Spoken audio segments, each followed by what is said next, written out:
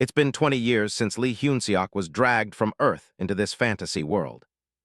Today is the day he finally settles the score with the big bad. He's here to save the world and finally find a way back home. A massive explosion rocks the battlefield as the two powers collide. Through the smoke, two glowing red eyes stare back with pure malice. The Demon King laughs, surprised the puny human actually survived that hit. His party members, the Saintess, the Mage, and the Knight, are barely holding on in the back. Hyun-seok doesn't look much better, bloodied and breathing heavy. The monster isn't done yet, charging up a purple blast of energy. Hyun-seok tightens his grip and readies himself for the next strike. They collide again in a flurry of sparks and steel. The power from their clash sends the rest of the party flying back. The Demon King bellows, threatening to tear the hero limb from limb. He claims this whole land is his kingdom, forged by his own teeth and claws. Hyun-seok just stares him down, completely unfazed by the threat. Another blinding explosion tears through the ruins of the palace. Hands bloodied, he grips his spear with everything he has left. He's done with the talk. It's time to end this fight once and for all. A spark ignites in the center of the chaos. He charges straight through the fire, eyes locked on his target. He delivers a strike that whites out the entire area with blinding light. He finally unleashes his trump card, the Paradox Flame. He leaps through the falling debris of the crumbling throne room. He sticks the landing as the ground shatters under the pressure. A beam of light pierces through the darkness of the battlefield. It's a pure battle of wills between the hero and the monster. The impacts carved countless massive death craters into the cliffs and deep into the earth. He and the Demon King clashed incessantly across the demon realm, the ear-splitting roars of their collision echoing through the void. With his massive claws, he tried to crush him and end the fight with nothing but pure, raw power. But Hyun-seok didn't give him a single opening, instantly parrying the strike with ease. He skids back, using his spear to steady himself against the shockwaves. The Demon King mocks him, calling his attacks soft and useless. Hyun-seok just looks at his hand and smirks. "Soft," he says. He stands tall as the monster looms over him for what he hopes is the last time. He tells the beast that he's about to cut that arrogance down to size. A sudden column of dark, intense fire erupts from the ground. A piece of the Demon King's crown falls into the dirt, broken. The black flames begin to eat away at the monster's very existence. Hyun-seok listens as the beast starts rambling about his supposed immortality. He looks the monster in the eye and drops the truth. He's not from this world at all. The Demon King keeps talking nonsense about regenerating from the land itself. But then he realizes something is horribly wrong. This fire isn't just burning his body. The Demon King is panicking, asking if he's actually being erased. Hyun-seok just looks on, noticing the monster can't regenerate anymore. He explains that this Paradox Flame isn't some ordinary fire, it's his special trump card. While normal fire needs oxygen, this black flame uses abstract concepts as its fuel. Right now, it's straight up devouring the Demon King's very existence. The beast realizes his time is up, but he tries to get one last dig in, saying Hyun-seok will never be remembered as a hero. Behind him, his so-called party members just stood there watching, while the Demon King continued his taunts. Those vultures were simply waiting for him to drop dead so they could swoop in and loot his remains. He turns around and simply says, "I know." The entire party is absolutely floored. The Saintess, his blonde party healer, tries to play dumb and tells him not to believe a monster's lies. Hyun-seok doesn't buy it. He calls her out on the seduction routine, knowing she secretly despises him for being an outsider. He knows her plan was to make him hesitate when it came time for the group to purge him. He gets right in her face and asks if he's wrong. The Saintess just glares back, her mask of innocence finally slipping away. He tells them the other two are exactly the same. The Knight, a man with spiky dark hair, was promised a treasure by the Emperor to kill the hero and protect the throne. And then there's the Mage, a bearded old man who hates Hyun-seok for opposing the slavery system he uses for his experiments. He reveals he's known about their assassination plot for the past 5 years. The Demon King was struck with pure confusion upon hearing those words, even as his body continued to dissolve into the flames. He asks why Hyunseok didn't just burn down this whole world after it turned its back on him. Hyunseok simply tells him he didn't do it, because he just wanted to go home. The monster can't believe what he's hearing. You want to go home. This all started 20 years ago, back in 2005 on Earth. He was just an ordinary office worker in his 30s, until a goddess pulled him into this world. It sounds like one of those cheesy stories about a regular guy becoming a legend in another world. But the reality was a total disaster of death and screaming. He was told there was only one way back: defeat the monsters and save the world. So for 2 decades, he trained and fought his way through this hellscape. He looks back at the people he saved, not exactly a grateful bunch. He carried a dying child back to a village, but the response was anything but heroic. The locals just complained that it was a waste of good medicine to save the kid. This world was unbelievably cruel, often just abandoning the wounded to die. A man screams as he faces the care of this medieval society. Doctors with no concept of hygiene would just hack off limbs for a simple infection. He saw them amputating a kid's leg because all the healers were busy at the front lines. He stared at the scene, his eyes going cold and dead. But the real horror was what happened next. A priestess smiles while people are burned alive in the background. They called it an exorcism. They told him to cast aside his pity if he wanted salvation. He grew to loathe these people and their lack of human rights. He endured this nightmare for 20 long years. Back in the present, he screams at the sky that he's finished the mission. He demands the goddess keep her end of the deal as a column of light descends. A massive flash of light engulfs him as he prepares to leave this world behind forever. The goddess appears in a burst of light, congratulating the hero on his arduous victory over the Demon King. Hyunseok ignores the praise and reminds her of their deal. Once the job was done, he'd be sent back to Earth with his soul and memories intact. A small, cryptic smile plays on the goddess's lips as she listens to his demand.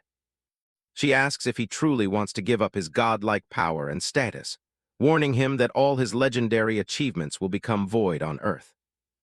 Hyunseok just lets out a dry, cynical laugh at the thought of caring about his achievements.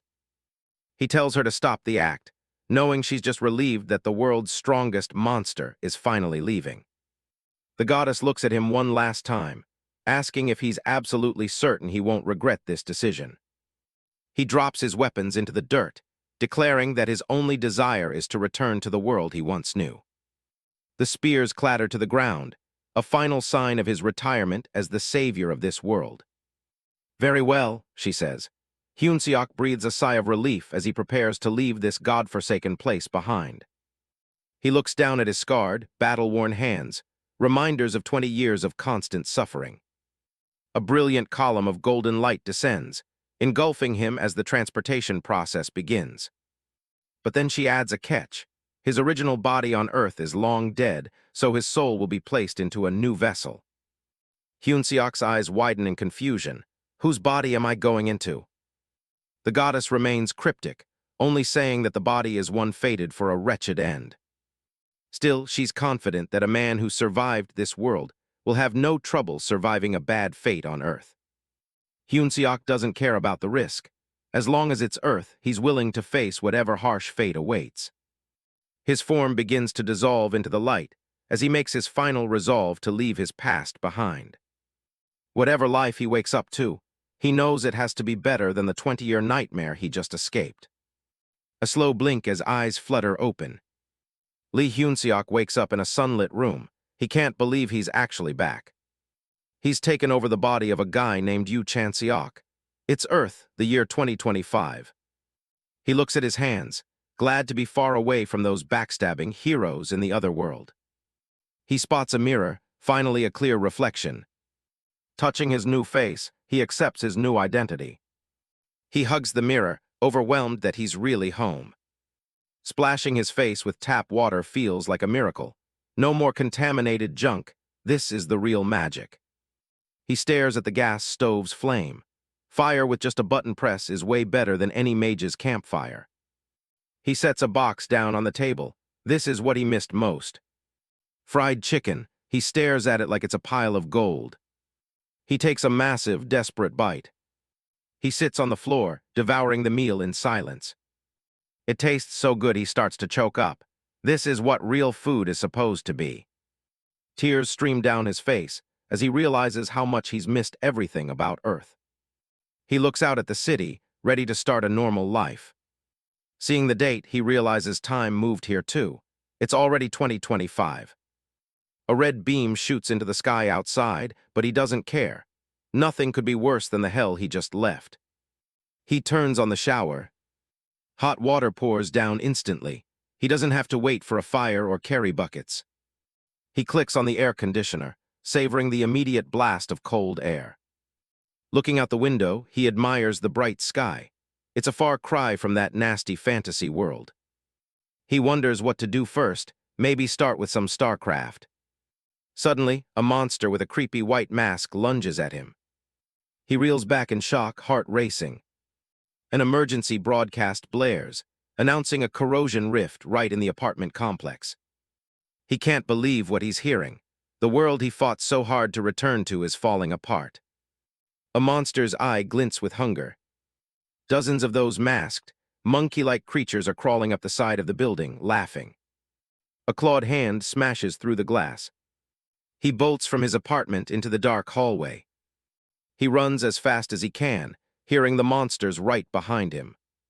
He glances back, wondering what the hell these things even are. A pack of them chases him down the stairs. He screams internally, questioning what happened to Earth. He scrambles out a window onto a different staircase to lose them. He pauses to catch his breath, hoping he's finally safe. He spots a young boy standing in the corridor. He tells the kid to get to a shelter, but the boy just asks where the monster went.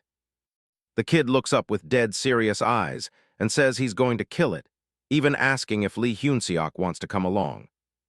Lee Hyun-seok stares at him, completely baffled. The boy drops the worst news possible. Earth has been infested with monsters for 13 years. Lee Hyun-seok couldn't just let the kid wander off alone, so he ends up tagging along. The boy seems oddly used to this terrifying reality. He explains that no one knows where these corrosion rifts come from or when they'll show up next. Lee Hyun-seok is fuming. He survived 20 years in a medieval hellhole just to return to a post-apocalyptic one. He curses the goddess for giving him such a raw deal. When the boy asks why he's so clueless, he quickly lies and says he's been living in America.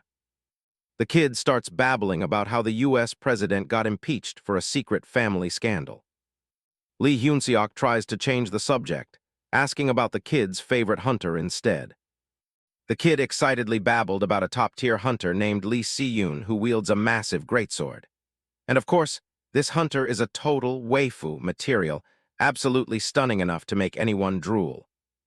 Lee Hyun-seok wonders how normal humans could possibly stand a chance against these monsters. He realizes Earth might be more like the other world than he thought. The kid tries to pull up a video, but Lee Hyun-seok shuts him up before they're discovered. He senses the enemies nearby. A pack of masked creatures is lurking further down the hallway. He counts 5 of them in plain sight, with one more hiding in the shadows. He notices his new body has some decent strength, but he's still at a disadvantage. The kid starts to tremble, his earlier bravado completely gone. Lee Hyun-seok is used to being outnumbered, but he's currently without a weapon. Then he feels it. The air is thick with mana, just like the world he escaped. If there's mana here, then he isn't completely helpless.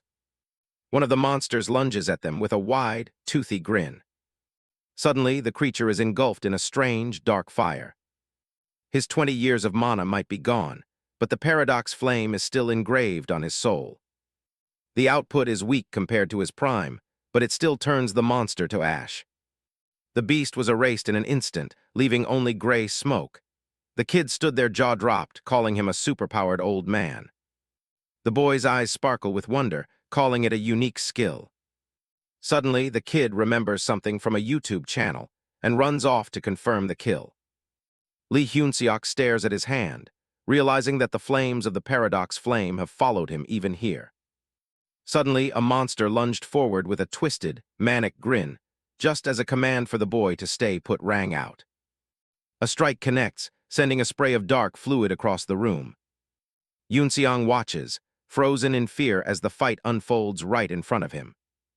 Yoo Chan-seok wipes his hand, completely unfazed by the gore on his skin. He looks back and tells the kid he should probably stop watching. Then he asks to borrow the toy staff the boy is clutching. He takes the plastic staff and readies his stance. Massive shadows of more creatures loom over the pair as they close in. Chan-seok's eyes narrow with lethal intent. He delivers a powerful strike that creates a massive shockwave. The entire pack of monsters was shredded into pieces, with just a few basic moves from our MC. Yoon-seong stares in awe at the man who just saved his life. The kid asks if he's a secret hunter, but the man just sighs. Looking at the blood-soaked floor, Chan-seok's expression darkens. He fought through hell for years just to return to this same stench on Earth. It feels like this world is no different from the hellscape he escaped. People in the shelter start to stir, whispering about the sudden fight. A heavy metal door groans as it begins to slide open. Chan-seok walks alongside the kid, teasing him about being a little brat. A woman's panicked voice rings out, screaming Yoon-seong's name. His mother rushes over and hugs him, thanking Chan-seok for his help. Seeing her luxury items, he realizes he just rescued a rich kid. Suddenly, a deafening boom shakes the entire shelter. A massive blackened fist smashes right through the shelter wall. Debris flies everywhere as a giant monster breaks into the safe zone. The creature lets out a bone-chilling screech that echoes through the room. Chaos breaks out as everyone starts screaming for their lives. Yoon-seong tells him they have to escape, but Chan-seok looks drained. He didn't ask for much, just a bit of peace and quiet. He clenches his hand, the memories of war clearly haunting him. His palm is covered in old scars and fresh grime from the struggle. Chan-seok looks down at the boy standing beside him. He tells the kid to just stay safe and use his money to live comfortably. Yoon-seong doesn't budge, his face set in a serious frown. He reveals that a monster took his father from him in a bunker. That's when he realized there is no such thing as a safe place anymore. He declares that he's going to become the strongest and save everyone. As the boy declared his vow to protect the world, Chan-seok gazed into the fierce determination burning in the kid's eyes. He tells the boy he'll definitely become a great hunter. But as he walks away, he tells him he won't be the one saving the world. His mother pulls him away, urging him to leave before things get worse. Yoon-seong is dragged off, his eyes still fixed on his mysterious savior. The boy shouts after him, still reeling from the man's display of power. He stares in disbelief at the man's retreating back. Chan-seok walks away without a second look, declaring that he's the one who will save the world. The kid stands there in silence, completely awestruck. Chan-seok believes world saving is a job for someone who's actually done it before. He spent 20 years fighting for survival in another world before finally making it back to Earth. He used his battle instincts to survive the initial rifts, even promising to be a hero. But since then, he's done nothing but rot in front of a computer screen. He stares blankly at the victory screen after a long gaming session. He mutters that it was too easy while casually chewing on an energy jelly. He cracks open a cold soda can with a practiced click. The idea of being a repeat savior feels more like a burden than an honor to him. His ambition to save the world evaporated the moment he discovered modern food and high-speed internet. Why fight monsters when you can have anything delivered with a single touch? He figures the professional hunters can handle the rifts while he browses a delivery menu. Reality hits hard when he sees he only has 3,201 left in his bank account. It turns out the original owner of his body lost his job when the economy tanked. With his severance pay gone, finding a regular job in this climate is impossible. The constant rift attacks have driven most companies out of business. No one is hearing, and he's starting to worry about how he'll even survive. Then a hunter recruitment, Ad flashes on his phone and catches his eye. He figures he has plenty of experience in that field as he heads toward the Hunter Association headquarters. Candidates flock to the Hunter selection venue, buzzing with excitement about their future careers. Some of them think the whole test is just a formality. As long as you show off a unique skill, you're basically in. An observer watches the crowd with a bored expression. To them, these recruits look like a bunch of small fries. Suddenly, the crowd splits as someone walks through. One candidate asks if they're about to get famous. Another guy stops mid-praise, his eyes going wide as he looks toward the entrance. He's in total shock. Lee Si-yoon is actually here. The place erupts in whispers. Seeing the 10th ranked hunter in the world from the Janabi Guild isn't a daily occurrence. Everyone, wondering why she's here instead of out on a mission. They figure she must be scouting someone special. Lee Si-yoon takes her seat, ignoring the commotion around her. She opens a profile on her tablet for Han Sang-ah, a top academy graduate with electrokinesis. Her colleague jokes that her power would be great for charging batteries, but Si-yoon just gives him a look. She's looking for real talent. The scout thinks the girl will be useful regardless, though Si-yoon doesn't seem fully convinced yet. Another official shouts about how rift hunting is the only real form of combat. He offers Si-yoon some candy, while explaining that academy performance doesn't always hold up in a real fight. He believes it takes a long time for safe-trained students like Han Sang-ah to adapt to the life-or-death reality of the rifts. The announcer takes the mic and welcomes everyone.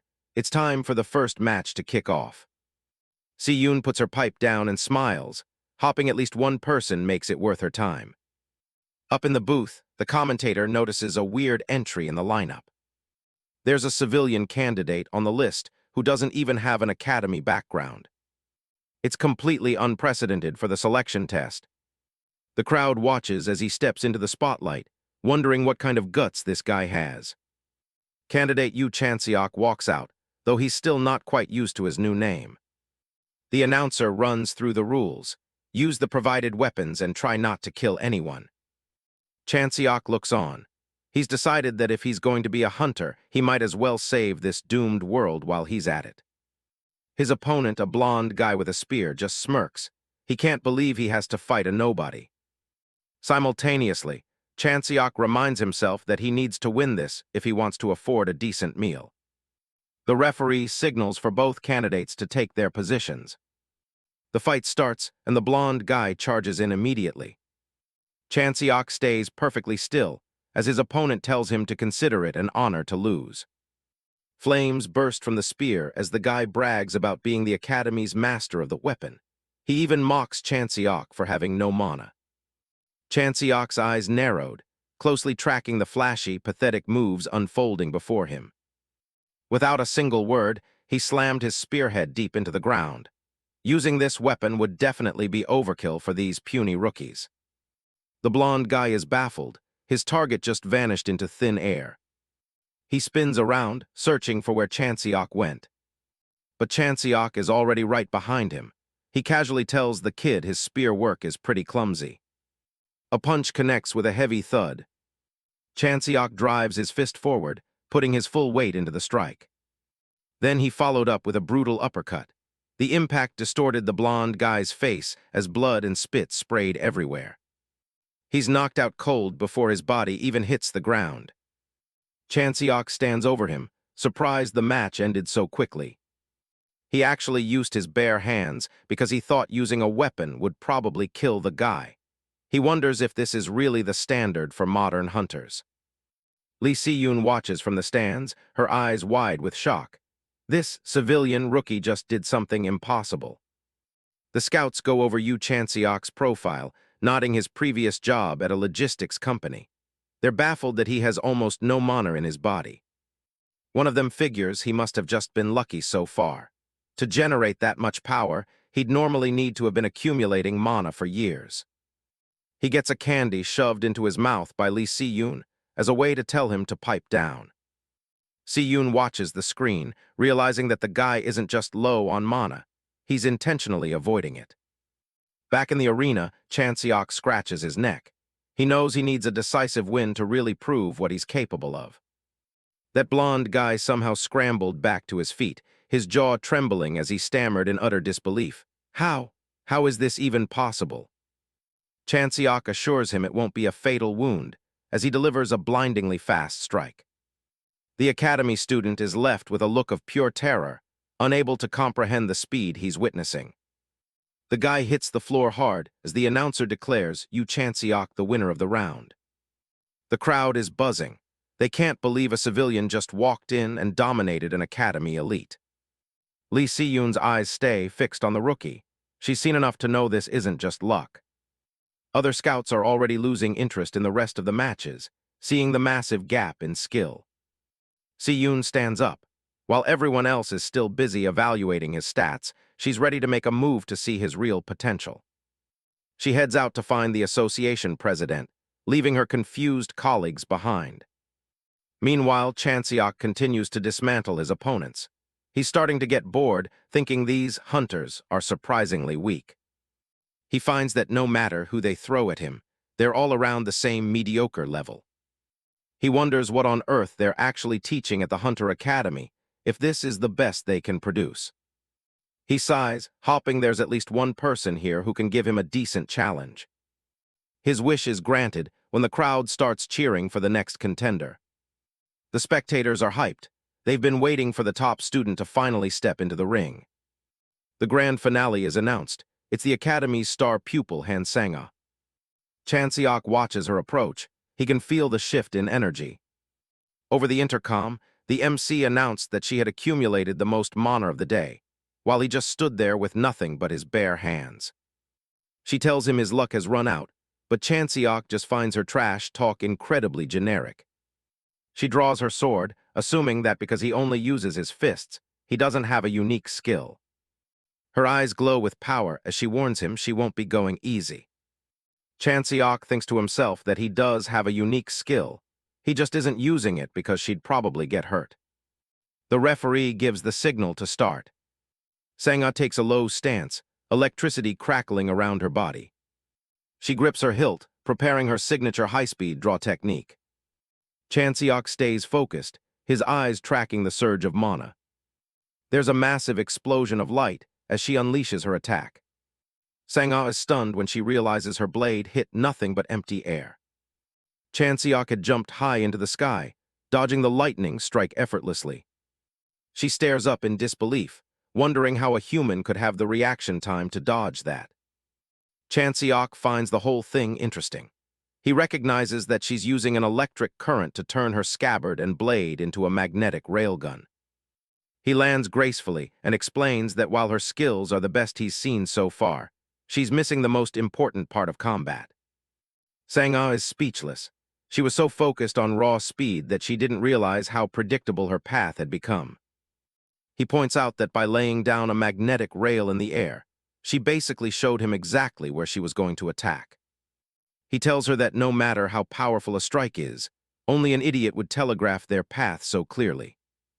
Furious, Sang-ah tells him not to get cocky as she prepares to charge again.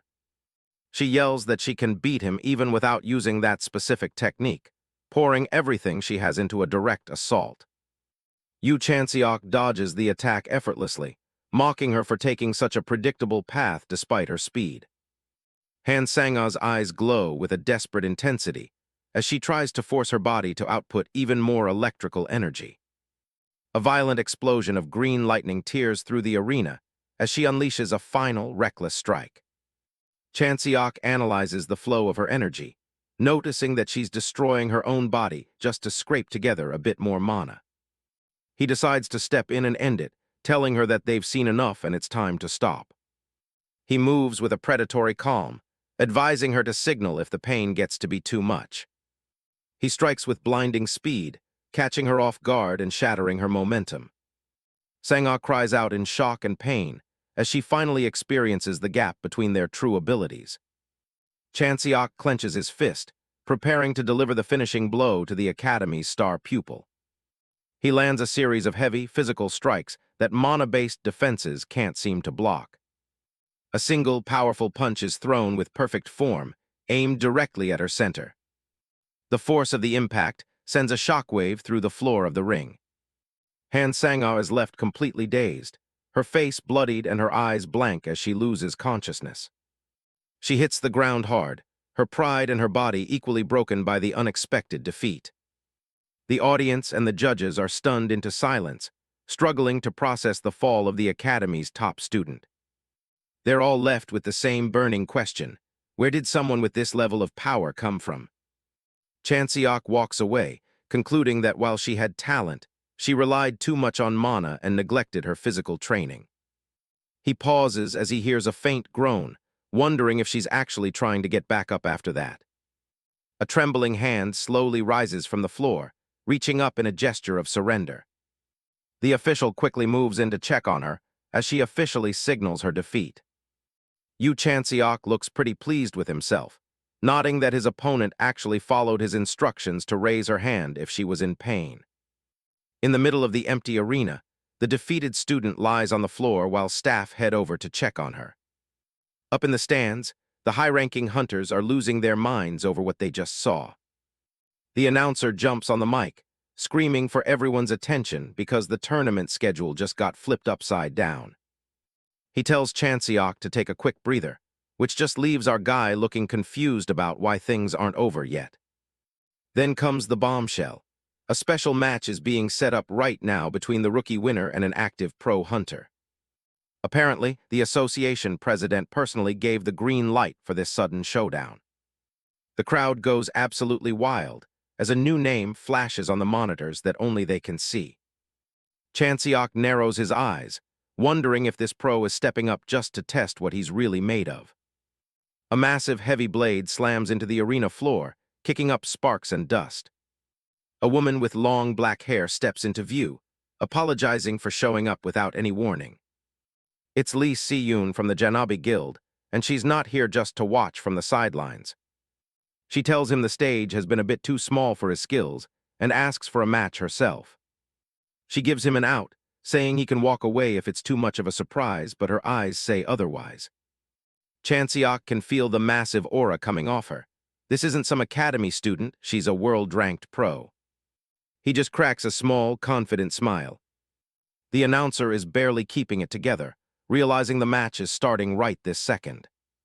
Si-yoon looks fired up, admitting she hasn't even broken a sweat yet and wants to see what he's really hiding. As the previous opponent is carried off on a stretcher, Chanseok realizes this is the perfect chance to skyrocket his value. He picks up a simple training spear from the ground. With a smirk, he gets into a combat stance, ready to see how he measures up against Earth's best. The spectators are leaning forward in their seats, barely able to believe what they're seeing. The announcer is sweating bullets as the tension in the room hits a breaking point. Si-yoon doesn't hold back, swinging that massive hunk of metal with terrifying speed. Chanseok grits his teeth as he barely manages to parry the heavy blow. The sheer power behind her swing is nearly too much for his current body to handle. She keeps the pressure on, forcing him to stay on the defensive against her relentless strikes. With one final, powerful shove, he managed to push her back to slow down the pace of the fight. Her expression is dead serious now. She's definitely not treating this like a simple exhibition match. Chanseok is panting, realizing his mind sees the openings but his physical stats just can't keep up. After 30 minutes of clashing, she stops to praise him for holding out much longer than she expected. She digs her heel into the ground, preparing for a more serious move. "I'll make it easy for you," she says, raising her sword high for a finishing strike. Chanseok looks down at his spear, nodding he has practically no mana stored up. He takes a deep breath, trying to steady his heart. He didn't want to use it this early, but he realizes he doesn't have a choice anymore. His eyes sharpen as he whispers the name of a skill from his past life, Paradox Flame. Si-yoon's eyes go wide as she senses a sudden, terrifying shift in the air. She slams her sword down with everything she's got, but Chanseok is already gone, dodging the impact by a hair. Dust fills the arena as she looks back, stunned that her certain kill strike missed completely. She knows she used enough force that he shouldn't have been able to dodge it. Chanseok stands there, his clothes torn and a strange, dark blue flame beginning to flicker around his body. Paradox Flame. The dark fire begins to slowly envelop his entire body. It's the power he relied on most before returning to Earth, a specialty he trusts completely. Unlike normal fire, this black flame doesn't burn matter, which is why his clothes stay untouched. Instead, it consumes abstract concepts that he designates as fuel. With his current low output, he can't burn complex concepts like self or reason just yet. So the one concept he chooses to burn right now is. Lee Si-yoon's eyes widen as she realizes he's suddenly gotten much faster. He zips through the arena, burning away his own fatigue. She's stunned that he managed to fully recover in such a short amount of time. Their weapons clash with a heavy metallic ring, sending sparks flying everywhere. She can feel the mana in the air fluctuating wildly, wondering if the arena's settings have glitched. He explains that just as fire releases heat, his paradox flame releases mana as it burns through abstract concepts. It's a perfect cycle. He uses mana to light the flame, and the flame burns his exhaustion to create more mana. He plants his foot, ready for the next move. This endless loop is what makes him so dangerous. Si-yoon slams her massive sword down, shattering the floor as he narrowly dodges. She's starting to get annoyed, asking if he really plans to keep this up. She compares him to a pest that grabs onto someone's leg and won't let go. For Chan Seok, this has turned into a brutal war of attrition. He flashes a cocky grin, asking if she likes guys who don't know when to quit. Her expression is cold as she tells him she absolutely hates people like that. Just as a burning tree leaves only ashes, his paradox flame also leaves a residue behind. It's a visual trail of everything he's burned through during the fight. Once everything is turned to ash, the paradox flame will finally vanish. The clock finally hits 4 hours and 17 minutes. Chan Seok is flat on his back, begging for mercy while Si-yoon stands over him with her massive blade. The announcer declares Lee Si-yoon the winner after Chan Seok officially forfeits the exhibition match. Nearby, a recruiter reaches into his suit jacket for something. His colleagues are shocked, recognizing the special lollipop he's pulling out. Lee Si-yoon tosses the candy and her business card to Chan Seok as a reward for his persistence. He looks at the card, seeing she's a partner hunter for a big agency called Janabi LLC. She gives him a wink, telling him to give her a call so they can talk about the details later. The announcer wraps up the trials, calling Chan Seok back to the stage to receive his official winner's award. Later on, Chan Seok is happily crunching away on that lollipop. He's scrolling through a smartphone, amazed that a single device holds his license and an entire hunter community. He's impressed by how far technology has come until someone calls out his name. A massive, muscular man with tribal tattoos and a black shirt looms over him, saying he looks better in person. Chan Seok stares up at the giant, who has to be well over 2 meters tall. The man holds out a business card, and Chan Seok asks who the hell he is. The card identifies him as Yoon Seong-hyun, a partner hunter from the T-Back Guild. Seong-hyun tells him to join his team, promising that Chan Seok will definitely shine under his guidance. Chan Seok thinks the guy seems sincere, but Si-yoon's earlier offer is still fresh in his mind. Yoon Seong-hyun tells Chan Seok he doesn't need an immediate answer and that he has another appointment. He lets out a boisterous laugh, wondering if Chan Seok thought he'd demand a decision right then and there. He places a heavy hand on Chan Seok's shoulder, his tone shifting.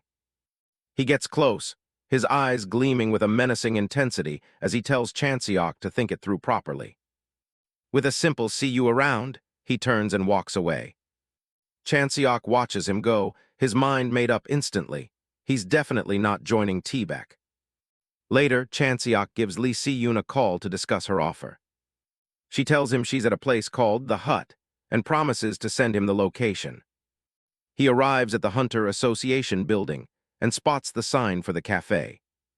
A cheerful, pink-haired cafe staff greets him as he steps inside. Lee Si-yoon waves him over from a booth, nodding that he's arrived quite early. Chan Seok looks around the unusual cafe, wondering if something happened to make it so quiet. He sits down and tells her about the massive guy who tried to recruit him earlier. Si-yoon explains that since a titan like Yoon Seong-hyun showed interest, most other guilds wouldn't even dream of making an offer. Chan-seok realizes that likely applies to her guild, Janabi, as well. To his surprise, she casually mentions that she has no intention of actually recruiting him. He's taken aback, so she suggests the idea of him working as a freelancer instead. She explains that Seong-hyun was likely only going to offer him a junior position. Chan-seok admits he has no idea what junior or partner even means in this context. She breaks down the three main ranks of guild hunters: junior, senior, and partner. She explains that juniors and seniors are basically salaried employees who work under the leadership of partner hunters.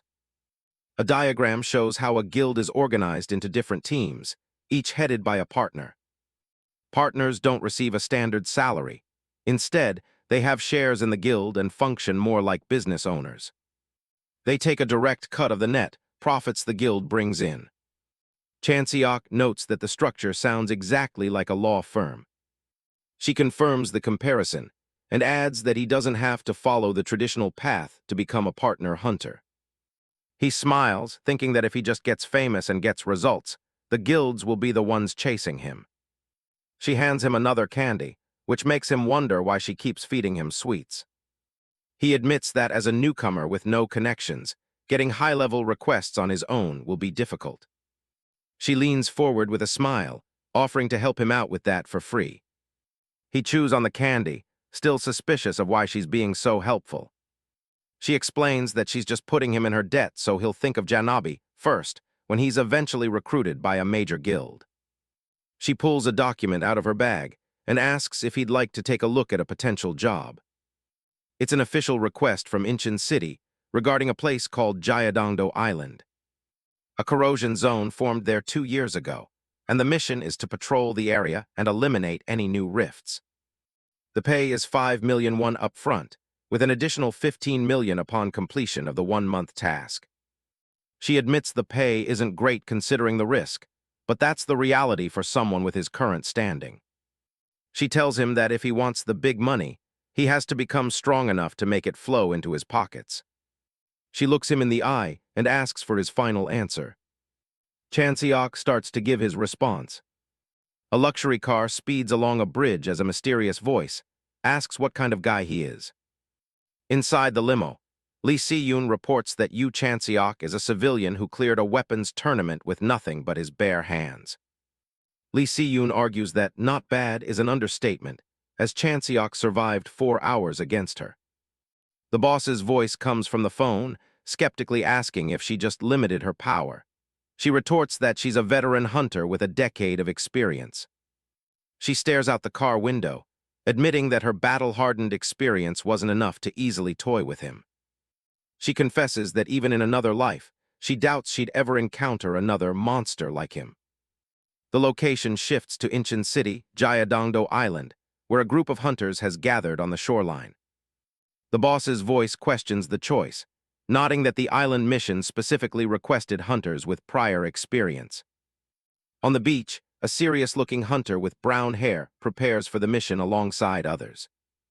A hand confidently grips the hilt of a sword as Si-yoon tells the boss not to worry. She reveals that she's paired Chan-seok with someone truly reliable, Han Sang-ah. The boss agrees to trust her judgment as the brains of Janabi. Si-yoon smiles to herself, asking the boss what he thinks the kid will be like if he ever reaches his level. On a remote island, a towering man in a dark cloak stands, the very person Si-yoon and the boss were just talking about. The camera zooms in on Chan-seok, now decked out in brand-new gear with a gaze as sharp as a blade. Si-yoon's final thought remains a chilling warning. One day, that kid might just become strong enough to take even you down. 1 month ago, a delivery guy is trudging along, hauling a massive, oversized box on his shoulder while hunting for room 1506. A delivery man is struggling with a package that feels way too heavy. He's grumbling as he checks the next recipient on his list. He finally reaches apartment 1506. Yu Chan-seok sits in a quiet room, looking at the long, black equipment case he just received. He unlatches the case with a sharp click. His eyes lock onto the contents. Inside is a sleek black spear, finally ready for some action. He holds up a bottle of green elixir, which hunters use to replenish mana in emergencies. Most hunters draw mana from the atmosphere and store it in their bodies like water in a tank. Chanseok's method is different. He skips the storage phase and absorbs mana directly from the air as he needs it. This gives him a huge advantage, since he's not limited by his own capacity. By constantly cycling mana, his internal channels gradually strengthen. The downside is his channels are currently too small to produce a powerful output quickly. He decides to spend the next month training with the elixir to grow his potential. Flash forward to the present, Jayadongdo Island in Incheon. A long line of hunters waits at the island's check-in point. Chanseok presents his digital license on his smartphone. The official confirms his ID and tells him he's been assigned to Squad 8. He heads over to the assembly area marked with the number 8. He joins his teammates, who are already grumbling about the pay or feeling nervous. A familiar face catches his eye. He notices Han Sang-a's hair has finally settled down after their last electric encounter in the tournament. She's in the same squad and wants to cooperate, but he's not exactly thrilled about it.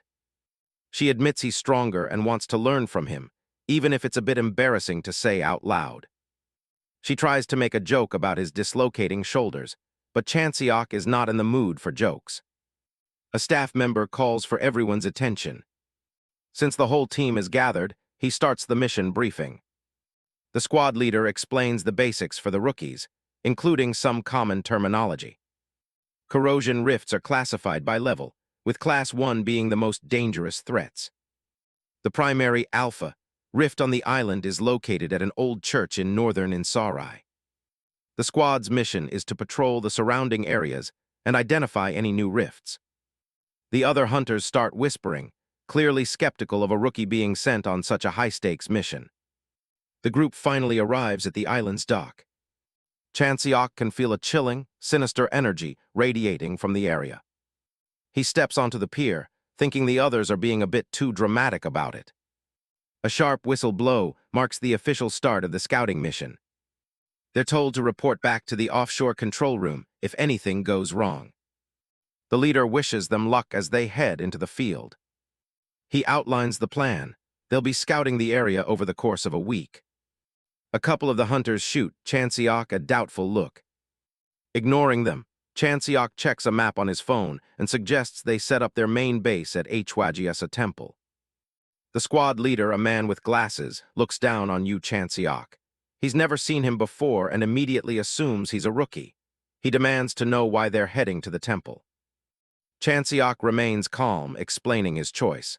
From the Hwagyesa Temple, you can see Upnirai, and from the peak of the mountain, you can overlook Jayadongmyeon. Plus, the old temple building makes for perfect lodging. It's a clear strategic move. The squad leader and another hunter in a tank top aren't convinced.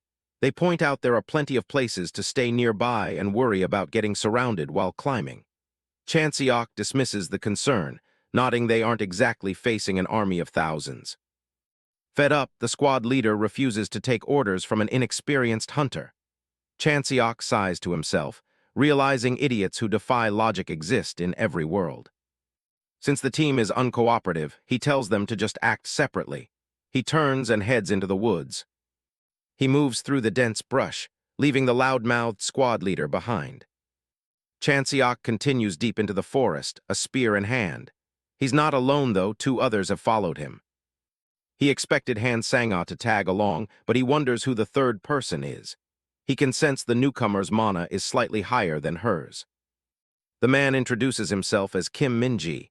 Chanseok asks him bluntly why he followed them. Minji looks a bit caught off guard by the question.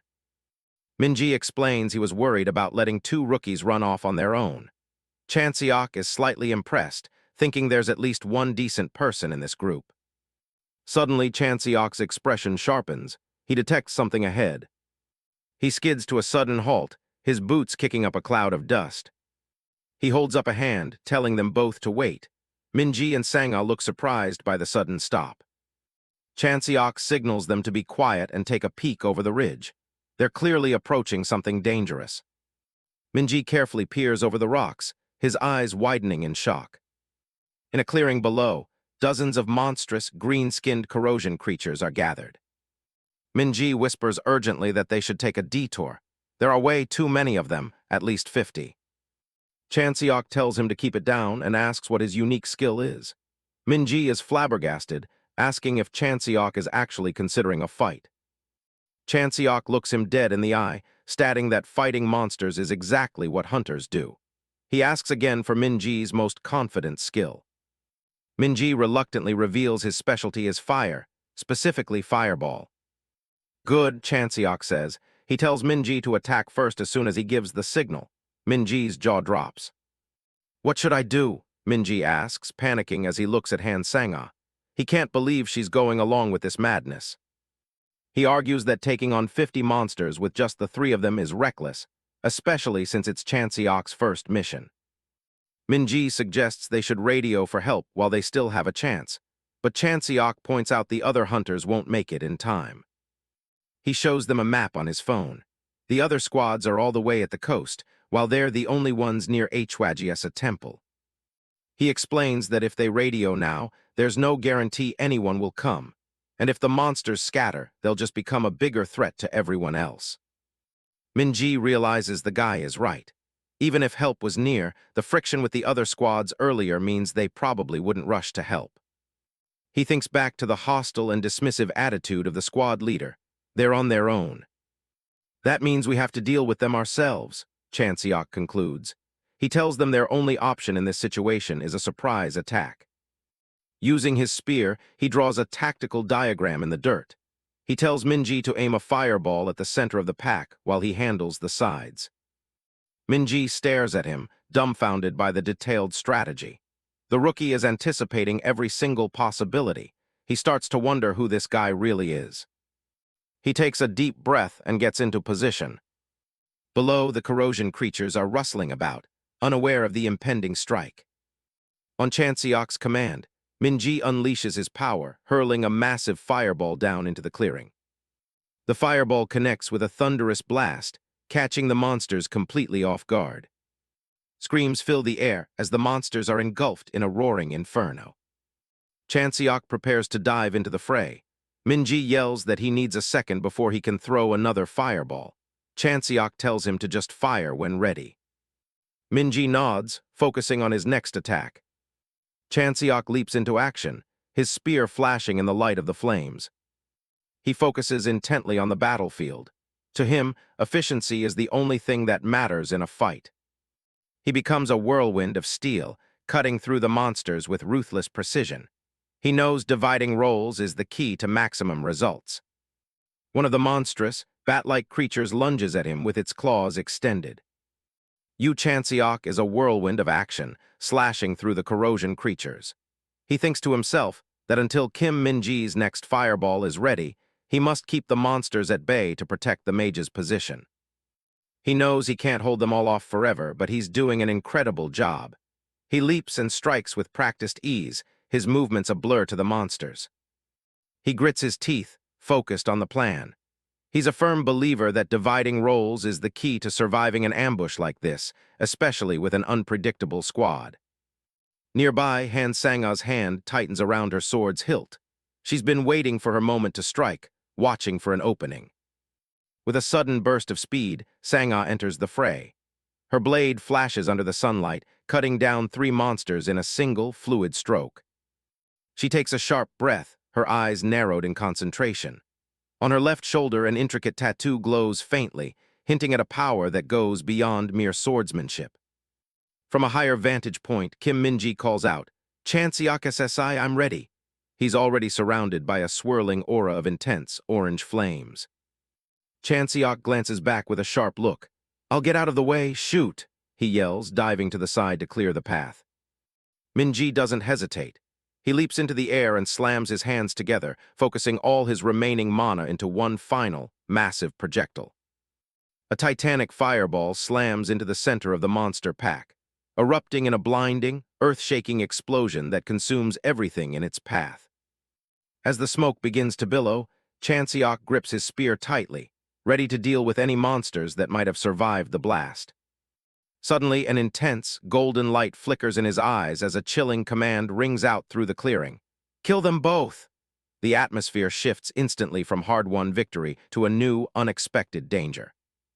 A final explosion rocks the clearing, sending debris and dust flying everywhere, obscuring the battlefield once more. The battle seems to be over. A spear is thrust deep into the scorched earth amidst the remains of the monsters, the silence of the forest slowly returning. Chanseok stands tall in the center of the clearing, his back to his teammates. He looks over the devastation, satisfied that the immediate threat has been neutralized. Staring out over the battlefield, a wave of relief washes over him. "Everyone did a great job," he begins, ready to praise the team's performance. But the words die in his throat. Kim Min-ji is pointing a handgun directly at him, his face pale and sweating with nervousness. "Kim Min-ji SSI?" Chanseok asks, his voice turning cold as he realizes the magnitude of the betrayal. Kim Min-ji celebrates their victory after clearing out the group of monsters. Suddenly, he reaches for his waist and pulls out what looks like a gun, scaring the life out of Chanseok. It turns out he's just grabbing a tagging device and asks him to move. Chanseok realizes he's being a bit too paranoid. He preps the tool with a loud click. Min-ji explains that he's implanting microchips, so junk dealers can find the bodies and collect the loot later. Trying to haul around heavy monster parts by yourself is just a waste of energy. Once the mission is over, specialized crews come in with trucks to handle the messy work. They scavenge the battlefield for anything that might be worth something. The dealer sells it all off and splits the profit with the hunter after taking a small commission. Chanseok wonders if these dealers can actually be trusted, but his teammate says it's all about the contract. Han Sang-ah is still impressed they managed to take down 50 enemies when a massive thud interrupts them. A giant bat-like monster crashes into the clearing, throwing up a cloud of debris. The impact knocks them back, and Chanseok quickly asks if everyone is still in one piece. Min-ji scrambles to find his footing as the dust settles around them. The beast glares at them, showing off rows of razor-sharp teeth. The protagonist narrows his eyes, focusing on the new threat. This thing is a mid-boss, and its roar echoes through the entire forest. He isn't exactly happy to see another fight starting so soon. The creature growls, its glowing eyes fixed on the trio. Sensing its mana is on a whole different level, Chanseok tells his team to stay out of it. He knows if they try to help, they'll just get in the way and end up dead. Min-ji tries to argue for a group attack and a retreat to report back. Chanseok snaps at him to shut up and get back unless he wants to go home in a body bag. The intensity in his voice leaves them both completely stunned. He pulls his spear, knowing he can only use his paradox flame if he's fighting solo. He gives the monster a taunting look and tells it to come and get him. The creature lunges forward with incredible speed. Watching from the sidelines, Sang-ah looks incredibly anxious, while Min-ji insists they should jump in and give him a hand. Sang-ah tells him to just wait, sensing that Chanseok is still very much in control of the situation. She notices the guy is moving like a shadow, letting the monster swing while never taking a hit. Sang-ah watches the battle unfold with total focus. She realizes he's dodging and striking at the same time, maintaining perfect flow. Every time the spear connects, a burst of black flames follows. The monster starts to slow down as the fire takes its toll on its body. Sang-ah can't believe it. What looked like a struggle at first is now Chanseok just toying with the beast. The girl is left speechless, wondering how a rookie could possibly pull this off. He lands a powerful blow that forces the monster back. He slides across the dirt, setting himself up for the finishing move. He tightens his grip on the shaft of his weapon. Instead of a thrust, he hurls the spear straight up into the air. Sang-ah is completely confused by the weird move. The spear carves a perfect arc through the sky, hovering momentarily before descending steadily into the heart of the clash between the beast and the hunter. Min-ji can only stare in disbelief at this incomprehensible move. He screams a desperate warning for Chanseok to run, just as the monster lunges within inches of the hunter. Face to face with the beast, Chanseok doesn't even flinch. He stares the creature down with a face as cold as stone, completely devoid of emotion. In that split second, blood suddenly sprays from the beast as it collapses, leaving his two teammates in absolute shock. The spear has pinned the massive beast firmly to the ground, stopping it in its tracks. Even after being skewered to the ground by the spear, the monster continues to writhe in a pathetic struggle. The protagonist narrows his eyes, deciding he needs to put this thing out of its misery for good.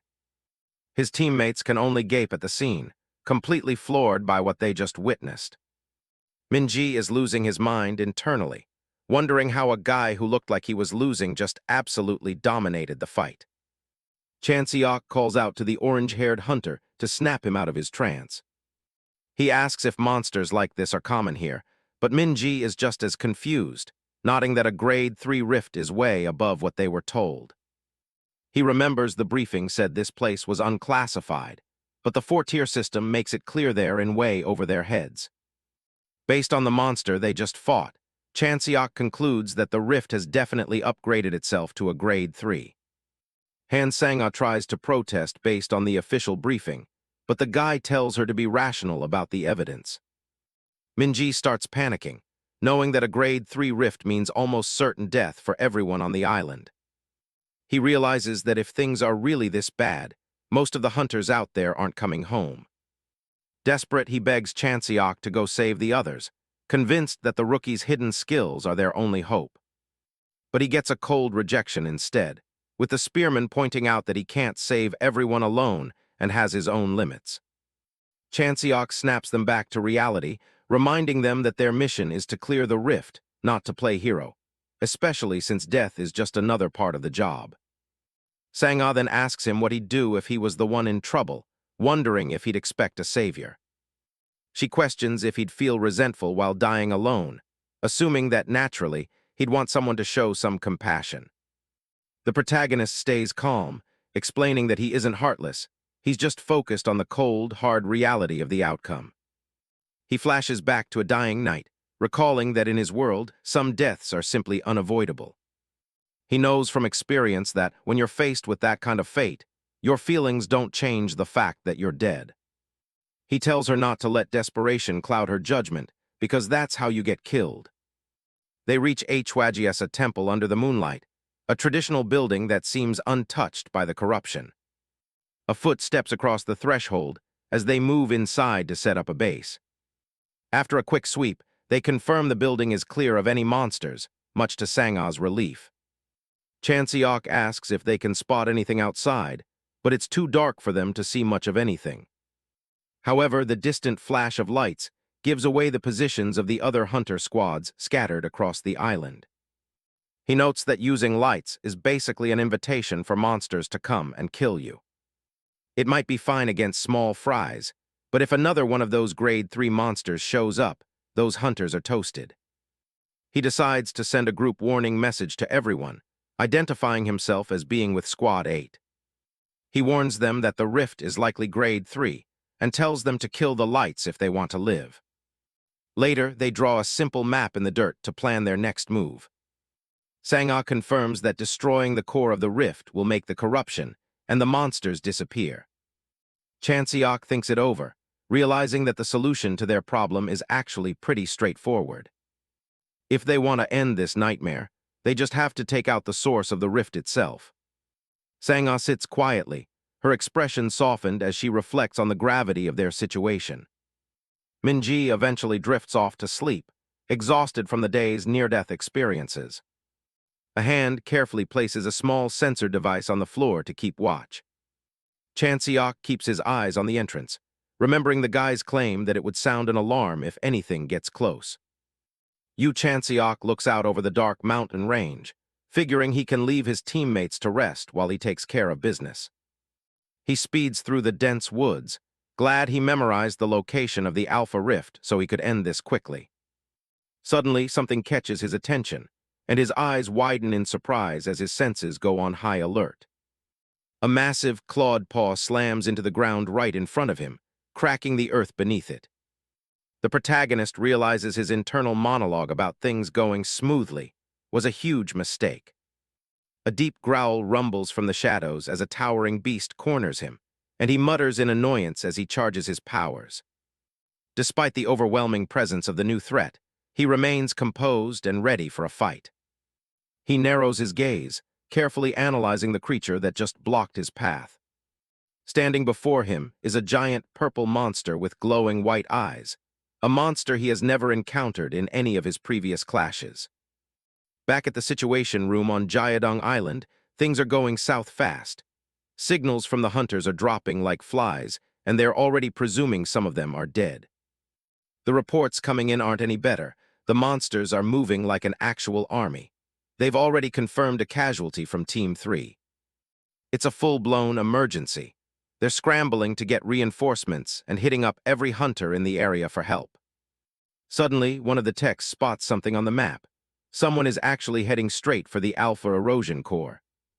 The boss is losing it, demanding to know who's crazy enough to be running into the fire instead of away from it. He wants them stopped immediately. It's Yu Chanseok. Turns out he's the one who first reported the core was actually upgrading its rank. The boss orders them to connect to his terminal immediately. He needs to know if this guy is even still alive. In all this chaos, Chanseok is the only one who might actually have some answers. They manage to get a link, but all they hear is Chanseok swearing about how this is definitely some C-rank level mess. On the ground, Chanseok is busy trying not to get flattened. These things are moving way faster than he anticipated. He's taking shots at the association over the radio, calling them out for sending people in without a proper investigation. Barely dodging these things is proof enough.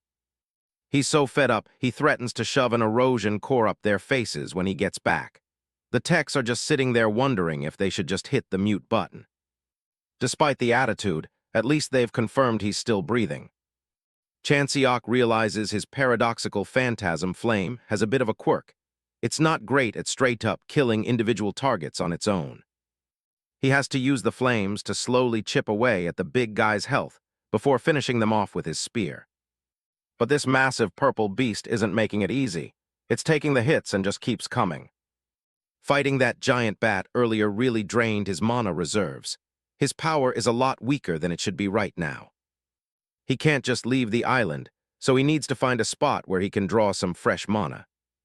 He spots something out of the corner of his eye. Found it. He spots a glowing blue energy source sitting right in the middle of the woods. He lunges forward just as lightning crackles through the air, with the monster right on his heels. He moves with a burst of speed, leaving nothing but a blur behind. He taunts the beast, telling it it's going to have to do better if it wants to keep up. With a wicked smirk, he decides it's time to check something out. Back at HQ, the signal cuts out again. They've completely lost his GPS. The operator realizes Chanseok has officially entered the Alpha Erosion Core.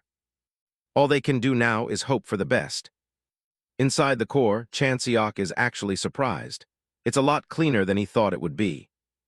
He starts wondering how big the rank 1 and 2 cores must be if this is what a rank 3 looks like. Heavy claws dig into the dirt behind him. He isn't alone in here. The core has already pushed past its original boundaries. A hulking, purple-skinned beast looms over him. Chanseok isn't exactly the obsessive type, so he's ready to just end this. The monster lets out a massive roar, showing off a mouth full of jagged teeth. He tightens his grip on his spear. Using the paradoxical phantasm flame comes with one huge risk. Once he lets it loose, it spreads to every single living thing in the vicinity except for him. That includes his own allies if they're too close to the blast. If the flames get to a level where he can't control them, everyone's in trouble. It's a massive drawback to his power, but he decides to stop holding back and lets the energy surge. The purple flames erupt, engulfing the monster in a searing light. Since he's fighting solo, that whole friendly fire problem doesn't even matter. Now that he's powered up, the real fight is finally starting. The mana he drained from the beast surges through his body. It flows deep into his chest, glowing through his ribs as it integrates. He can feel it widening and toughening his meridians with every second. He exhales a mist of pure energy. The absorption is way more efficient than he actually expected. Across from him, the monster is still upright, but it's looking pretty rough. It lets out a pained scream that echoes through the rift. A massive shockwave ripples through the dark sky above. Chanseok just smirks. He's finally figured out the creature's game. He stands his ground as the wind picks up. Suddenly, the monster's backup arrives, surrounding him in the dark. But it's too bad for them that they showed up now. Against him, overwhelming numbers don't mean a thing anymore. The ground caves in, forming a massive crater under the sheer pressure of his power. With just a single swing, he wipes out the entire swarm of small fries. He feels a lot stronger than before, but he knows he's still nowhere near his peak from the other world. He remembers Kim Minji mentioning this thing is the toughest enemy around here. As the flames are slowly drawn back and begin to fade, a piercing, ear-splitting sound suddenly cuts through the air. He realizes the monster has already lunged right above his head. Its blade is poised to strike, ready to end his life. He whips his head around, his gaze already locking onto its movement. A massive blast of energy tears through the area. The ground is carved with a long trench, as the sheer recoil of the impact sends both weapons flying apart. He calls out the monster's bluff, asking if it really thinks it won just because his paradoxical phantasm flame ran out, thinking it could just jump in and feast on him like a piece of cake. He emphasizes that the core of this power is on a completely different level, while the monster can do nothing but declare that he's a dead man. Chanseok doesn't look worried. He's just calculating if he can land a 4-hit combo. He dances through a rain of debris, dodging the monster's opening strike. He brings his spear up in a blur to meet the monster's blade. Their weapons collide in a shower of sparks and blue light. The monster pushes back, its glowing eyes fixed on him. The clash of steel and mana is deafening as they fight for control.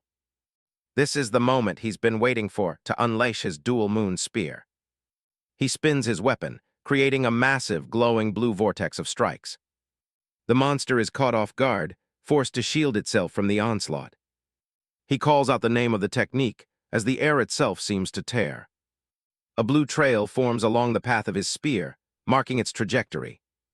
That trail mimics his first strike perfectly, repeating it 4 times over. On its own, it's a simple but deadly chain of consecutive hits. He ducks under a massive swipe from the beast's claw. But the real trick is when those blue trails delay their attacks by a single beat. It turns the battle into a double spear dance that's almost impossible to read. The monster realizes too late that it can't parry what it can't see coming. Under the relentless assault of the delayed combo, the beast finally slips up. A massive explosion of mana rocks the battlefield as his strikes connect. Yu Chanseok stares down his opponent, knowing the end is finally near. With a single, fluid motion, he unleashes the full force of his final strike. The monster is bombarded by a relentless rain of glowing blue energy shards. A thunderous crash echoes through the area as the blow connects with devastating power. The beast's mask falls to the earth, consumed by the lingering blue flames of the attack. As the monster dissipates, Chanseok notices a strange, glowing blue cube left in its place. He reaches down and picks up the mysterious reward, inspecting it closely. Suddenly, a realization hits him as he looks toward the horizon and senses a change. Meanwhile, the Situation Room on Jiadong Island has descended into absolute chaos. Reports of monster interference and failed reinforcements flood the communication channels. The unnamed section chief looks on in despair, fearing the total loss of his teams. He feels completely helpless as he prepares for the worst possible outcome. Suddenly, a technician screams out that they've received a priority message from Yu Chanseok. The main screen flickers to life, broadcasting a miraculous notification to all channels. The message confirms that the Alpha Erosion Core has been successfully cleared and the threat eliminated. The section chief can hardly believe his eyes. The miracle he prayed for has actually happened. He is left speechless, wondering how a single hunter could have possibly pulled this off. Far from the noise, Yu Chanseok sits peacefully under the stars, finally enjoying a breath of fresh air. Lightning cracks through the air as the battlefield descends into total chaos. Han Sang-ah swings her blade with everything she has, desperately trying to keep the monsters at bay. Her hands are shaking from the strain, but she forces herself to grip the sword even tighter. She's already bleeding and completely exhausted. Without Yu Chanseok there, the pressure is becoming too much to handle. Kim Minji looks over at her, clearly just as drained as she is. They're trapped. A massive swarm of monsters is closing in from all sides, leaving them with no way out. Minji is reaching his absolute breaking point. Sangha looks down at her wounded leg, wondering if they're actually going to die here. A bat-like monster screeches right in her face, ready to lunge for the kill. She tries to stand her ground for one last stand. But her legs finally give out beneath her. She freezes in place as the monsters swarm in to deliver the finishing blow. Minji yells out for her, but he's far too away to do anything. The beast lunges forward with its jaws wide open. He watches in terror as the monster closes in on her. Suddenly, a massive shockwave rocks the entire area. Sangha squeezes his eyes shut, bracing for the impact. When nothing happens, she opens his eyes in total confusion. Every single monster is turning into black smoke and vanishing into thin air. The following morning, the survivors gather at the Jayadongdo Island assembly point to recover. Yu Chanseok walks through the camp, noticing just how many people got mangled while he was away. The other hunters look up in shock when they realize it's him. Word is already spreading about how he took down a grade 3 rift all by himself. Minji spots him and calls him over to where they're resting. He shows Chanseok the message he received and asks how he could even think of doing something that crazy alone. Chanseok decides to play the hero for now, figuring that managing his public image is a skill in itself. He tells them he would have come sooner if he'd known things were this bad. That's when a man named Byung-jiangti approaches the group. He's a branch manager for the operating corporation, and he wants a word with the man who cleared the rift. Apparently, the mayor wants to see him personally. Walking through the rain, Chanseok grumbles to himself about how old folks love bossing people around. But he figures since he's already going, he might as well negotiate a fat bonus for the job. He reaches the designated meeting spot, umbrella in hand. He's met by Lee Pilyi, the liaison officer for the city. They head inside and start walking through the massive building. Pilyi tells him the mayor canceled his whole morning schedule just for this meeting. He can't stop praising Chanseok, saying no rookie has soloed a rift like this since the great Pioneer. Chanseok just thinks that Pioneer guy must have been a real monster. They reach the office door, and Pilyi announces that Hunter Yu Chanseok has arrived. The nameplate on the desk says it all, there in the presence of the mayor. Mayor Park Jin greets him warmly, apologizing for the terrible weather. He offers Chanseok a seat and asks Pilyi to grab them some coffee so they can talk business. Coffee is served as the meeting with the mayor officially gets underway. Mayor Park Jin explains that managing the rift on Jayadongdo Island has been a massive headache for the city. Yu Chanseok takes a sip of his coffee while the mayor mentions they couldn't hire an expensive guild due to their tight budget. Park Jin suddenly stands up, practically bursting with pride over how well Chanseok performed. Chanseok just stares at him, wondering where all this sudden energy is coming from. The mayor starts rambling about the world-class infrastructure of Incheon Airport and the local projects. He moves on to boasting about his international cities, clearly proud of the investment they attract. He's glowing as he talks about the massive flow of money and goods passing through his region. Chanseok listens quietly, already sensing that the mayor is building up to a big favor. Later, during a rainy car ride after the meeting, the driver, Lee Pilyi, asks a serious question. He wants to know what Chanseok's true purpose is for choosing the life of a hunter. Chanseok gives him a blunt answer. If the world is a clogged toilet, someone has to be the one to dive into the filth and fix it. Pilyi grips the wheel, absorbing the young man's cynical but pragmatic outlook. As the car speeds through the rain, he warns that skilled hunters usually end up becoming popular celebrities. Chanseok just smirks in the back seat, already anticipating the fame and commercials that come with the territory. Pilyi explains that it's only natural for people to lose sight of their duty once they become famous. He worries that even Korea, the last sanctuary, is being swayed by the power of big capital. He looks into the rearview mirror, truly wishing for Chanseok to stay a real symbol of hope for those in need. He looks in the rearview mirror, hoping Chanseok won't just be another tool for the elite. Looking out at the rain, Chanseok reflects on how predictable the mayor was. He knows exactly what they want, but he's not the type to be easily manipulated by their offers of fame. He thinks back to his former life as a warrior and the endless hardships he's already endured. Flashback to the office, where Chanseok cut through the mayor's fluff and asked what he wanted in return for his support.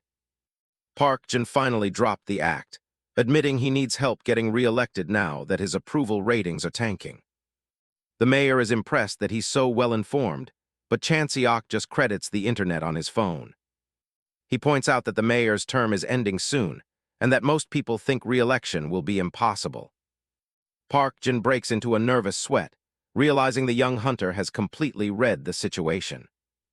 Chanseok knows the mayor needs his permission to frame him as a talent discovered by Incheon. He realizes the guy just wants to ride his coattails to save his political career.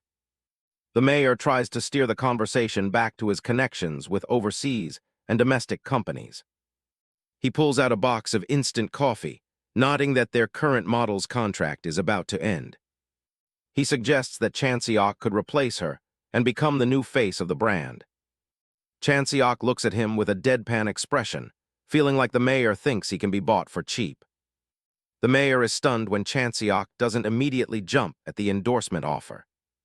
Chanseok explains that if he continues working as a top hunter, he'll be a new face, regardless of any ads. He leans in, telling the mayor that everything he's offering is already his to take anyway.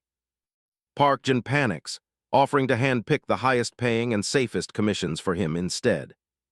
Chanseok finds the offer completely uninteresting and turns him down flat. He tells the mayor to just let the coffee model keep their job and extend their contract instead. Far away from the office, the rain continues to pour over a dark construction site. A mysterious figure in a hoodie stands in the shadows, while another man kneels before him in the rain. The hooded figure reports into his phone that the Jeodongdo Island test was a complete failure. The subordinate looks up with a nervous expression, telling his superior that while the failure was unfortunate, there is some good news to report. He shows the hooded figure a video clip on a smartphone, piquing the mysterious man's curiosity. The video shows Yu Chanseok during his hunter certification exam, where his overwhelming strength left the spectators in total awe. A sinister grin spreads across the hooded figure's face as he watches the footage, acknowledging that the young hunter is truly exceptional. It's the first of the month, the one moment the whole country waits for. The September 2025 hunter rankings are finally about to drop. Kids are yelling for their moms to come look at the screen, as people on the street glue their eyes to their phones. Some guys are already debating who's going to take the top spot this month. Usually these rankings don't change much and just act as entertainment, but things are different this time. In a hospital room, a guy with a broken arm is hyped for the reveal. Association President Moon Jeongtae is presented with the official World Hunter Ranking report. Out in the snowy mountains, Lee Si-yoon wonders if that guy actually made the list. Even with all the flashy hype surrounding the event, Yu Chanseok looks pretty bored while checking his phone. For everyone watching, the only thing that really matters is the top 10. Lee Si-yoon lands the 10th spot while her team finishes setting up camp. Coming in at 5th place is Kim Ki-hyun. Choi Yo-ryum takes the 3rd spot, engulfed in a pillar of fire. 2nd place goes to Jang Tae-seok. And the number 1 spot, the top hunter this month, is Yu Chanseok. A staff member calls Chanseok out to face the crowd, apologizing for the wait. He's officially listed as a newly registered hunter for 2025. He just pulled off the fastest rank entry in the history of the association. If a 5-year veteran had cleared a grade 3 zone solo, people might have ignored it as a mundane feat. But for a rookie to do that on his first mission, that changes everything. He steps up to a podium facing a massive crowd of reporters, all screaming questions about how he did it without backup. Chanseok feels like a kid on one of those Finding Geniuses TV shows and tells them he's only taking one last question. One reporter desperately asks about his mindset as a hunter or if he has a resolution to share. He isn't interested in giving them some cliché, scripted nonsense. He just tells them he'll let his results do the talking. Later, he's in a helicopter looking down at a massive crater where a city used to be. Moon Jiangti explains that when these erosion zones appeared, most nations lost all their administrative capabilities. Korea was different. They became a powerhouse by turning mana into high-end technology.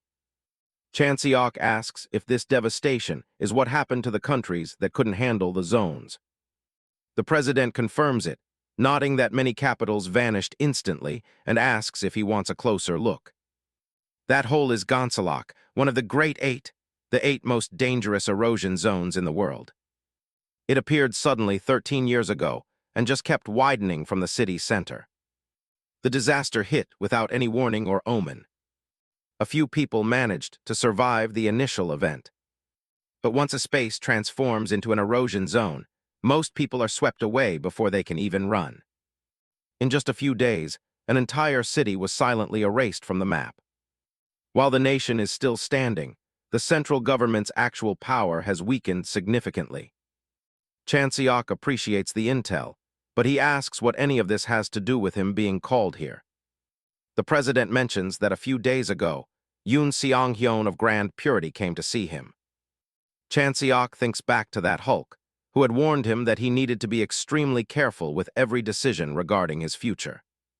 Apparently, that Hulk, Yoon Seong-hyun, immediately demanded to know exactly where Chanseok lives. Grand Purity lives by a survival of the fittest ideology, and they might try to force him into submission. Chanseok realizes he's in a tough spot. He knows he can't take on Yoon Seong-hyun with just brute force right now. He admits he prefers working alone rather than being tied down to a guild. Moon Jiangti suggests he needs to increase his own influence, perhaps by taking on major missions directly from the association president. Chanseok knows there's always a catch and asks what the old man wants in return for his help. The president's gaze sharpens as he says he just wants Chanseok to remember who helped him out. He figures it's a fair trade. Working for the chairman will definitely boost his reputation. The job is simple, escorting a cargo ship from Busan to Nanning because transporting daily necessities in this era is a nightmare. But looking at the list, Rolexes, luxury cars, and high-end tea, Chanseok wonders if the definition of necessities changed while he was away. The president insists that for some people, these things are absolutely essential. Chanseok doesn't buy it, questioning why such junk is needed when central governments are failing. Moon Jiangti explains that even while nations crumble under the erosion zones, international politics are still very much alive. Chanseok sees it for what it really is, a bribe to grease some political wheels, and he flatly declines. The president is stunned as Chanseok starts unbuckling his seatbelt mid-flight. He tells the old man that his mind is made up. Getting dragged into a political game is a fool's errand. Moon Jiangti tries to reason with him, reminding him that he's still just a rookie who only just debuted. He sighs, thinking that the sudden attention has already gone to the young hunter's head. Chanseok doesn't care and dumps the mission documents right out of the helicopter door. He offers a casual thanks for the ride before stepping out into the open air. He tells the shocked president he'll find his own way back to Seoul. With a final push off the ledge, he lets go. He plummets toward the ocean below, completely unfazed by the fall. Moon Jiangti can only watch in disbelief, gripping the side of the chopper. A massive splash erupts as Chanseok hits the water far below. The president can only shake his head, the absolute audacity of kids these days. Down at Incheon Port, the sun is beginning to set over the rows of shipping containers. A port worker taking a coffee break hears something splashing near the docks. He looks over the railing to see bubbles rising from the murky water. Suddenly, a hand grabs the edge of the pier, and Chanseok hauls himself out of the sea. He gasps for air, muttering about how crazy it is for someone to threaten him like that. The confused worker offers him a hand, telling him he looks like he's been through a lot. As he dries off, Chanseok realizes that what he needs right now is to build his own power base. His new strategy is to take on the messiest, lowest-tier requests that no one else is willing to touch. That way, he can become a big enough deal that no one will ever be able to push him around again. He checks his phone for available missions, looking for something that fits his new criteria. He finds a request from a victims association regarding a kidnapping on Tsushima Island and hits accept. It's an estimated grade 2 erosion zone, the perfect place to start. He sits alone at the edge of the pier, taking a moment to breathe as the sky turns a deep orange. He stares out at the horizon, knowing he's going to be very busy for a while. On September 3rd, fishermen headed out for peak prawn season. But things weren't right at sea. Erosion entities showed up and started snatching the fishermen like they were hunting prey. A survivor who barely made it out says the hostages are actually still alive.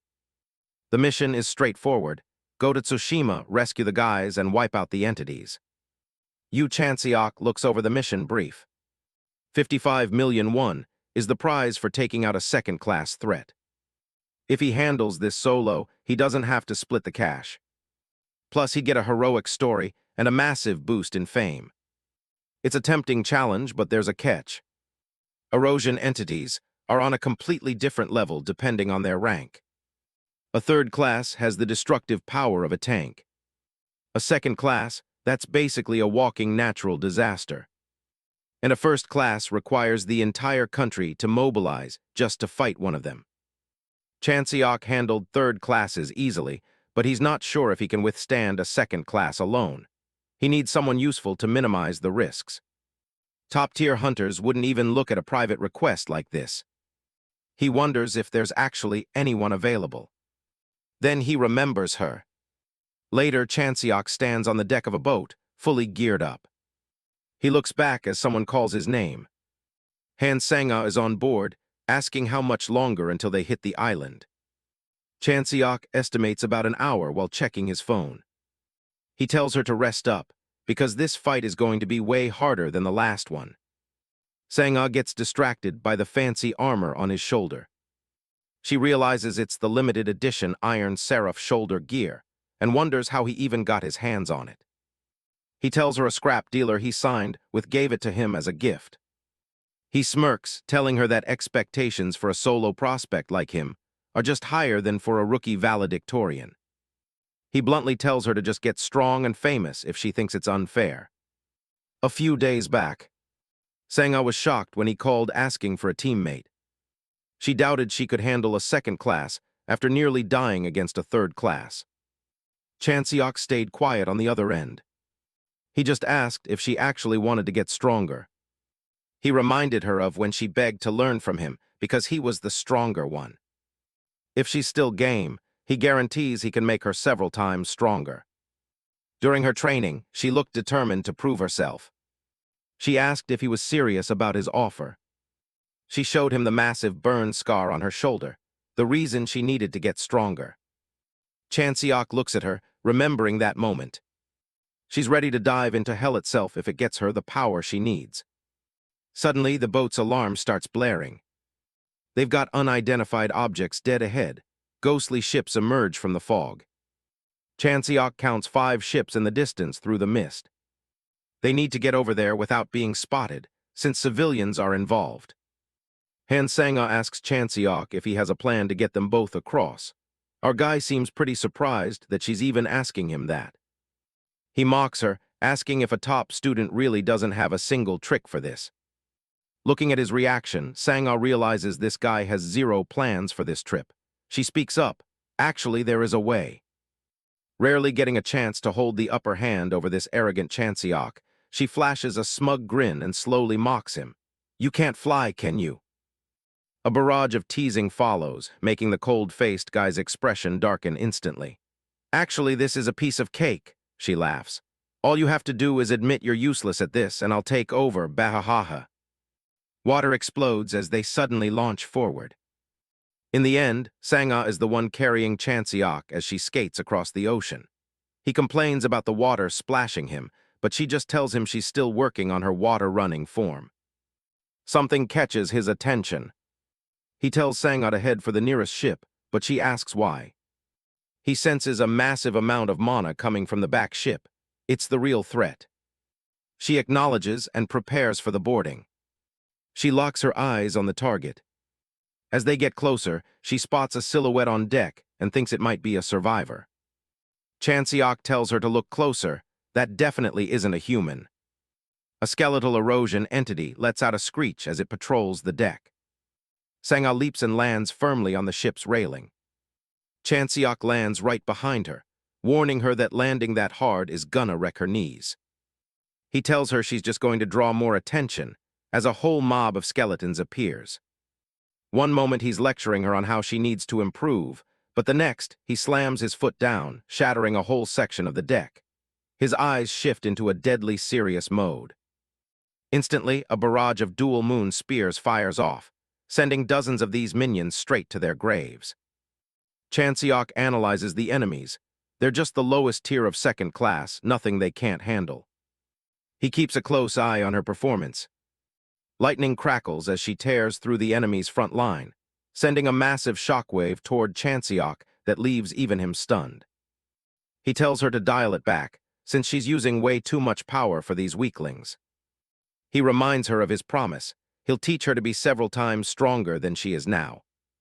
But right now, she's still over-outputting and wasting too much energy. She doesn't even bother to reply, only muttering a low "damn it" under her breath.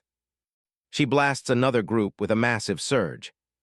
He shouts that she's still using too much mana. She keeps going, and he keeps nagging her to reduce the output further. She stays focused, determined to get it right. She knows the life of the weak is just a dark, short tragedy. Thinking back to her childhood, she swore she'd never be that weak again. Back in the fight, Chanseok tells her to keep her head in the game and look ahead. She channels her power, and a skeleton's face starts to crumble under the pressure. A massive bolt of lightning strikes the deck, completely vaporizing the enemies. With glowing eyes and a cold resolve, she knows she dive into hell just to get the strength she needs. Chapter 10. After a brief struggle, another skeleton monster bites the dust.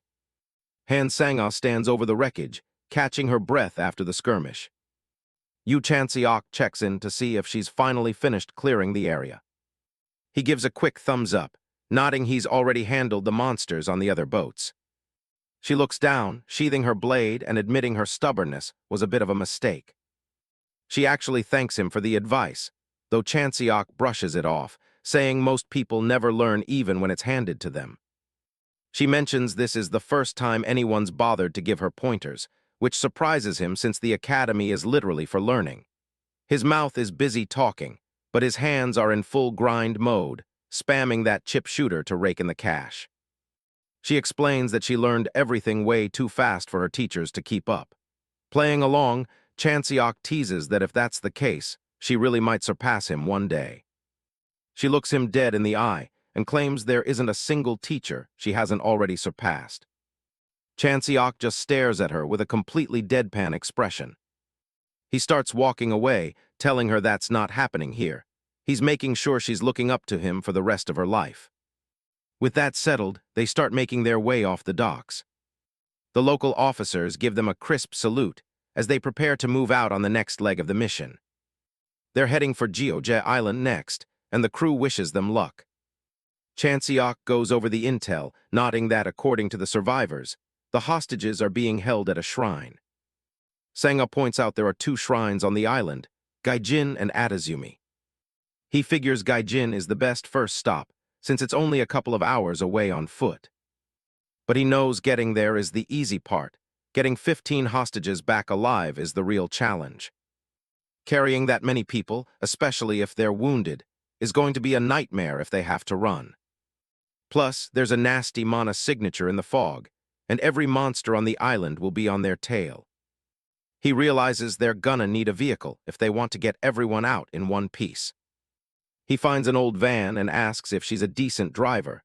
She gives him a very confident, of course. Cut to the van screaming down the road, tires screeching as she pushes it to the limit. Chanseok is hanging on for dear life inside, screaming that her driving is anything but good. They plow straight through a horde of monsters, and he asks if she even knows what a brake pedal is for. She leans out the window with a wild grin, telling him he's welcome to drive if he doesn't like her style. He grips the side of the seat and decides it's better to just shut up and hold on. He climbs onto the roof with his spear, admitting her crazy driving is still better than his 20-year-old license. He yells back, claiming his combat skills are still leagues above hers, so her only job is to stay focused and handle the wheel like a professional. He glances back, realizing a massive swarm of undead monsters is hot on their tail. In a flash, he hurls his spear toward the oncoming zombies. Any monster that manages to get close gets its head smashed in. He tightens his grip on a rope, readying his next move. He gives the rope a powerful tug to pull his spear back. As he snaps the spear back into his hand, he remarks that this game is actually pretty fun. Suddenly, his eyes widen as he spots a fresh wave of enemies closing in. A pack of monsters leaps out from the trees, and he warns Sangha they're coming in hot from the left. She doesn't even flinch, just telling him to leave it to her as she cranks the wheel hard. Chanseok realizes too late what she's about to do and braces himself. She drifts the van sideways, using the entire side of the vehicle as a massive battering ram to send the monsters flying. She laughs like a total maniac, telling the creatures to enjoy their new life as roadkill. Chanseok just stares in disbelief, seriously regretting his decision to let her drive. A peaceful view of the hills, but things aren't going to stay quiet for long. Deep in the woods, stone steps lead the way up to Gaijin Shrine. Han Sangha pushes the van to the limit, plowing up the stairs with a massive horde of monsters right on her bumper. They hit the gate, and Yu Chanseok shouts for her to get inside while he handles the tail. She stays focused on the wheel, trusting him to keep the monsters off their back. He leaps off the roof, deciding it's time to clear out the obstacles trailing behind. Chanseok channels his mana, summoning his signature purple flames. These creatures just won't quit, so he's going to make the terrain work for them instead. The dark flames flare up, ready to bend reality in a way only he can. Paradox Flame. He floods the entire staircase with surging purple energy. He isn't trying to burn the monsters, he's burning the friction right off the stone steps. With the path now engulfed in the relentless Paradox Flame, not a single zombie stands a chance of catching up to them. Inside the shrine, Sangha discovers a survivor tied to a pillar, his face ghostly pale from sheer terror. Sangha steps up and asks if the man is okay. He just stares blankly at her with terror-stricken eyes, unable to utter a single word. Sangha tries to reassure him, introducing herself as a member of the Hunter Association. But the survivor is barely conscious, drooling as he looks right through her. Suddenly, he starts screaming at the top of his lungs in pure agony. She thinks he's afraid of her, so she quickly tries to explain she's actually there to save him. But he isn't screaming at her, he's yelling for them to run for their lives. Sangha freezes, finally realizing the real threat is looming right behind her. A massive samurai corrosion creature towers over her, crackling with lightning and ready to strike. It swings its massive sword down, but Chanseok intercepts it with his spear just in time. He tells her to get the survivors into the van, while he settles things with the big guy. Yu Chanseok stands ready as the samurai boss closes in. The monster raises its blade, its mask twisted into a grimace. It looms over Chanseok, bringing its massive weapon down with crushing force. Chanseok keeps his eyes locked on his opponent, waiting for the perfect moment. The heavy blade smashes into the ground right where he stood. Smoke and debris erupt from the impact as the samurai continues its assault. From the sidelines, Han Sangha screams out in a panic. A massive shockwave tears through the area. When the dust settles, the monster's helmet lies abandoned on the ground while Chanseok stands over the remains. Chanseok coldly informs Sangha that she's officially banned from touching the wheel on the way back, but she doesn't hesitate to tell him to just get inside. She ignores him and checks on the van, confirming all the hostages are safely inside. Suddenly, her expression shifts as she notices something further down the road. Chanseok stays focused, telling her to keep her eyes on what's ahead. A thick fog of dark mana appears, filled with dozens of glowing red eyes. A horde of zombie-like creatures shrieks as they block the path. Chanseok realizes these things are still kicking, even after being mowed down by the van. He turns to Sangha and asks to borrow her sword for a second. She's offended, saying it's a huge insult to ask a swordsman to hand over their blade. Chanseok doesn't have time for a lecture and asks her which is more important, her pride or their lives. She doesn't argue further and tosses her katana over to him. He catches it midair and takes a combat stance. Chanseok looks at the glowing device on his wrist, wishing he didn't have to use it so early. He thinks back to Jiadong Island, where he'd scavenged a strange, glowing cube. Back in the present, he prepares to activate the hidden power. This piece of equipment is actually a special set of tactical gloves.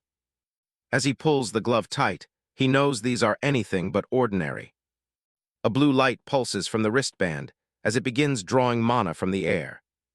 To most, this mana battery is just a basic support item for low-level hunters. But in Chanseok's hands, its potential is on another level. He checks the gauge. It has enough juice for a 5-minute burst. With this stored mana, he can temporarily reach the power level of a top-tier hunter like Lee Si-yoon. He launches himself forward, sword ready. The battery on his wrist hums with intense energy. The blue light flares up as he channels the mana into his strike. Standing firm atop the van, he unleashes a flurry of energy blades, carving through the entire horde in a single, complex sequence. Sangha watches from the van, completely stunned by the display. The road is littered with the shredded remains of the monsters. Chanseok calmly sheathes the sword as the extra mana begins to dissipate. He leaps back into the cabin and orders her to drive straight for the harbor. They speed down the empty coastal road toward Hatakatsu Harbor. Sangha is relieved, thinking they finally cleared the biggest obstacle. Her relief is short-lived, as another massive group of monsters starts swarming out of the shadows behind them. Sangha worries the car won't hold out much longer, but Chanseok just tells her to floor it. The monsters are closing in, and she's not sure how much more of this they can take. A sudden screech pierces the air as a glowing barrier appears behind the van. The monsters slam into the energy wall, unable to push through. Sangha's eyes widen as she realizes they're safe for the moment. The van finally gives up the ghost, sputtering and coughing before coming to a dead halt, but it did its job, leaving the frustrated, roaring horde far behind. She's completely baffled, nodding that the creatures just stopped as if they hit a solid wall. Her mind races, wondering how such a thing is even possible. She looks back and sees a massive yellow magic circle glowing on a nearby building. Chanseok calmly explains that it's a technique called the method of divine protection. Sangha has never heard of it and asks for an explanation, which he simplifies as a way to handle monsters. When she asks where he picked up such a skill, he tells her she couldn't learn it even if he explained. He reveals that his knowledge comes from another world entirely. She clearly doesn't buy it, but he just smiles, nodding that he's slowly getting back into form. Curious, she asks if this method makes him invincible against any monster.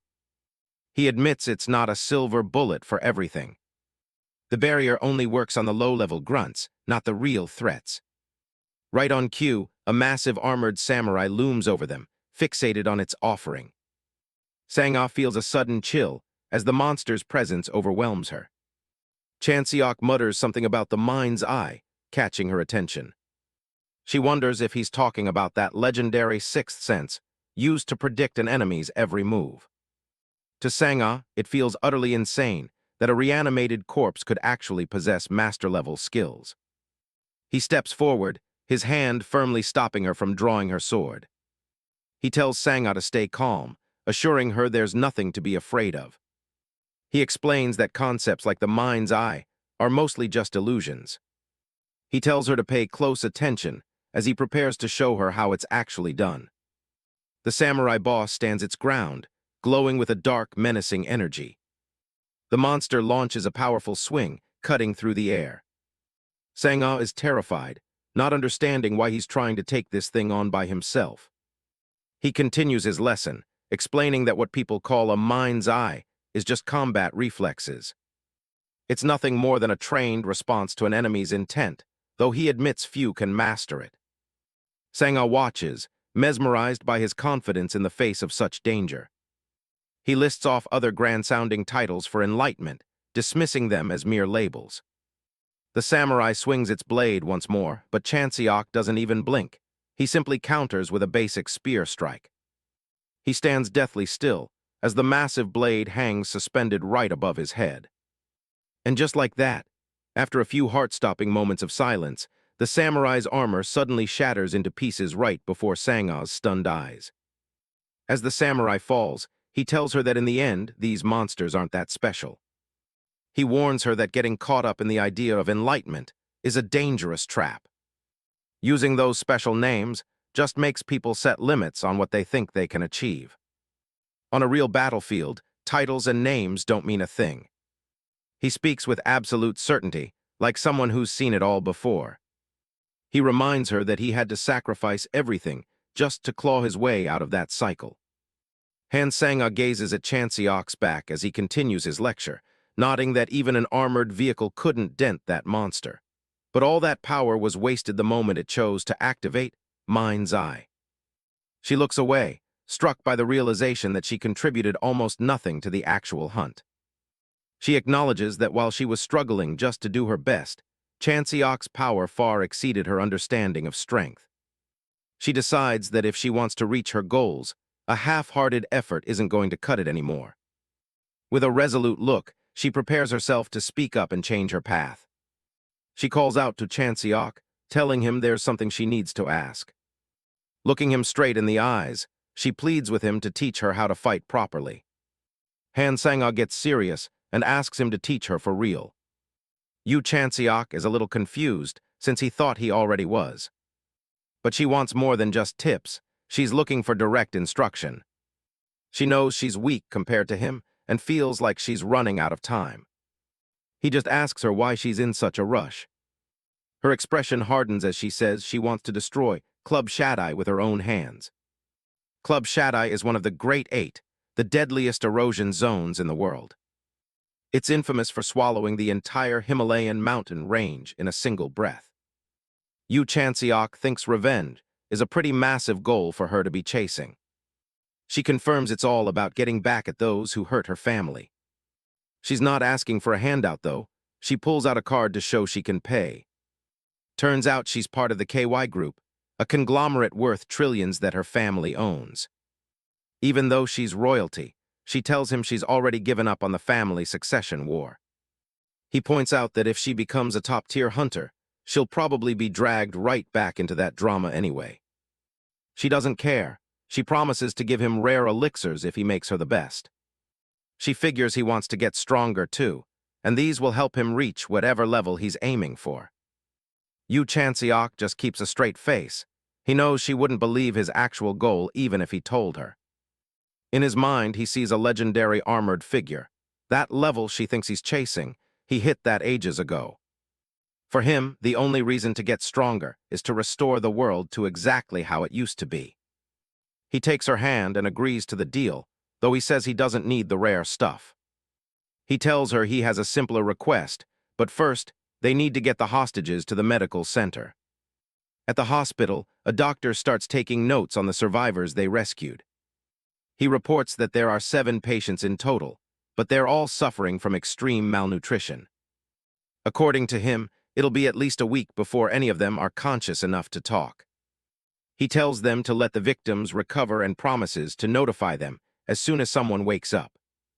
As they head outside, Chanseok tells Han Sang-ah they're starting her training right now.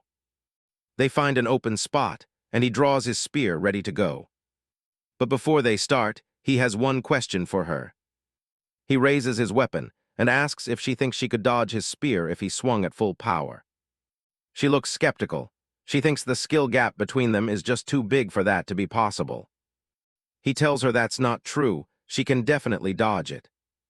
The key is pushing her senses to their absolute limit. He tells her she needs to start by really seeing with her eyes. Then she has to listen with her ears for every tiny sound. Next, she needs to smell the air around her with her nose. And finally, she has to feel the shift in the atmosphere with her skin. His advice is to master all her senses and fight with full awareness, not just autopilot.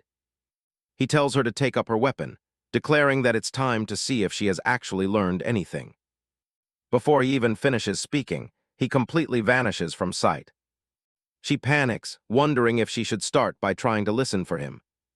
Suddenly, he's right behind her. He tells her she's wrong. He stares her down and says she's too slow. Senses should always come before thinking. He tells her that in a real fight, thinking is a luxury she doesn't have. She has to trust her senses and just move. Theory time is officially over. He decides it's time to switch things up to practical training. A loud boom echoes from the building as they start their mock battle. The impact of their clash kicks up a massive cloud of dust and debris. One of the guards hears the commotion and rushes over, wondering where everyone went. He stops dead in his tracks, looking completely stunned by what he's seeing. The ground literally shatters under the force of Chanseok's strikes. Han Sang-ah swings her sword with everything she's got, trying to keep up with his relentless pace. But Chanseok is just warming up, watching her every move with a cold, focused stare. He moves so fast he's basically a blur, closing the distance in the blink of an eye. Another massive shockwave rips through the training area as he brings his spear down. Han Sang-ah stands her ground, her eyes wide as she tries to read his next attack. He doesn't give her a second to breathe, launching into another high-speed combo. Her eyes dart around in panic. She realizes she can't dodge this one. Just as the combo is about to be unleashed, a voice calling Chanseok's name rings out, stopping Sang-ah from being crushed to a pulp. Luckily, a guard interrupts the session to announce that one of the survivors finally woke up. Chanseok immediately stops, surprised that they've already been training for that long. He calls it a day and tells her to follow him inside to get some real answers. They find the survivor sitting up in bed, looking dazed but mostly recovered. When he asks if she's okay, she starts telling him a strange story about a truck. She says a truck pulled up to the place where they were being held, and a group of people got out.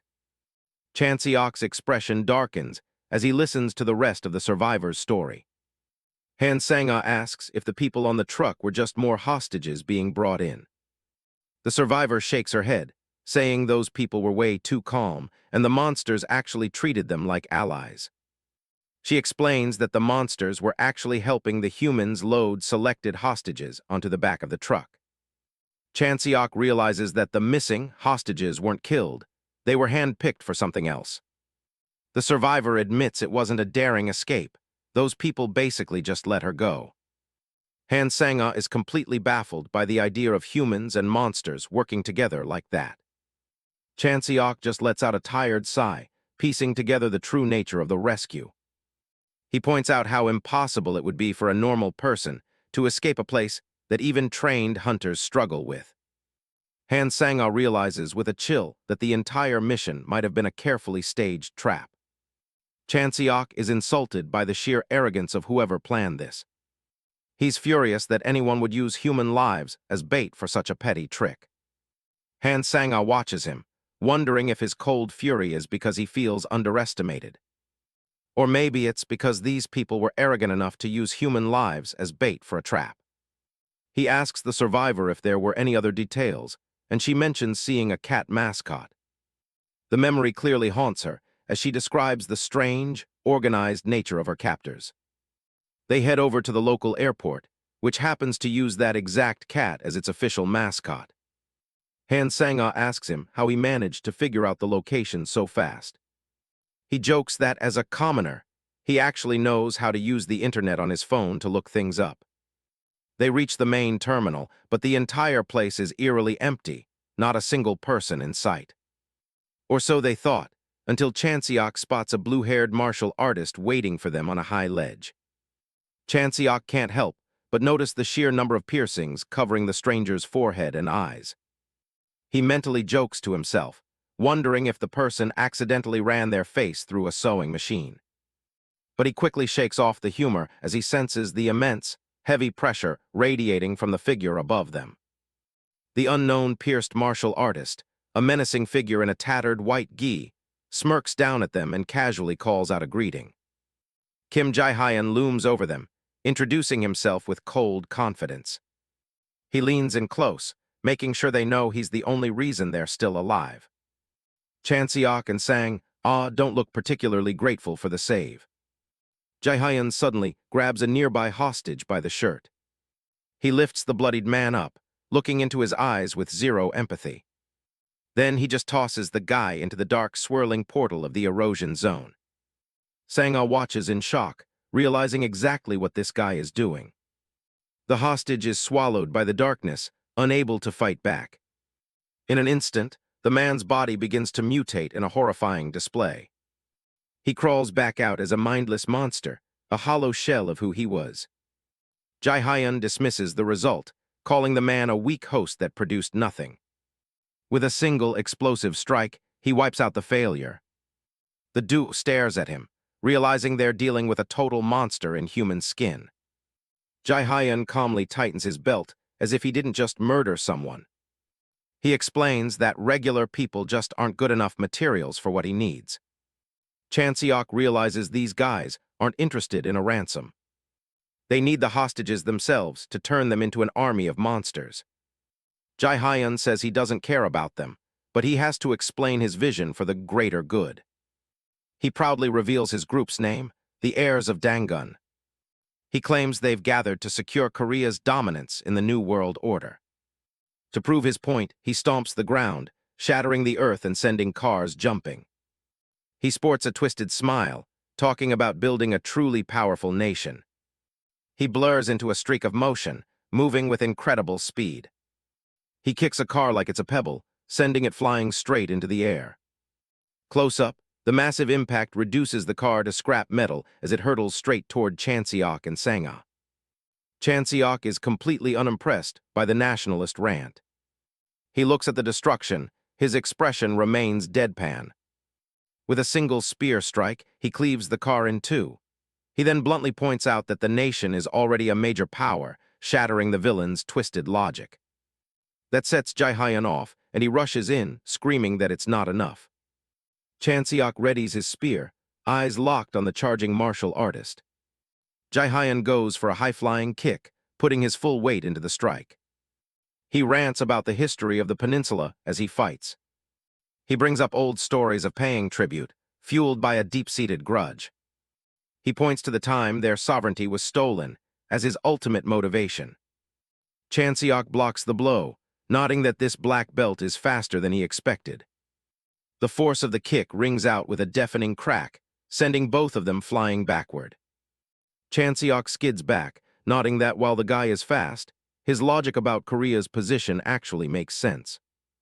But it's all just empty theory as Chan Seok begins to piece everything together while the two of them square off. He tells him straight up that he has no intention of saving the world. He reminds him of the lives at stake, but the villain just sneers, claiming that Chan Seok is the one who truly doesn't understand how the world works. Then he drops a bombshell. They've found a way to control the erosion zones. Chan Seok's eyes widen as he realizes the catastrophic implications of that power. Chan Seok contemplates the stakes. If they really can control the erosion zones, the era of risking lives would finally be over. He suddenly shifts gears, offering to hand over Sang-ah if Jae-hyun shares the secret of that control. Heh! The highborn waifu immediately snaps at Chan Seok for the bizarre condition he just breathed out. Jae-hyun isn't buying it that easily, questioning why he should reveal anything to a stranger. He claims they've already achieved sufficient control, but Chan Seok immediately calls him out for it not being full. Chan Seok doubles down, labeling the whole group as frauds who talk big without any real proof.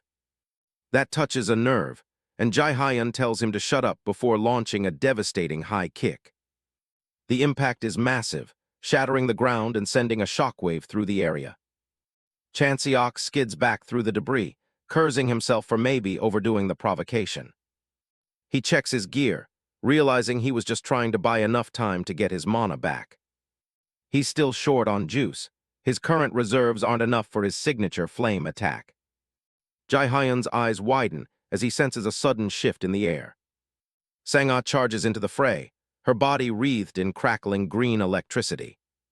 Jae-hyun just scoffs, mockingly assuming she'd been standing there frozen in fear this whole time. The ground sparks under her feet as she closes the distance in a flash.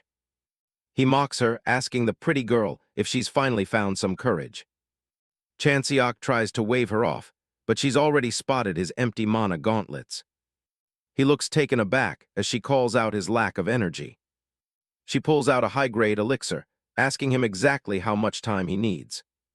Without waiting for an answer, she uncorks the bottle and downs the glowing liquid. She tosses the empty vial aside, her expression turning deadly serious. Lightning erupts from her body in a violent surge of pure mana. Chanseok panics, realizing she's purified way too many elixirs and is heading for a total overload.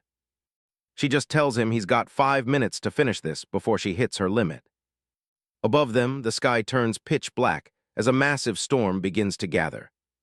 A bolt of lightning tears through the clouds, striking down with localized fury. Jae-hyun tells her to relax as the energy around them reaches a fever pitch. Sang-ah screams, channeling the overwhelming power through her sword. She clashes with Jae-hyun in a blinding flash of light, but he warns he might end up killing her by accident. He watches her movements closely, looking for a single opening. A massive pillar of lightning descends, swallowing everything in its path. Sang-ah pants, staring through the smoke to see if her desperate gambit actually landed. Jae-hyun wipes a trickle of blood from the corner of his mouth, but that arrogant smirk doesn't fade for a second. He floats back up into the air, dismissing the entire electrical assault as ticklish. With a single kick, he unleashes a massive shockwave that sends Sang-ah flying. She's sent tumbling through the air, coughing up blood from the sheer force of the blow. Before she can hit the ground, a steady hand reaches out and catches her. Jae-hyun looks on in utter confusion as Chanseok calls him Slipknot, baffled by how he rejoined the fray so quickly. Chanseok holds Sang-ah tight, his gauntlet glowing with a sudden massive surge of mana. Jae-hyun is stunned.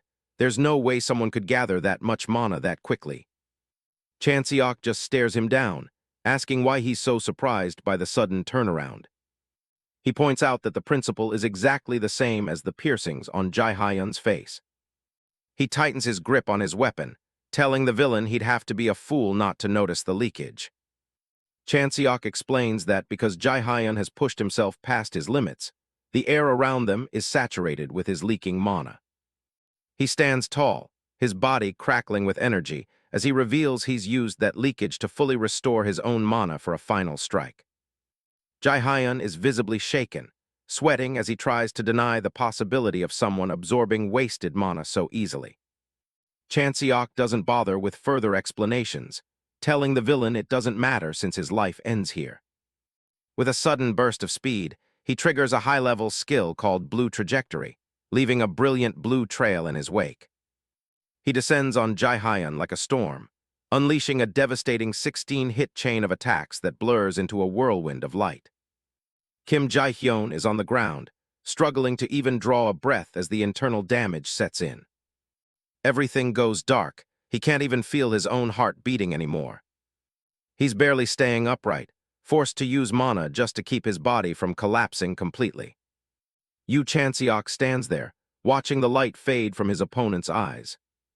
With his last bit of strength, Jae-hyun begs the captain for help. Suddenly, a blinding light erupts from the void, tearing through the surrounding space. Chanseok senses something coming and braces himself for a new threat. A massive impact shakes the ground as he blocks a sudden, powerful strike. The force behind the attack is immense, cracking the pavement right under his feet. Chanseok looks around, trying to figure out where that just came from. A gloved hand pulls back a traditional bow, crackling with mana. The captain reveals himself, impressed that Chanseok actually had the instincts to block that. Chanseok recognizes the style, traditional Korean archery. It's an old-school concept, but the power behind it is no joke. Just by the energy in the air, he can tell this guy is leagues above anyone he's fought so far. This isn't just a small gap in skill. This guy is several times stronger than a typical high-tier hunter. The hooded figure stares him down with a glowing red eye, asking if he's ever truly known fear. The captain looms over the battlefield from high above, evaluating his target from a distance. Purple sparks dance before Chanseok's eyes as he asks if the man truly gives a damn about his subordinate's condition.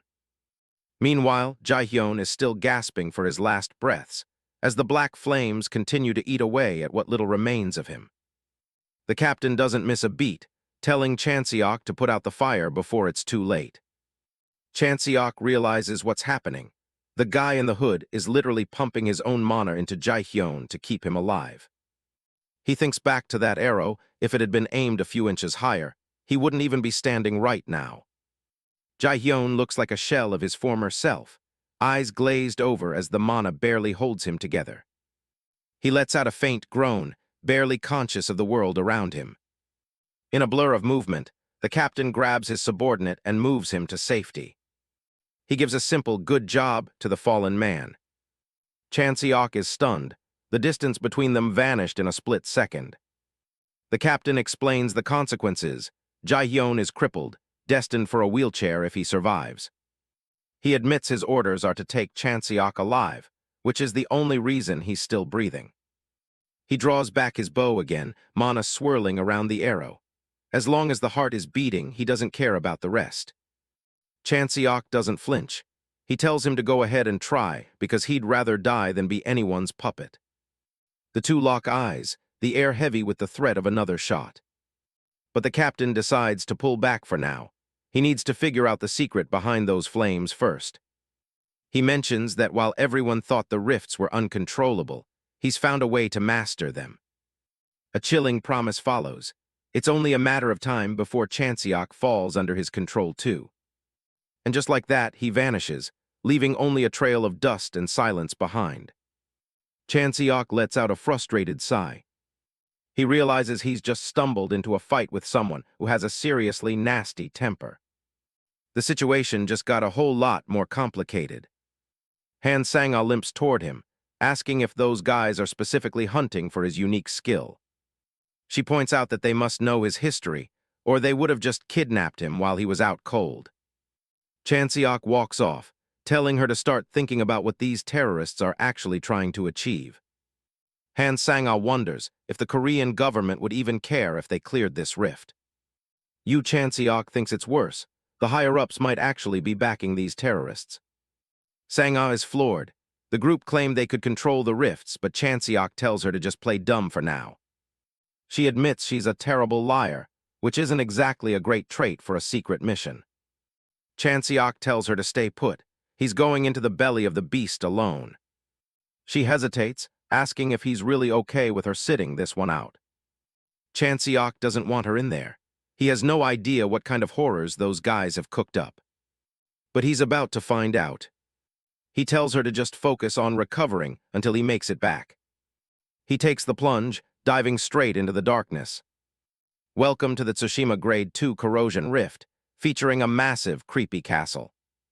He steps inside, the air immediately feeling different. He runs a hand along the wall, checking the structure. For a Grade 2 rift, the place feels unusually real. Most undead-infested castles feel soft and squishy, but this one is rock solid. The yin energy is thick here, making every breath feel like a needle to the lungs. He can feel it. The core of the rift is right behind the next set of doors. He tries to shake off the bad vibes. Thinking about death before a fight is never a good sign. But he knows the stakes. One slip-up in a place like this and he's done for. He pushes the heavy doors open, the wood groaning in protest. The first thing he sees is a strange, green glow coming from the center of the room. It's a massive cauldron, bubbling over with some kind of toxic-looking soup. He stops in his tracks, wondering if this is actually the rift's core. It's definitely not the treasure room he was hopping for. Suddenly, something grabs his foot, nearly making him jump out of his skin. A man, a mirror image of himself, has half his body melted away into an unrecognizable mass. gasping for help with his final breaths. He's trying to crawl away from the edge of that bubbling pot. He's sobbing, saying his legs are completely gone, and the pain is unbearable. He desperately begs for salvation from whatever nightmare he's caught in. Chanseok stares in horror as the man is dragged back toward the green light. Another splash. Someone else falls into the vat, their pleas for help cut short. The liquid churns as they sink beneath the surface. Whatever is in that pot, it's devouring them alive. A pale, decaying hand grips the rim, but it's not a victim this time. An undead creature, freshly cooked and oozing green liquid, pulls itself out of the broth. Chanseok realizes the cauldron is used to create undead from living people. A memory of an old man flashes in his mind, asking the same desperate question: why? Flashes of a burning village and people screaming for mercy fill his head. Chanseok gags, the smell of rotting flesh and chemicals finally hitting him full force. He looks at the cauldron with pure loathing. These people aren't just terrorists, they're monsters. He senses something else approaching, another sacrifice for the pot. Spectral blue flames flicker on the floor as heavy footsteps echo through the hall. Through the darkness, the entity senses a fierce and familiar energy drawing closer. Cloaked in spectral green flames, the samurai corrosion creature, Boss, acknowledges the arrival of a true warrior. The undead samurai slowly starts to draw his blade. He tells Chanseok that he plans to temper the steel with his blood. Chanseok can feel the insane amount of pressure in the air, making his hair stand on end. He wonders how the hooded man from before was able to control a monster this powerful. Before he can finish the thought, the creature lunges forward in a blur. This thing is on a completely different level than anyone else he's faced. He knows that even a single mistake here will be fatal. The protagonist grits his teeth, focusing every ounce of his spirit to counterattack, but the lethal blade is already closing in on his throat. He pivots just in time to dodge, but the monster's speed is truly overwhelming, so fast it's almost beyond belief. It's way faster than he expected, catching him off guard. The samurai mocks him, nodding that his lifeline seems to be long. Chanseok realizes he needs to end this quickly before his weaknesses are exposed. He decides to go for everything in a single, decisive strike. The samurai's eye flares with a sickly green light. A flash of steel cuts through the air. Their weapons collide in a massive shower of sparks.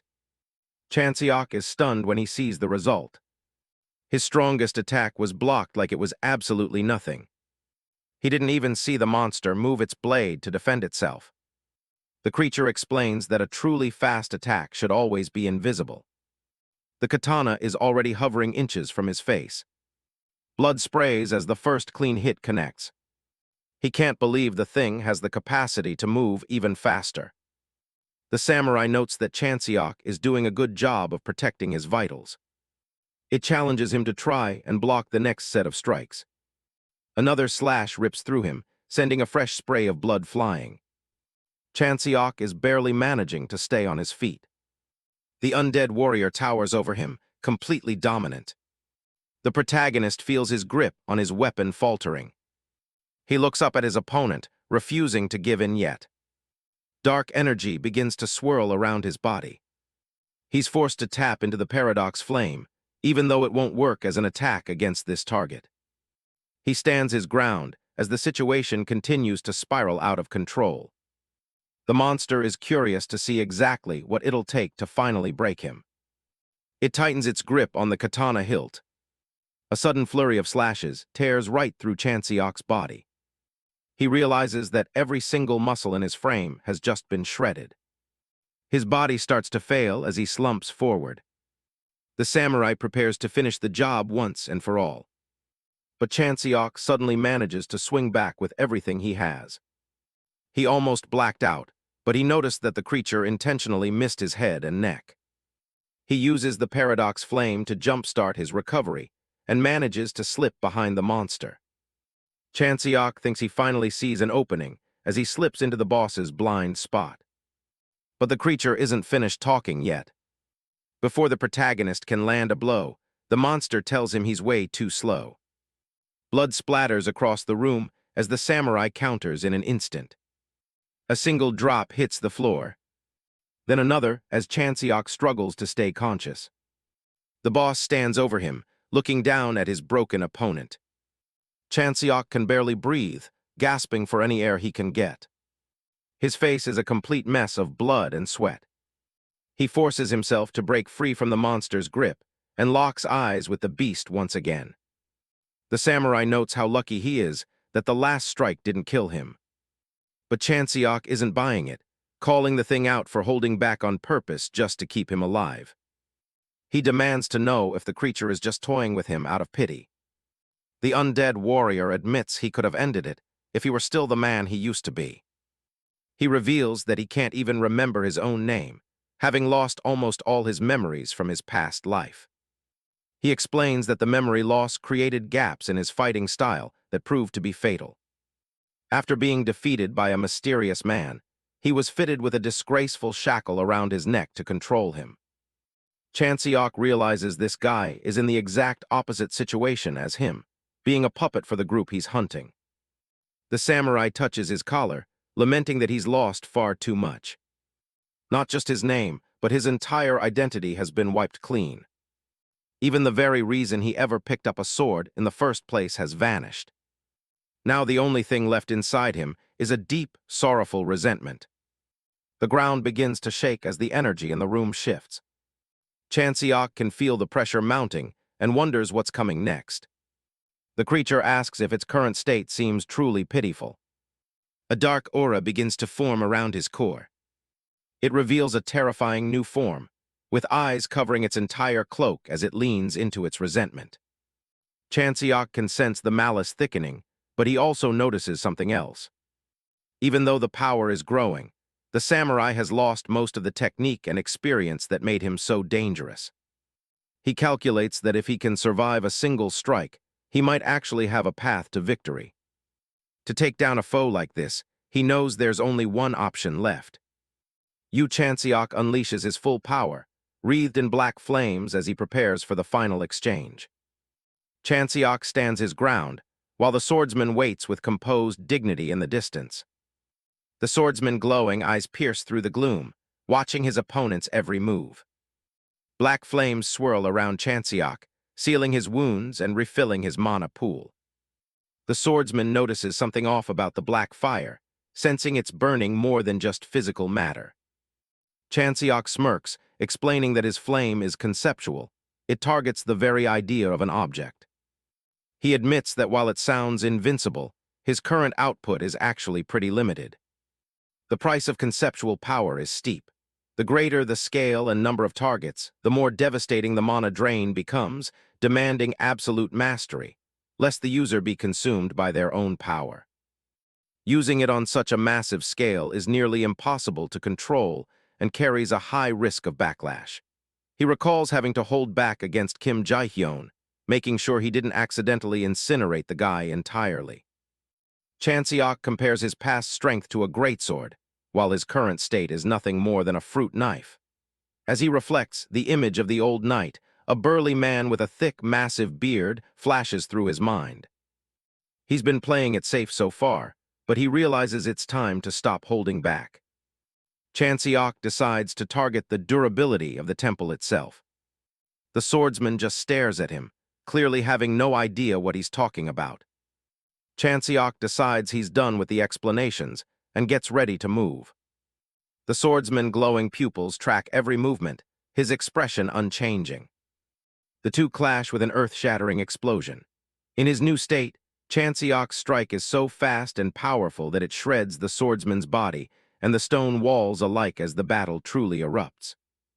The swordsman grunts in pain as a chunk of his body is torn away, while the ground beneath his feet suddenly loses its form and crumbles like paper. Chanseok tells him to try and wrap his head around it while he's being pummeled. In an instant, the opponent's body is fully restored. Chanseok finds himself curious to see the limits of what his current self can achieve against such a formidable foe. The swordsman's eyes flare with a cold green light as he prepares for the next exchange. "Let's take this elsewhere," he suggests, ready to change the pace of the fight. The heavy architecture of the temple looms above them as the battle escalates and shifts. The entire floor shatters into pieces, sending debris flying in every direction as they move outside. A massive burst of energy explodes from the center of their duel, lighting up the sky. Both warriors launch into the air, their weapons clashing amidst falling rubble. Streaks of mana cut through the air as they trade high-speed blows across the horizon. A blinding white light erupts as their powers collide once again in a massive shockwave.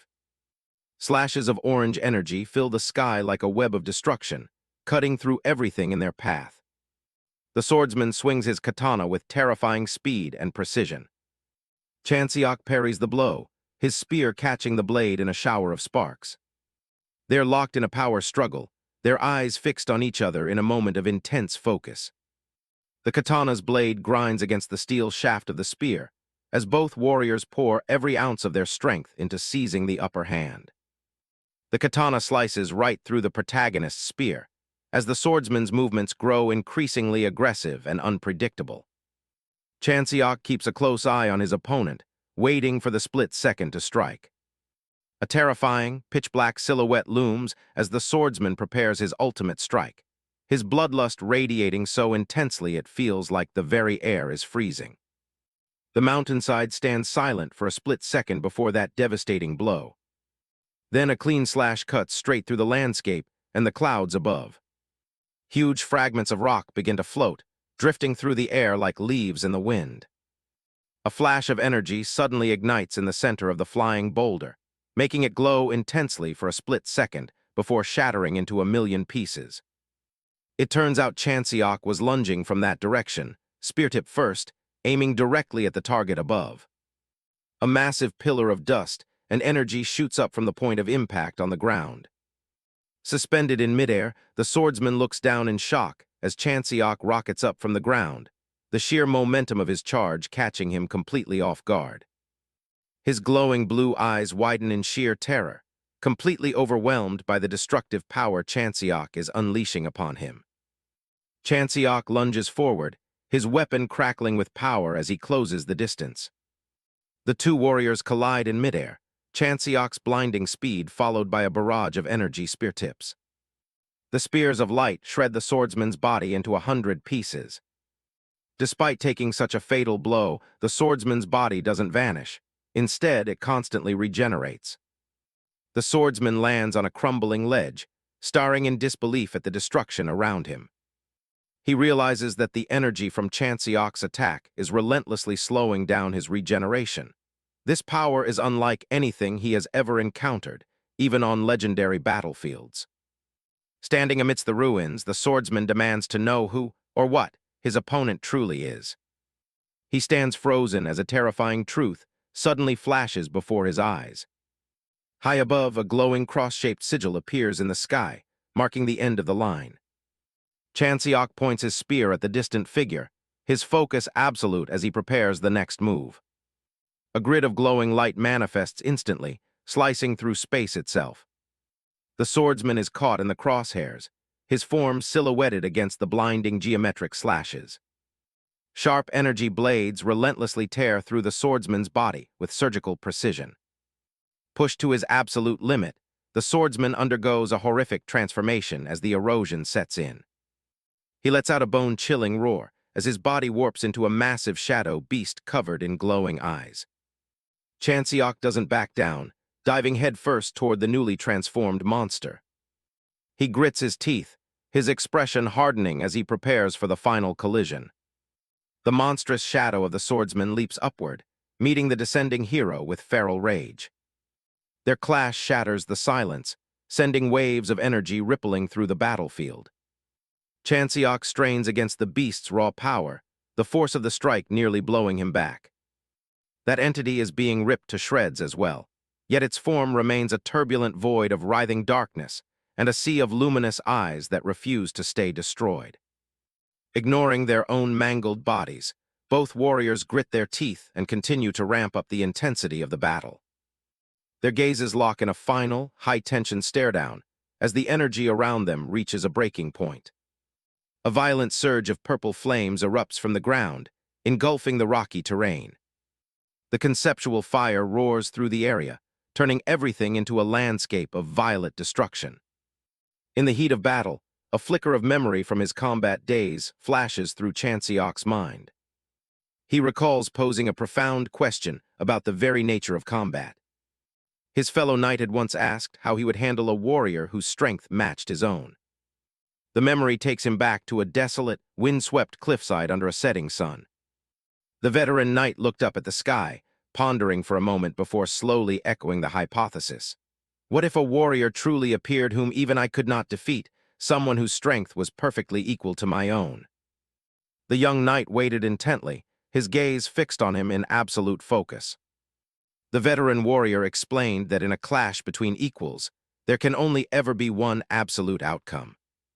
Returning to the present, Chanseok has completely relaxed, proving the very words he spoke in the past. The swordsman's grotesque face is now almost entirely decomposing. A final, earth-shaking impact signals the end of their struggle. Chanseok smirks as the dust settles, reaffirming the only truth that matters. As expected, I am the strongest. Chanseok gazes back at the ruins where the boss had just fallen. Standing amidst the ruins, he examines his sword and the final fragments of the boss's body as they decompose. His hard work finally pays off as a blue reward chest materializes right before his eyes. He's relieved to see the loot mechanics work exactly like they did in his old world. Inside the chest, a strange golden artifact is glowing. He pulls out a spearhead, but it's far too short to be considered a proper spear. He grips the handle, sensing there's more to it than meets the eye. With a sudden burst of mana, the blade shoots out, extending into a polearm that seems to stretch on forever. It's a mana-responsive weapon, definitely a useful upgrade for his arsenal. He realizes rewards are based on the number of entrants, which makes him think. He should have brought Han Sang-a along just to park her somewhere safe while he cleared the place. He wonders if her own sword even survived that crazy battle. Later that night at the shelter, things have finally quieted down. Han Sang-a is out cold, finally getting some much-needed rest. She stirs slightly as someone enters the room. Chanseok drops a high-quality sword by her bed with a quiet thud. She wakes up, confused to see him standing there in the dark. He plays it cool, claiming he just found it and she should put it to good use. She draws the blade, immediately noticing how well-maintained and sharp it is. She calls out after him, worried that he risked his life in such a dangerous place just to get this for her. He just tells her to shut up and be glad she got some rest while he was busy. But as soon as he turns around, the toll of the day finally hits him. He faceplants straight onto the floor, completely drained of energy. Han Sang-a can only watch in shock as the guy who just cleared a rift collapses like a sack of potatoes. Word of what he did spreads like wildfire, because the gap between Grade 3 and Grade 2 rifts is massive. A solo clear of a Grade 2 source is basically unheard of for a rookie. On the streets, people are glued to their phones, arguing over whether the rumors are even real. Chanseok's face is plastered all over the city's giant screens as the latest viral sensation. Back at the hospital, his phone is blowing up with so many messages it's basically unusable. He looks out the window at the media circus outside and realizes his days of flying under the radar are over. There's a knock at the door, pulling him away from the window. A woman introduces herself as Jasujiang, representing a group called Embargo Tower. She's been footing his medical bills, but Chanseok admits he's never even heard of her organization. She tries to play the polite host, asking if he needs anything for his stay. But he knows those expensive hospital bills come with a price tag. He cuts the small talk and tells her to get straight to whatever she actually wants. She just smiles and asks if he likes cake before diving into business. She shows him a prototype for a mana-powered shield generator designed to protect the masses. As they sit down over some strawberry cake, she starts laying out the job. She wants him to escort this world-changing tech across the continent. It's a mission to bring protection to areas hunters can't reach, potentially saving humanity. Chanseok listens intently, weighing the risks of such a massive request. Chanseok sits across from Jasujiang in the hospital room, realizing the massive scope of what she's asking. She mentions they're already gathering a team of high-level hunters for the job. He checks over the mission details, surprised to hear that even big names like Janabi are on board. This isn't just a simple transport job, it's a global event. Jasujiang lays out the logistics. They'll be taking the shield generator across the continent by train, starting from Vladivostok all the way to the Netherlands. A map shows the massive route they'll be covering, stretching across Russia and into Europe before reaching the final stop in Dover, UK. When Chanseok asks why they're going that far, she explains the geopolitical nightmare. A powerful warlord group called Ristorante controls a massive chunk of territory from Italy to North Africa. She points out that the UK is one of the few places left with any stability, mostly thanks to being an island nation protected by the sea. But the rest of Europe is pure chaos. Governments have collapsed, leaving hunter companies to rule like small-time kings. They'll also be bringing relief supplies to the people stuck in the middle. Chanseok catches on quick. With anarchy and warlords everywhere, that train is going to be the biggest target on the continent. Jasujiang doesn't sugarcoat it. She knows people will be coming for them. She asks if he's ever left the country before, and he admits this is his first time heading to Europe. She warns him that things over there are way more horrific than he can imagine. Jasujiang explains that Embargo Tower is handling the data for the mission, and she'll be personally joining the transport team. Chanseok keeps eating his cake, thinking it'll be good to have a familiar face around, even if she basically decided his participation for him. He finally gives his answer, but with one major condition. Han Sang-ah has to come with them as his partner. He explains that she's the only one he truly trusts after everything they went through on Tsushima Island. Jasujiang is more than happy to agree, figuring a hunter he trusts is better for everyone's safety. Chanseok leans back, thinking this deal actually works out pretty well for his own plans, too. He stands up and offers a handshake, officially joining the high-stakes mission. Behind the smile, he's already calculating how this move will help him grow his influence faster than anyone expects. Soon after, a helicopter touches down on the rooftop, the sound of the blades drowning out everything else. As they board, Chanseok realizes how much his life has changed.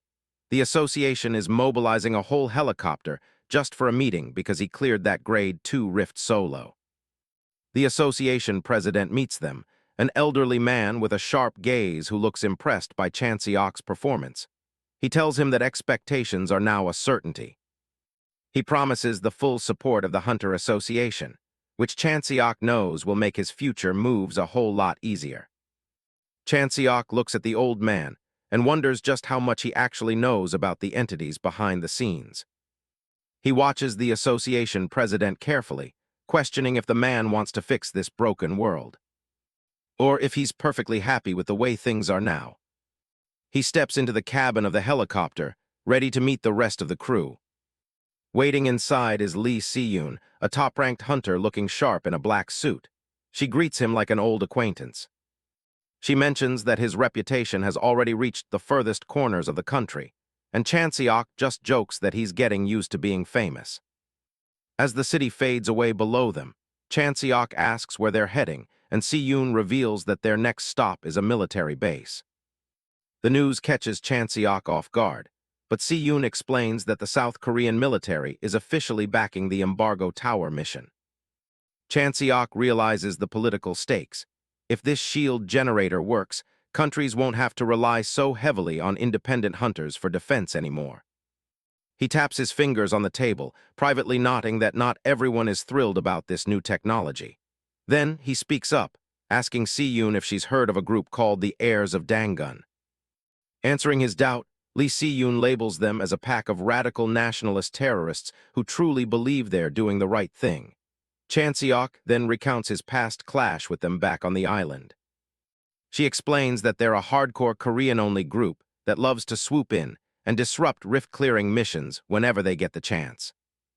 A vision of a past enemy flashes through Chanseok's mind. He knows exactly why they're so bitter about the current system. Lee Si-yoon stares him down, her eyes unreadable as the conversation gets heavy. Suddenly, she tosses something small into his hands. It was a piece of pumpkin taffy. Chanseok was just confused as to why she kept trying to stuff him with sweets, completely unaware that this was the top hunter's signature way of shutting people up. She ignores the question and asks him again if he's really never been out of the country.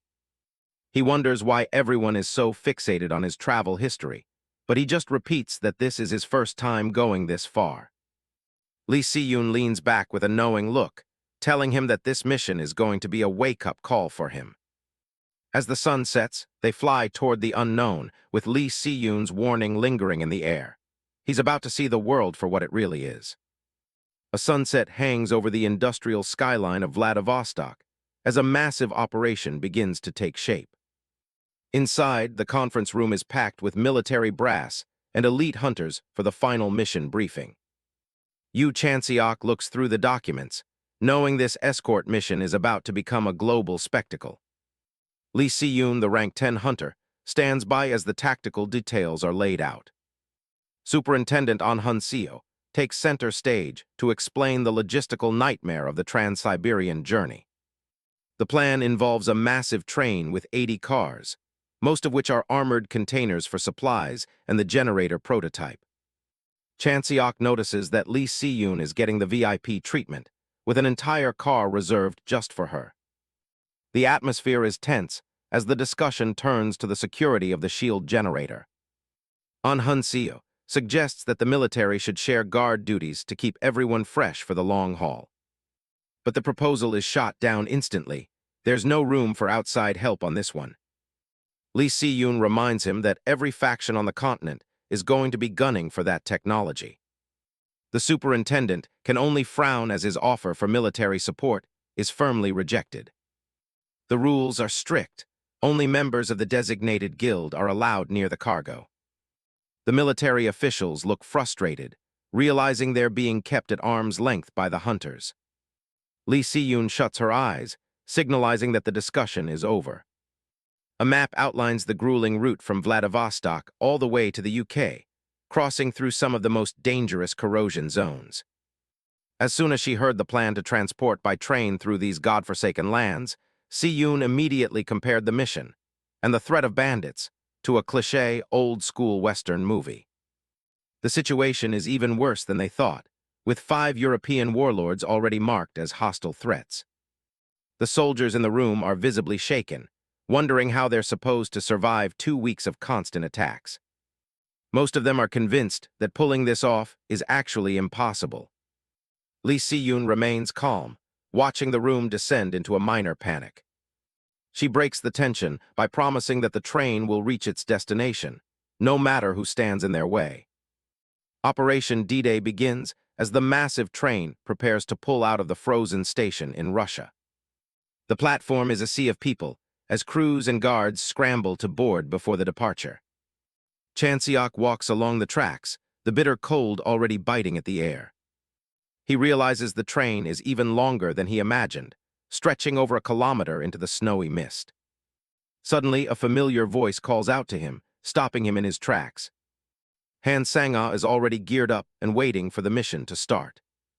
She teases him about his luxury first-class ticket, while she's been stuck with the commoners in second class. But Chanseok immediately uses Lee Si-yoon's private carriage as a shield against the teasing, reflecting on the massive gap between his own rank and the true elite. Ja Soo-jeong arrives at the platform to see the team off. She greets Chanseok, nodding that he's remarkably early for the departure. Chanseok is impressed by how much effort Embargo Tower has put into the security of this transport.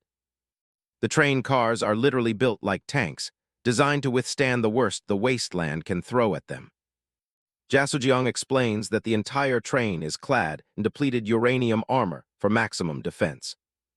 Despite the heavy plating, Chanseok knows the real defense is having a powerhouse like Lee Si-yoon on board. With everything in place, it feels like nothing could possibly go wrong. But less than 10 minutes into the trip, a swarm of flying eye monsters descends on the train. One of the hunters, face bloodied and screaming, calls for immediate backup at car 57. Chanseok doesn't wait for orders and leaps onto the roof of the moving train. The attack came way sooner than anyone expected, throwing the defense into immediate chaos. He swings his weapon to clear the sky, but the swarm seems endless as more creatures dive in from the blizzard. Chanseok struggles against the swarm, wishing the mission's heavy hitter Lee Si-yoon was out here fighting with him. The mission is a logistical nightmare. Because the railway is trashed, the train can only move as fast as the repair crews can fix the tracks. These workers are sitting ducks for corrosion creatures, so a high-rank hunter like Lee Si-yoon is forced to stay behind and guard them. Chanseok is frustrated that their best fighter is being wasted on guard duty instead of clearing the path ahead. Another winged monster dives in. He barely manages to swat it away. Looking at the endless swarm, he realizes this is going to be a very long day of babysitting the tracks. The scene shifts to Khabarovsk, Russia, where the landscape is painted with fresh blood in the snow. A massive, shark-like monster is dragged across the tundra like it's nothing more than a fresh catch. The man responsible is a mountain of muscle in heavy armor, his face set in a cold, indifferent stare. A man in traditional Korean robes, Lee Ha-yun, approaches through the blizzard. He finds the Russian warlord facing a toothy monster that is lunging forward to attack him. But he pays no mind, turning instead to watch the city's ruins looming in the distance, a silent testament to the lawlessness of this region. The warlord doesn't appreciate the intrusion and unleashes a powerful strike that shatters the air. The impact leaves a crater in the snow, but Ha-yun doesn't even flinch. He simply smiles, nodding that it's been a long time since they last met. Ha-yun wastes no time and gets straight to the point.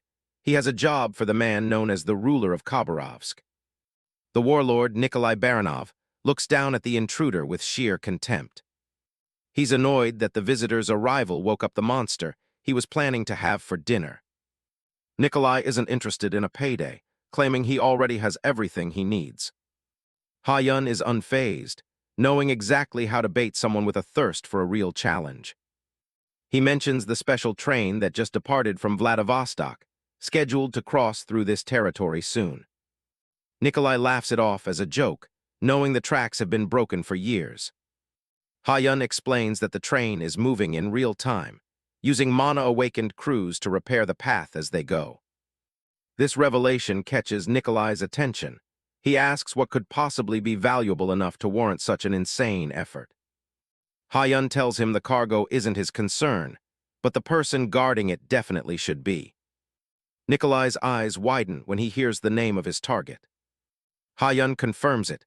The Candy Lady of Janabi LLC is the one holding the line. The prospect of fighting the rank 10 hunter, Lee Si-yoon, finally brings a bloodthirsty grin to Nikolai's face.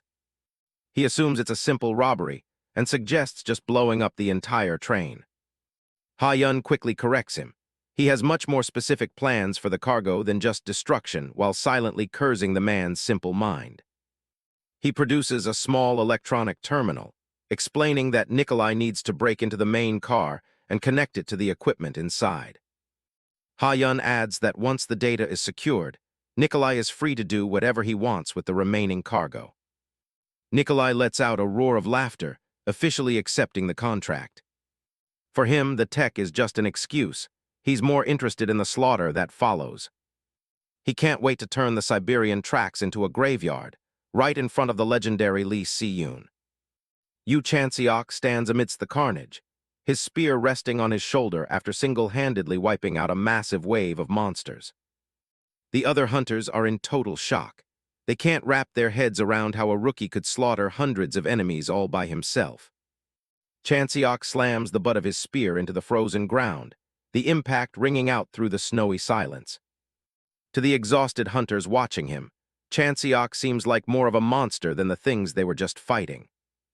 He glances back at the group slumped over and gasping for air. Seeing them so battered after a short skirmish makes him realize they're pretty much useless. He closes his eyes for a moment, deciding right then that he'll have to treat this mission like he's fighting alone. Han Sang-ah barks at the others to get up, reminding them that the mission isn't over and they can't let their guard down. Chanseok smirks over at Han Sang-ah. In his mind, she's the only one in this entire group who's actually worth anything. Suddenly, his expression shifts. He senses something off in the distance. Up ahead, a massive obstacle has been placed directly on the tracks. It's a deliberate blockade, and the train is heading straight for it. Chanseok wonders if it was just a natural avalanche, but the timing is far too perfect. Static crackles in his earpiece as the control room reports the obstacle, but says they're proceeding as normal for now. The channel is suddenly hijacked by a sharp, authoritative voice. It's the commander, Lee Si-yoon, and she sounds dead serious. She doesn't hesitate, shouting a direct command to the control room to stop the train immediately. The train screeches to a halt, snow spraying everywhere. Si-yoon knows this isn't a natural disaster, it's an ambush. A brilliant, menacing light flares up from the side of the tracks, cutting through the blizzard. Something strikes the side of the train with immense force, the metal groaning under the heavy impact. Si-yoon draws her massive broadsword, ready to face whatever is coming out of the dark. A beam of concentrated energy blasts towards Si-yoon, exploding against her position. In the distance, figures in high-tech suits begin to descend from the snowy cliffs, surrounding the stopped train. Sang-a's eyes widen in shock as she asks where they came from. Chanseok remains eerily calm, telling her she should have read the briefing. Nikolai Baranov's bald, scarred head comes into focus at the front of the horde. This is Nikolai's armed gang, a notorious mercenary force 500 men strong. Before Si-yoon can even take a step, she notices something fluttering in the wind toward her. Several paper talismans inscribed with strange glowing runes are flying through the air, heading straight for the commander. The talismans stick to her, glowing with a sinister purple light. Si-yoon freezes, realizing too late that this is high-level sealing magic. She tries to force her mana to flow, but her eyes narrow as she feels her internal energy being choked off. Purple electricity crackles around the talismans, weaving a complex magical web over her entire body. Sang-a watches in horror as the commander's presence suddenly weakens. She calls out to Si-yoon, sensing that something has gone horribly wrong. Si-yoon grits her teeth, her voice strained as she realizes the full extent of the trap. A massive hexagonal barrier erupts around her, fully manifesting the seal and locking her powers away. The broadcast system on the train flares to life, sending a panicked message to all hunters on board. The announcement confirms their worst fears. They're under attack, and Commander Lee Si-yoon is officially out of the fight. The hunters look out at the snow to see hundreds of mercenaries closing in. They're outnumbered 10 to 1. Chanseok steps forward, his expression cold and focused. The commander might be down, but he has no intention of retreating. Si-yoon looks on, her eyes sharp despite being trapped. She wants them to hold the line and hunt the enemy down. Chanseok doesn't wait for a plan. He tells Sang-a to follow him and leaps straight off the side of the train into the freezing night. The other hunters are stunned. They can't believe he's just charging into a 500-man army on his own. Seeing the rookie dive in, one of the hunters grins through the fear. He decides they can't let the kids have all the fun and tells the others to move out. Trapped inside the purple barrier, Si-yoon stares down the enemy. She's already looking for a way to break this seal and get back to the front lines. A mysterious figure in traditional robes, Lee Ha-yun, stands before her. He tells her it won't be that easy to escape his magic. Si-yoon glares at him, demanding to know if he's the one behind the seal. Lee Ha-yun introduces himself with a calm, almost polite smile. He reveals he's a descendant of Dangun, a lineage steeped in ancient myth. He keeps that smug look on his face as he explains the connection between them. Turns out, they're distant relatives, which makes running into her here a bit of a family reunion. Purple energy surges through the air with a violent crackle. The pressure from the mana seal is immense. Lee Si-yoon's massive broadsword can't take the strain. The blade shatters into glowing fragments under the weight of the magical suppression. Si-yoon looks down at her empty hilt, her eyes wide with genuine shock. She wasn't expecting her weapon to give way like that. Lee Ha-yun waves a hand dismissively. He tells her this seal isn't something she can just brute force her way out of, and she's better off surrendering now that she's unarmed. But Si-yoon doesn't look like she's about to quit. She asks why he's making such a big deal out of a single broken sword. A blue light begins to coalesce around her hands, a strange digital effect shimmering over the hilt. Lee Ha-yun's smile falters. He doesn't like the look of that glowing energy. In an instant, a brand new blade manifests in her grip. It's a perfect copy of the one that just shattered, manifesting right within the purple hexagonal barriers. This is the power of the mirror ring, a grade 1 artifact Seiyun obtained after clearing a high-level erosion core. It's a specialized piece of gear that lets her register one weapon. The moment that item breaks, a duplicate is instantly placed back into her hand. Seiyun mocks him right back, looking completely unfazed. She asks if he really planned on just smashing her sword until the seal broke. She tightens her grip on the new hilt, ready to show him exactly what a brutish fighter can do. With a fierce look in her eyes, she calls him out, saying his rude attitude is exactly why he'll never be popular with the ladies. Out in the snowy wasteland, the battle is just beginning. The mercenaries are closing in on all sides. A sudden burst of laughter echoes across the battlefield, catching the defenders off guard. High above the snow, Nikolai Baranov hovers in the air, his high-tech suit glowing with power. He looks down at the handful of hunters, mocking their pitiful numbers. Nikolai's face is a mask of arrogance.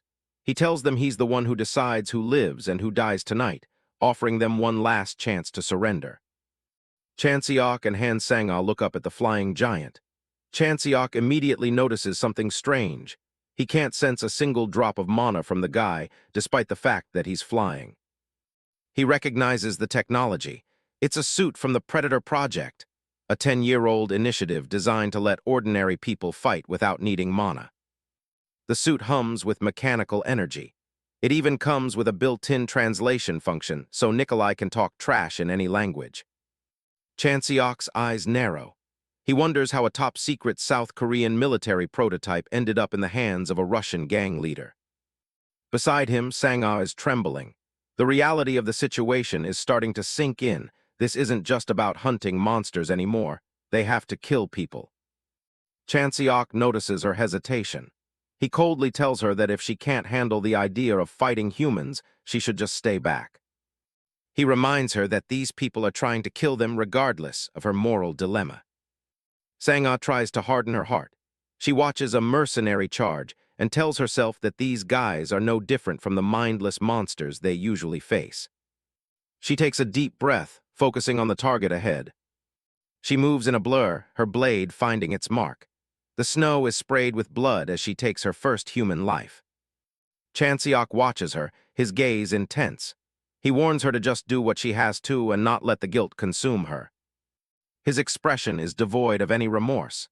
He tells her the feeling will eventually fade, whether it takes a few days or a month. The silence of the snowy night is shattered by the sounds of a massacre. Gang members scream as their lines are torn apart. It's a violent whirlwind of blood and steel, a chaotic mess where nobody is safe. In the middle of all this gore, Chanseok walks through the battlefield like he's just taking a stroll. He doesn't look bothered at all. His eyes are dead calm while weapons clash all around him. His team is getting pushed back hard. Even though they've got the skill, they're just completely outnumbered by these thugs. Chanseok knows there's only one way to end this quickly. He needs to take out their leader. Right on cue, Nikolai Baranov makes his entrance. He's already got his hands on one of the defenders. The bald giant recognizes the kid. Word about the rookie from Korea has apparently traveled pretty fast. Chanseok's a bit surprised that even Russian thugs are keeping tabs on him these days. Nikolai doesn't waste time talking. He lunges forward with a glowing blade. The mercenary mocks the lack of talent in Korea after seeing the kid's initial reaction. Chanseok has to admit, this guy is fast and heavy-handed. Not only is he quick, but that power suit looks like it can take a serious beating without a scratch. The protagonist realizes this won't be an easy win. This guy is a lot trickier than the average monster. But Nikolai has no idea who he's dealing with. Chanseok's been through much worse than a high-tech suit. They clash in a flash of sparks. Neither side is giving an inch. Nikolai is getting pissed. He expected to squash this kid in seconds. The giant fires up his thrusters, screaming that he's going to finish this right now. Chanseok notices something weird. For someone claiming to be going all out, the guy is definitely holding back. He deduces that the mercenary is worried about damaging the cargo. They need that shield generator intact.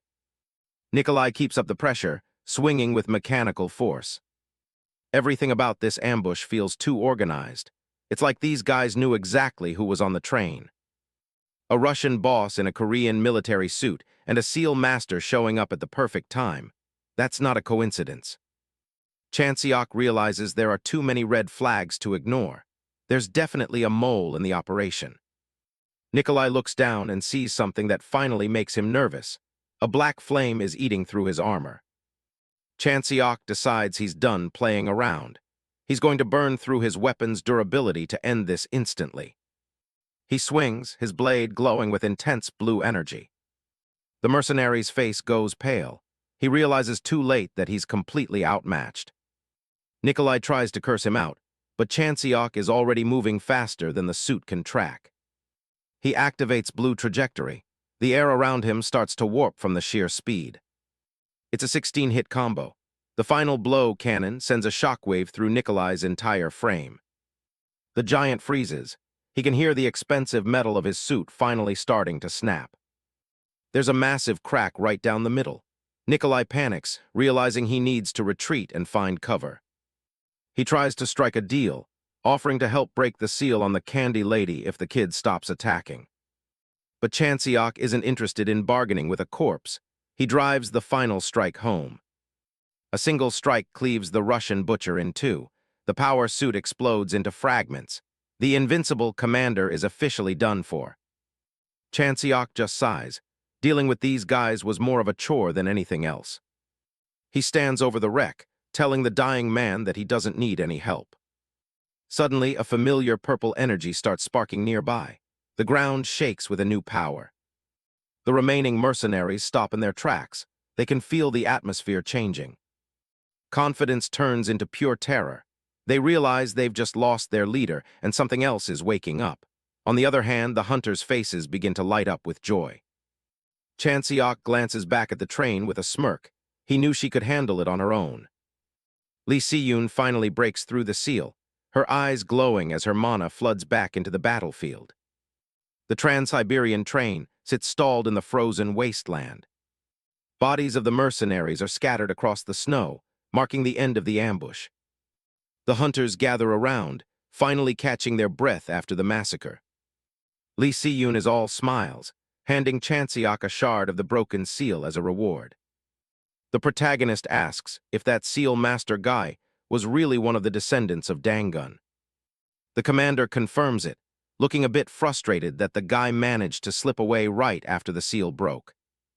Chanseok looks at the purple crystal fragment in his hand, while the others watch curiously. Then he just pops it into his mouth like it's a piece of candy, leaving everyone speechless. The hunters lose their minds, screaming about how he could possibly eat a mana-sealing artifact. He just chews away with a blank face, wondering why everyone is so worked up. Si-yoon tells them they're overreacting, explaining that most hunters just collect these as trophies.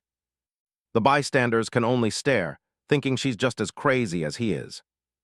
Chanseok's gaze turns cold as he looks over at the train.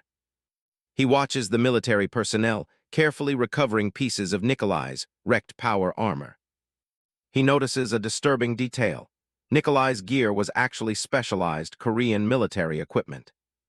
That realization leads to a much darker line of thought. For a mercenary to have this kind of tech, he'd need backing from a faction powerful enough to ignore the government. Or maybe the military itself was quietly letting Nikolai do his dirty work. Looking at the soldiers around them, Chanseok realizes he might not be able to trust anyone on this train. Far away from the tracks, a massive palace hidden in the mountains looms through the clouds. Lee Ha-yun stumbles through the halls, barely able to keep his balance. He's completely drained, cursing his luck for wasting so much mana on a seal that didn't even hold. He approaches a mysterious figure and calls out to his captain. The kid apologizes for his failure, but the man just shrugs it off as a minor setback. He tells the seal master to stop acting like a whipped dog and focus on getting his strength back. The masked man's cold authority is enough to shut down any more apologies. The captain heads toward an elevator, the display ticking up to the first floor. Losing his best men clearly stings more than he's letting on. His single red eye glows with a dangerous obsession over the mana pattern of Chanseok's black flame. The doors chime as he reaches floor 3.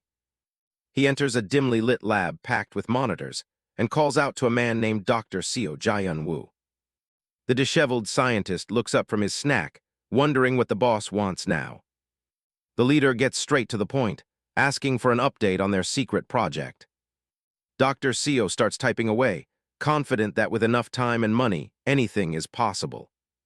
The doctor laments that missing out on the shield generator's data was a huge waste of potential. But the captain isn't stressed at all, knowing the journey across Siberia gives them plenty more chances. Back on the train, Chanseok stares out at the horizon, knowing the real fight is only just beginning. The train hurtles through the frozen Siberian landscape. Inside, the command room is in a state of high alert as they tally up their losses. Lee Si-yoon listens grimly to the report. Losing a third of their forces right out of the gate is a massive blow. She orders immediate first aid for the survivors, though real treatment will have to wait for Warsaw. The CEO then asks for the identity of the warlord group controlling the region. It's the Mazurka faction, and she wants contact made with their contracted guild immediately. Her officer is skeptical the warlords will play along so easily. But Si-yoon knows her worth. They won't want to miss out on her future support. Cut to Poland, where the Esprit Hunter Guild is headquartered. A guild member arrives with a cooperation request. Robert Dean, the guild's leader, loses it. He isn't about to take orders from some partner company. But his hunters aren't as arrogant. They know she's cleared top-tier cores on her own. To them, this isn't just any request. It's from Korea's legendary Candy Lady. Robert scoffs, asking if they'd jump into a furnace just because she told them to. One of them answers without a second of hesitation. He'd do exactly that. Robert explodes, calling his men idiots for respecting a hunter who just does commissions for a living. That's when the entire room gathers around him, dead silent. The leader looks around, suddenly realizing his authority is on thin ice. A female hunter makes it clear, if he refuses this request, she's leaving the guild today. Robert's face twitches as he tries to keep his temper in check. He can't believe they're siding with a stranger over their own leader. But another hunter steps forward, explaining that the Candy Lady is just different. He tells a story of how her foundation helped his mother get a life-saving surgery. Others join in, recalling how she saved them from certain death when they were injured in cores. The guild member warns Robert that the company will collapse if everyone walks out at once. He's forced to bite his tongue and comply, his arrogance completely shattered. Back on the train, Lee Si-yoon is deep in thought. She's worried about the injured. Their condition is even worse than reported. They've still got 5 more days of travel ahead of them. All she can do is hope they don't run into any more delays. Of course, that's exactly when the proximity alarm starts blaring. Something is chasing the train. A massive slime is closing the distance fast. The hunters on board scramble, their hearts sinking at the news. Si-yoon grabs her weapon, realizing things are about to get ugly. Yu Chanseok looks on, asking the obvious question, what exactly is a slime? She explains it's a high-grade entity from a frozen core, nicknamed the Refrigerator. Chanseok is surprised. That place is hundreds of kilometers away from their current position. The erosion zone must have expanded while they were traveling. They head to the roof to face it, and Chanseok asks if these things are really that dangerous. Si-yoon warns him to be careful. Their bodies are so cold they'll shatter any equipment that touches them. Hunters on the roof aim their bows at the approaching monsters. On command, they let fly a barrage of arrows into the snowy sky. The arrows find their mark, but they just sink harmlessly into the slimes. The creature's magic resistance makes standard attacks completely useless. Chanseok watches the failed volley with a calm, analytical gaze. Without a way to break through that barrier, they're essentially defenseless. Panic starts to spread among the ranks as the slimes keep closing in. Si-yoon stares ahead, the reality of a failed mission weighing on her. If the train is overrun before they clear the zone, none of them are making it out. Chanseok steps forward, the only one not losing his cool. He casually offers to take a turn, catching the hunters off guard. He borrowed that hunter's bow right then and there, deciding to ignore proper form and just wing it. Si-yoon watches him, wondering if he can actually do something she can't.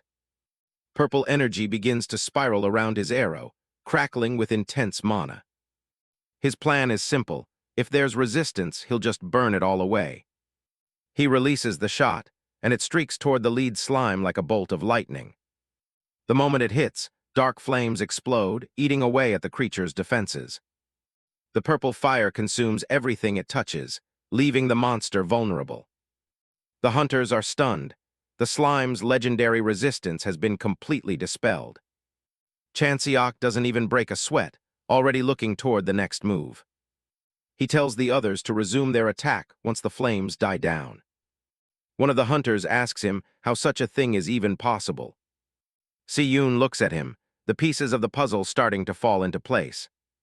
She wonders if his unique ability is the power to erase anything that lacks a physical form. To her, the man is becoming a complete enigma. She doesn't waste any more time and leaps into the fray. With a powerful swing, she cleaves right through the heart of a slime. Seeing her success, the rest of the hunters join in, finally pushing the monsters back. But just as they think they're winning, a lookout yells about one final, massive slime. Si-yoon's eyes widen as she looks up at the sky. A giant slime orb leaps over the train, aiming to crush the entire team. She knows she could cut it, but the impact would shatter her equipment instantly. If she misses this chance, everyone on the train is as good as dead. She desperately looks for a way to save her people. Chanseok reaches for the hilt of his sword, his movements precise. Normally, a monster that massive and cold would be impossible to bring down. But Chanseok has a much more direct approach in mind. He springs into the air, reducing the giant beast to a harmless mist in one strike. Si-yoon can only stare in awe as the impossible happens right in front of her. Han Sang-ah and the other hunters are left speechless by the sheer scale of his power. A shower of frozen droplets falls onto the roof. They're nothing more than harmless slush now. Chanseok sheathes his blade, casually mentioning that the monster actually tastes like cola. Chanseok adds with a playful glint in his eye that he always did prefer cola-flavored candies, leaving the others to wonder if this man might truly be the one destined to save their broken world. The armored train rumbles through the frozen Siberian landscape, its heavy wheels churning through the deep snow.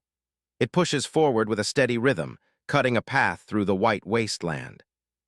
The massive vehicle continues its journey, leaving a trail of gray smoke against the backdrop of snowy mountain peaks. It's a lonely trek across the desolate terrain toward its next destination. Inside the cabin, Lee Si-yoon briefs the team on their schedule. They're planning a 3-day stop in Warsaw to treat the wounded and distribute the relief supplies allocated to the area. She explains that the local Mazurka warlord and their contracted hunter company have already promised to cooperate. She looks slightly relieved that this part of the logistics is handled for now. Lee Si-yoon turns to her subordinate to ask about transportation cooperation from the other factions. She wants to know if there's been any word from the warlords besides Mazurka. The officer reports that the other warlords are still staying silent. Si-yoon crosses her arms, realizing they'll just have to keep trying to establish contact. The train finally pulls into Warsaw Central Station, a cavernous terminal in the heart of Poland. The platform is crowded with soldiers and staff waiting for the cargo. Yu Chanseok steps out and takes in the surroundings. He'd heard Poland was doing better than most, but the reality of the station tells a different story. The station floor is a grim sight, filled with people huddled in blankets and looking completely drained. It looks more like a morgue than a transit hub. Despair is everywhere, with bodies lying motionless among the trash and debris scattered across the terminal. The air feels heavy with the scent of decay. Chanseok narrows his eyes as he scans the area. He notices there isn't a single trace of plant life or greenery anywhere in the facility. Broken concrete and yellow keep out, tape mark off sections of the ruins. He wonders if the survivors burned everything edible or flammable just to stay alive through the winter. He notices that Lee Si-yoon and the other hunters are completely unfazed by the sight. It seems this level of misery is just the standard reality they're used to seeing. A man in a tan military uniform approaches Chan Seok. He stands with a formal posture, ready to introduce himself. The man identifies himself as Warrant Officer Joseph Polanski of the Mazurka faction. Chan Seok is surprised to hear him speaking fluent Korean. Joseph offers to show them to their quarters, overlooking a skyline of ruined and hollowed-out skyscrapers. The destruction stretches as far as the eye can see.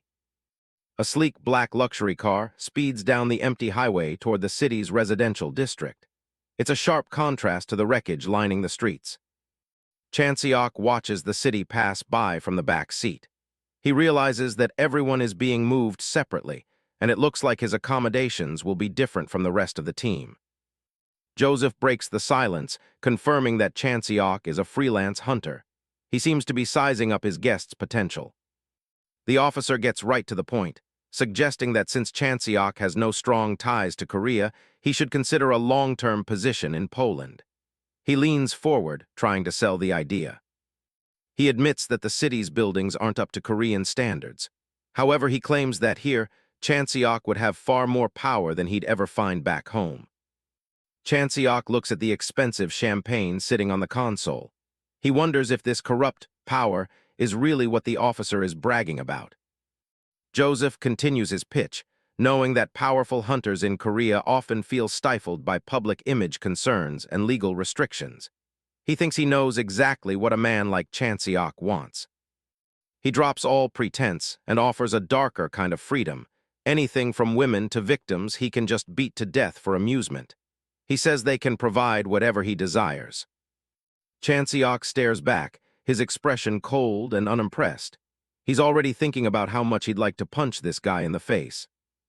The sun sets over the bleak city buildings, casting a long, orange shadow over the urban decay. The city feels silent and forgotten. Chan Seok finally arrives at his room and shuts the door behind him, taking in the small space. He drops his gear and exhales, ready to finally rest. He expected something decent, but the place is on the level of a cheap neighborhood motel. He scans the room, finding it lacking in every way. He checks the bathroom next. At least it's clean and functional, which is a rare luxury in a city like this. His dinner is even more disappointing, a few cups of Korean instant noodles sitting on the counter. He wonders if this is really the best they could do. A knock at the door interrupts his thoughts just as he's picking up a cup of noodles. He looks over to find Soo-jeong waiting outside. She stands there looking a bit sheepish, leaning against the doorframe with her hair in braids. She gives him a quiet greeting. She looks him in the eye, clearly having something on her mind as she starts to explain why she's there. Her expression is awkward but determined. A moment later, the sound of a hot shower fills the room. Steam begins to rise from behind the bathroom door. Soo-jeong relaxes under the warm water, finally able to wash off the stress of the long trip. She closes her eyes, enjoying the simple comfort. Chan Seok sits on the couch outside, listening as she apologizes from the other side of the door. Her own quarters only have a communal bathroom with rusty water. He tells her it's fine and that they're friends, so she shouldn't feel bad about it. He sips his drink, trying to make the situation feel less awkward. However, he decides to use the opportunity to ask her a question in exchange. He looks toward the bathroom door, waiting for her to listen. He wants to know why all the provisions and supplies they've been given are from Korea. Soo-jeong pauses mid-wash to consider the question. She goes quiet for a second, her face partially obscured by the steam. She thinks about how to explain the messed-up reality of global trade. Chan Seok waits for her reply, sensing that the answer reflects the systemic rot of the world's current state. He looks off to the side, his expression thoughtful. She explains that it's all due to the Korean government's policy. Everything from rare earth elements to basic food is imported to Korea first before anything is left for the rest of the world. Chan Seok sits on the edge of the bed, listening as Han Soo-jeong explains the cold reality of global trade. Korea consumes the majority of quality imports, leaving the rest of the world to fight over the scraps. He finds it hard to believe that other nations simply accept this lopsided arrangement. He stares at the floor, processing how much the world's power dynamics have shifted in favor of his home country. Sujiang explains from behind the door that falling out of favor with the Korean government means losing all hunter support. Without government approval, no hunter can get a visa to operate elsewhere. In a world where farming and mining are impossible without hunter protection, every nation is essentially at the mercy of Korea's whims. Chanseok looks toward the supplies on the counter as she speaks. Other countries have no choice but to follow Korea's absurd demands just to survive.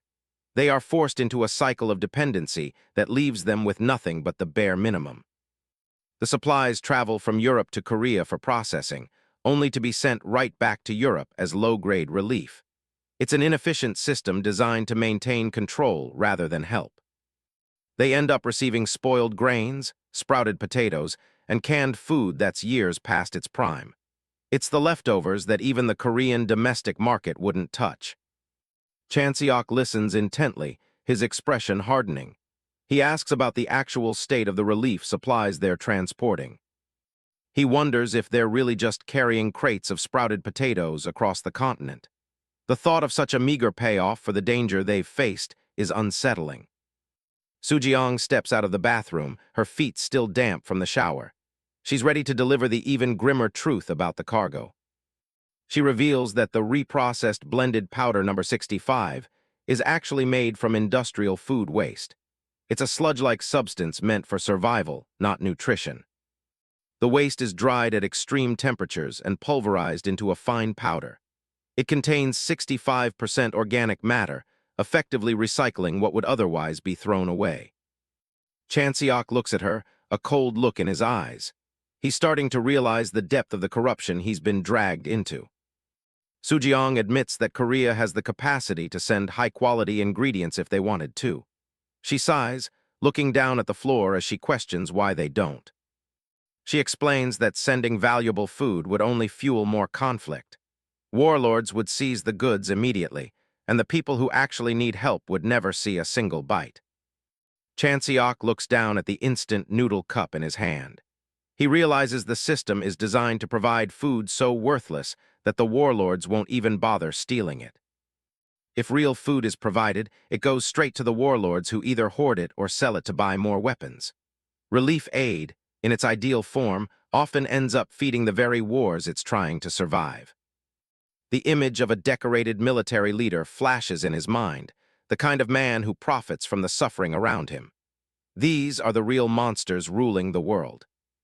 Chanseok stares at his scarred hand, realizing that the world he came back to is more rotten than the one he saved.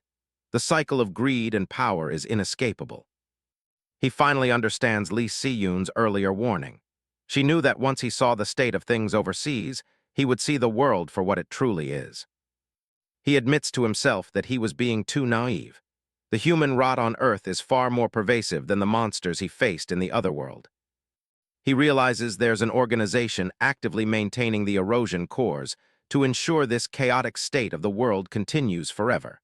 It's a profitable arrangement for those at the top. Chanseok crushes the empty noodle cup in his fist, a cold determination taking hold. He's figured out exactly what stance he needs to take from now on. He stands up and approaches Sujiang, calling her by her name. He looks ready to act, no longer content with being a passive observer. His eyes glow with a faint, amber light as he asks her for a piece of information. He's done playing by the rules of this broken world. He wants to know the location of the closest warlord faction that hasn't cooperated with their mission. He's going to pay them a visit personally. The scene shifts to Hamburg, Germany, where a helicopter sits on a high-tech landing pad. The Kaiser faction's headquarters is a fortress of military might. A lone figure moves with blinding speed through the facility, his boots hitting the ground as he bypasses the security measures. The attack is swift and silent. Daniel Lewis, the leader of the German warlord faction Kaiser, rushes out onto the deck.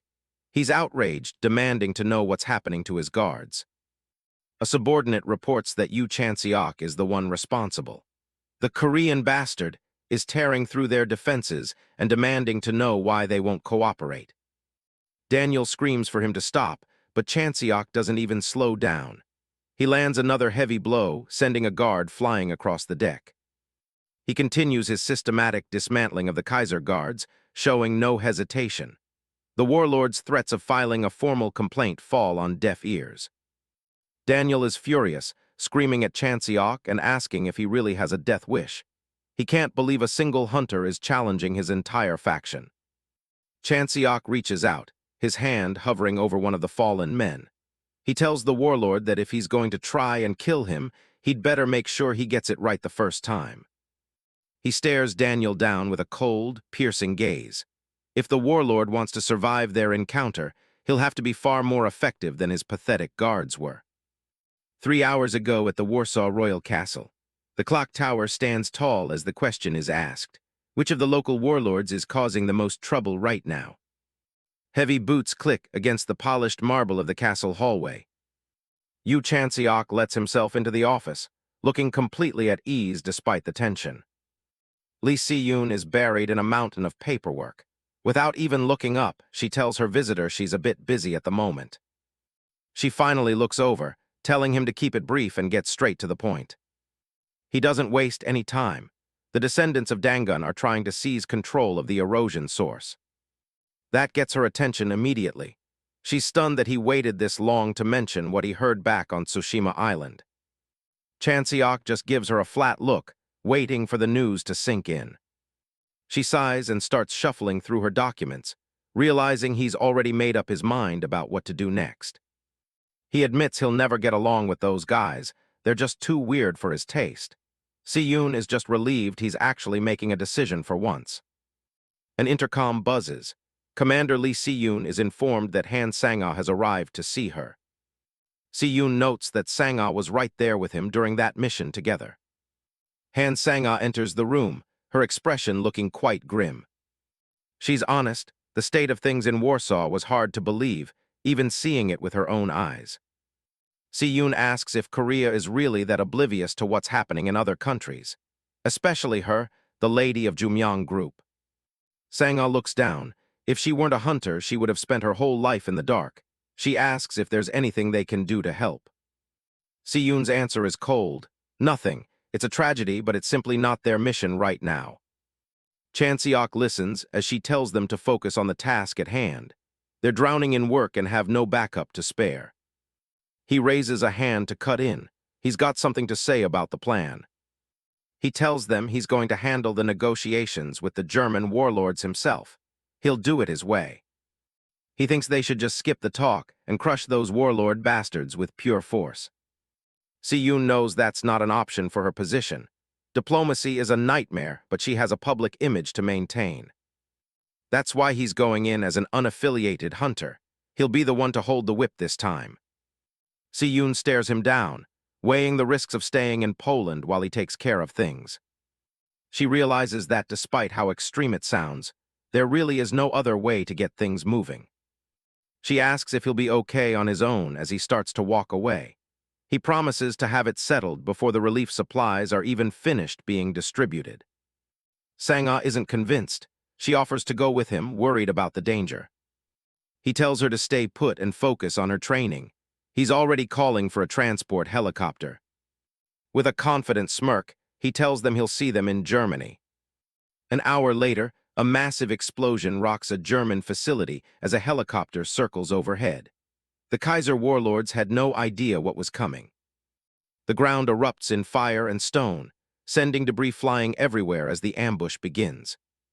A soldier is caught in the shockwave, screaming as he's engulfed in the flare. They thought they could handle a single Korean hunter. The warlords figured they could drain any hunter's mana until they were helpless. It was a logical plan, but it didn't account for someone like him. Chanseok drops into the middle of their base like a bomb, scattering the ranks. Their math only works on ordinary hunters. He gives them one final command: make a choice. He stands over a defeated guard, looking down at the group's leader standing in the distance. He asks if they'll settle this with words or fight to the end. Daniel Lewis, the leader of the Kaiser warlords, is in complete shock. He can't believe the guy is still moving. He panics and screams at his men, wondering what they're all doing just standing there. The soldiers snap to attention. chambering rounds and aiming their rifles on his command. Daniel roars for them to fire, his face twisted in desperation. But before a trigger can be pulled, Chansiok is already there, lunging through the line. He grabs Daniel from behind, locking him in a chokehold. He tells the leader one last time, make a choice. Daniel Lewis looks like he's about to have a heart attack. He asks how Chansiok plans on handling the consequences of this raid. The hunter just gives him a cold stare, clearly not bothered by the threat. The warlord is sweating through his uniform, realizing he's completely out of his league here. Yu Chansiok doesn't even blink as he gives his answer. He doesn't care about the fallout. One look from him is enough to make anyone second-guess their entire life. Inside the military tent, Daniel decides that talking is a lot safer than fighting this monster. Chansiok takes a big gulp of the drink they offered him. He almost spits it back out. He was told it was cola, but the taste is completely wrong. Daniel can only watch, looking a bit embarrassed by the offering. He admits he hasn't had real cola in years, so they just drink whatever is easy to find. Germany is in rough shape, even worse than the situation back in Poland. Their base is a crumbling eyesore. Government support has vanished, and the power barely even works. Daniel finds the whole situation pathetic, seeing how far his country has fallen into ruin. Chansiok sets the cup down and asks why they're refusing to cooperate. Daniel blames Restaurant, one of the Great Eight groups currently based in Italy. Their influence is spreading across Europe and North Africa, and it's putting a stranglehold on everyone. He explains that they're fighting a losing battle against the erosion zones while Ristorante pushes up from the south. They need that shield generator. Chansiok points out that the generator is still experimental and needs a stable place like the UK to collect data. Daniel looks down, realizing this isn't much of a negotiation. He's being cornered. The hunter's message is simple. If you want the generator, stop talking and start helping out. Daniel tries to act tough, asking why the guy is acting so high and mighty when they don't even have a choice. Chansiok grabs his glass and slams it onto the table. He crushes the glass in his bare hand, sending shards flying everywhere. Blood drips from his fist as he warns the old man that he wouldn't recommend testing his patience. Shaken by the display, Daniel finally asks what kind of cooperation he's looking for. Chansiok plays it off like he's just a middleman setting up the meeting. Daniel asks if the candy lady was the one who sent him here to do this. He laughs it off. Si-yoon is far too careful for this kind of thing. He just got impatient with how slow things were moving. Daniel tries to save face, asking if the hunter really thinks he can just stay here for free. Chansiok looks him dead in the eye, clearly unimpressed by the attempt to intimidate him. He tosses a single piece of candy onto the table, his lodging fee. It's a cola-flavored candy he worked hard to get from a slime. Daniel can't believe he's being serious. The warlord mutters that it must be nice for Koreans to be so carefree, while everyone else is struggling just to see tomorrow. Daniel looks at him, wondering what his next move is. Chansiok is already thinking ahead. Back with his allies, Lee Si-yoon asks if he actually has a plan for when this request is over. He admits that seeing the state of the world has really opened his eyes to how ruined everything has become. Whether it's Grade 1 erosion cores or the Great 8, he's done with the games. He's going to end them all. He tells Daniel that he'll end up thanking him in the long run. He's going to save the world. He's going to make sure they can all drink real cola again in a few years, just as a personal favor. With a smirk, he sets his sights on the bigger picture. Meanwhile, a crowd gathers in the square in front of the Warsaw Royal Castle. People line up for miles, waiting for the only source of sustenance they have left. The servers yell for the next person in line to step up. It's a never-ending cycle of misery. A thin, watery soup is poured into a bowl. It's a dismal meal, but they're told to wait their turn or lose out. A man stares down at his bowl of soup with a look of pure disgust and disappointment. He explodes in anger, shouting that the soup is nothing but flavored water and swearing at the guards responsible for the rations. One of the soldiers tells him to shut up and step back. The guards don't take kindly to the civilian's outburst. One of them authorizes the use of force to keep the peace. The man refuses to back down, shouting that the soldiers are no better than thugs.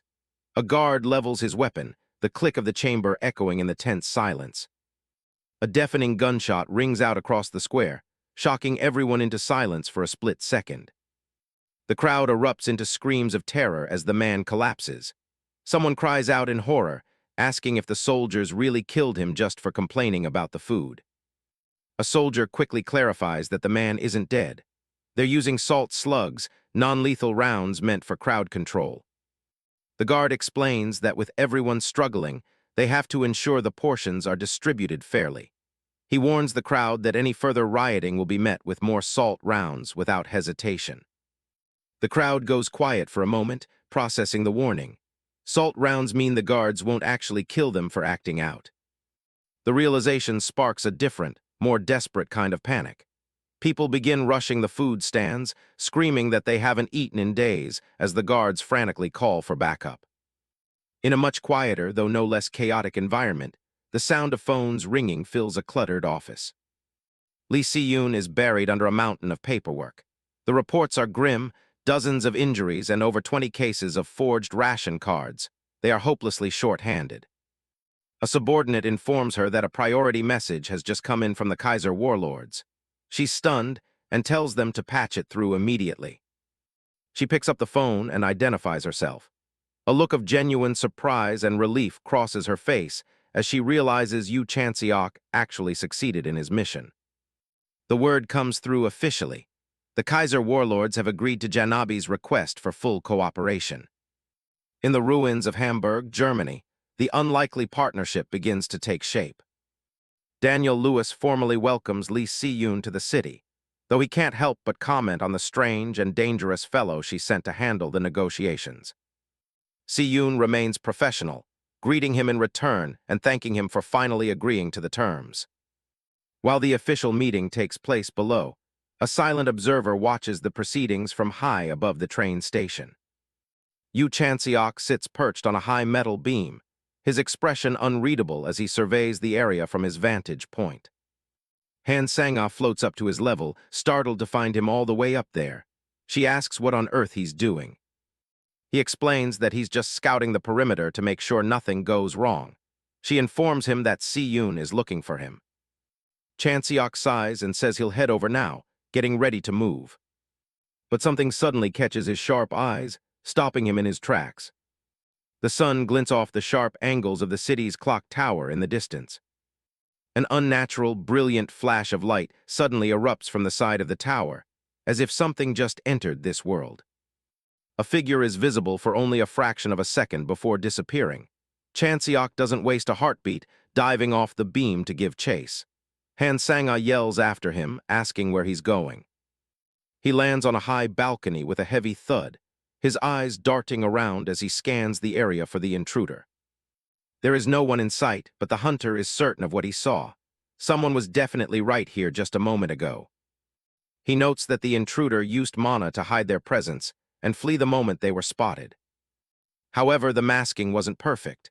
He can still detect a faint, glowing trail of mana lingering in the air. By following the trail, he's confident he can track the stranger down. He focuses his senses, narrowing down the target's location. The trail winds its way up through the structure, defying gravity. His position is the ceiling. He barely has a second to process the realization before a figure drops down directly above him. A massive blast of blue energy erupts as the attacker strikes, the sheer force of it rattling the entire building. The attack literally tears through the air, leaving a shimmering wake of mana behind it. This is no ordinary skill. Chanseok manages to dodge the strike, impressed by the technique. Tearing through space itself is a high-level feat. The attacker, hidden beneath a wide straw hat, is equally impressed. He hadn't expected the hunter to find his location so quickly. The man introduces himself as Seok Jo-heum, a descendant of Dangun. He states calmly that he must subdue Chanseok before he can depart. Chanseok isn't exactly shaking in his boots. He mocks the man's choice of attire, questioning what kind of look he's going for with the hanbok and the cane sword. Seok Jo-heum's grip tightens on his weapon as he delivers a stern correction. It is not a simple cane sword. With a sharp movement, he draws the blade. It is a changpojum, and it hums with a lethal, shimmering energy as he prepares to strike again. A massive strike from Seok Jo-hyum's blade shatters the stonework of the building, sending debris flying in every direction. Chan Seok grunts as he's knocked back by the concussive force of the attack, his feet skidding across the roof. He doesn't have a second to breathe before the next slash comes, the razor-sharp edge of the changpojum whistling through the air. The two warriors become a blur of motion, their clashing weapons sending sparks into the sky. Chan Seok lands with a heavy thud, his eyes never leaving his opponent. Despite the ferocity of the assault, the hunter is untouchable. He dodges every strike with a calm, practiced precision that clearly frustrates his foe. Seok Jo-hyum speaks from beneath his hat, his voice eerily calm as he tells the young man that he'll have to try much harder than that. Chan Seok's expression shifts. He's starting to realize that there's something more to this fight than meets the eye. A surge of violet mana erupts around the older man, shimmering with a strange, unnatural light. The air itself seems to vibrate with the sheer pressure of the energy being released. Chan Seok launches himself forward, bringing his polearm down in a strike designed to crush anything in its path. The light of the attack illuminates Seok Jo-hyum's face, showing a man who is completely in control of the situation. Suddenly, the intruder's form begins to flicker and distort, splitting apart like a reflection on water. Chan Seok's eyes widen in genuine shock as he sees the man split into two identical copies. The two figures speak in perfect unison, declaring that the hunter will never be able to even lay a finger on them. They move in perfect sync, their combined presence filling the rooftop with an overwhelming sense of danger. The hunter's gaze is sharp, his mind already working to dissect the mechanics of the clone technique. A flurry of attacks comes from both clones simultaneously, a web of lethal energy that leaves no room for escape. Even in the middle of the onslaught, Chan Seok remains composed. He's already identified the two key secrets of his opponent's power. First, the use of physical clones to create openings and confuse the target. And second, the fact that when these clones merge, the man's speed and power are temporarily amplified to extreme levels. Seok Jo-hyum boastfully claims that there is nothing Chan Seok can do to stop him. The hunter's only thought is that the man couldn't be more wrong. Chan Seok watches as the swordsman's clones merge back into a single body. The speed boost from the merge is immediate. Chan Seok figures it's some kind of innate ability. But the real headache is that phasing technique. Any physical strike just passes through him like he's a ghost. Seok Jo-hyum is feeling pretty confident, promising that his next strike will be the last. Chan Seok can tell this guy has never had his little trick countered before. Unfortunately for him, he's up against a guy with 20 years of experience dealing with displacement magic. He's seen this exact skill in another world before. Monsters there used to displace their bodies into another space to dodge everything. It made them nearly impossible to put down. Other hunters would panic, unable to land a single hit.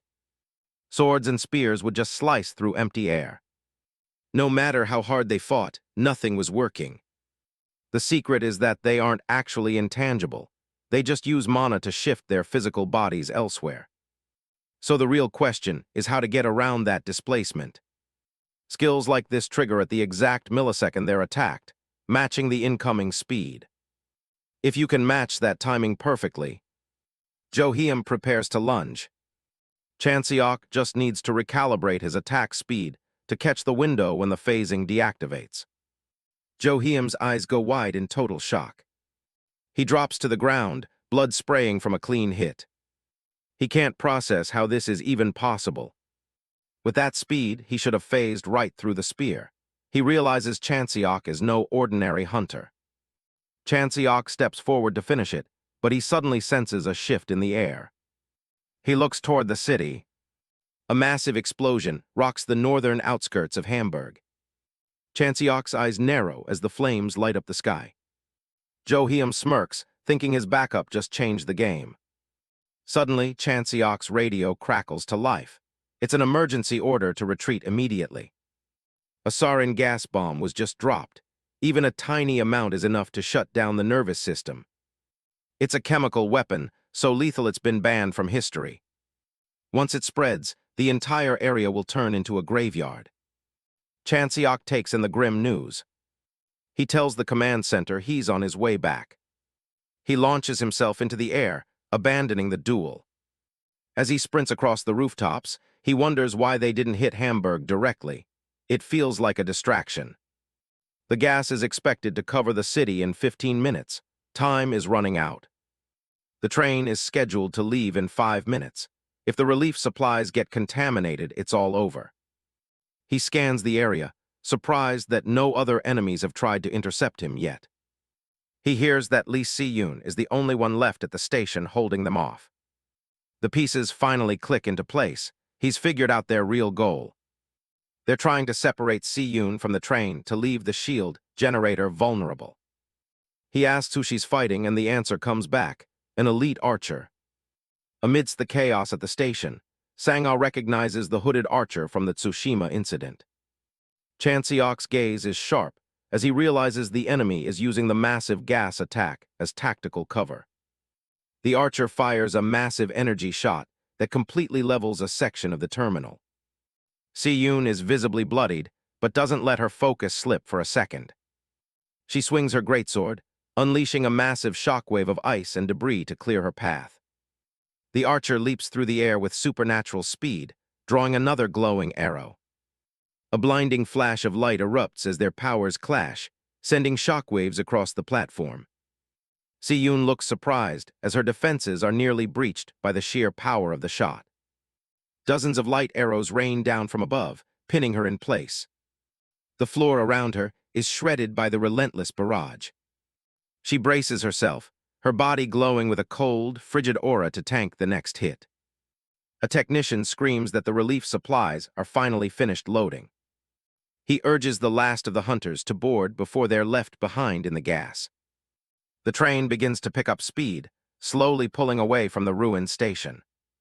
Inside, the staff confirms that all essential personnel have made it on board. The wheels screech as the locomotive pushes for maximum velocity to outrun the gas. The hunters inside are visibly shaken by how close they came to a total disaster. They watch the explosions lighting up the sky through the windows as they leave Hamburg. One of them asks who that archer could possibly be. They saw Si-yoon getting pushed to her absolute limit back there. The realization that their strongest fighter is pinned down makes the atmosphere inside tense. A sudden metallic thud from the ceiling cuts through the silence of the car. Something or someone just landed on top of the train. Chanseok drops through the ceiling hatch, looking surprisingly calm. He's greeted with a mix of shock and relief from the hunters. But he tells them to drop the celebration. Si-yoon has been lured into a trap. The train barrels onto a high-speed rail bridge as it leaves the city behind.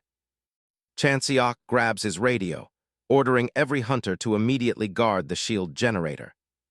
Back at the station, the smoke clears as Si-yoon maintains her stance. She admits to herself that her opponent is on a completely different level. She wonders if this guy is the leader of the descendants of Dangun. The archer praises her, admitting he didn't expect a 10th-rank hunter to survive this long. Si-yoon smirks through the pain, telling him his plan is a total failure. The archer just stares back at her with glowing red eyes. He tells her she's wrong. The moment she was separated from the train, their victory was decided. As the train disappears into the distance, she's left isolated and vulnerable. The prototype's main protection is gone, and the real ambush is only just beginning. Vivacious and ready for combat, Seo Yeonju and Lee Ha-yeon are already waiting on the tracks ahead. Chanseok gets a radio report about a suspicious group blocking the bridge ahead. It's an ambush with a whole squad of masked fighters ready for action. A blade is drawn as things are about to get messy.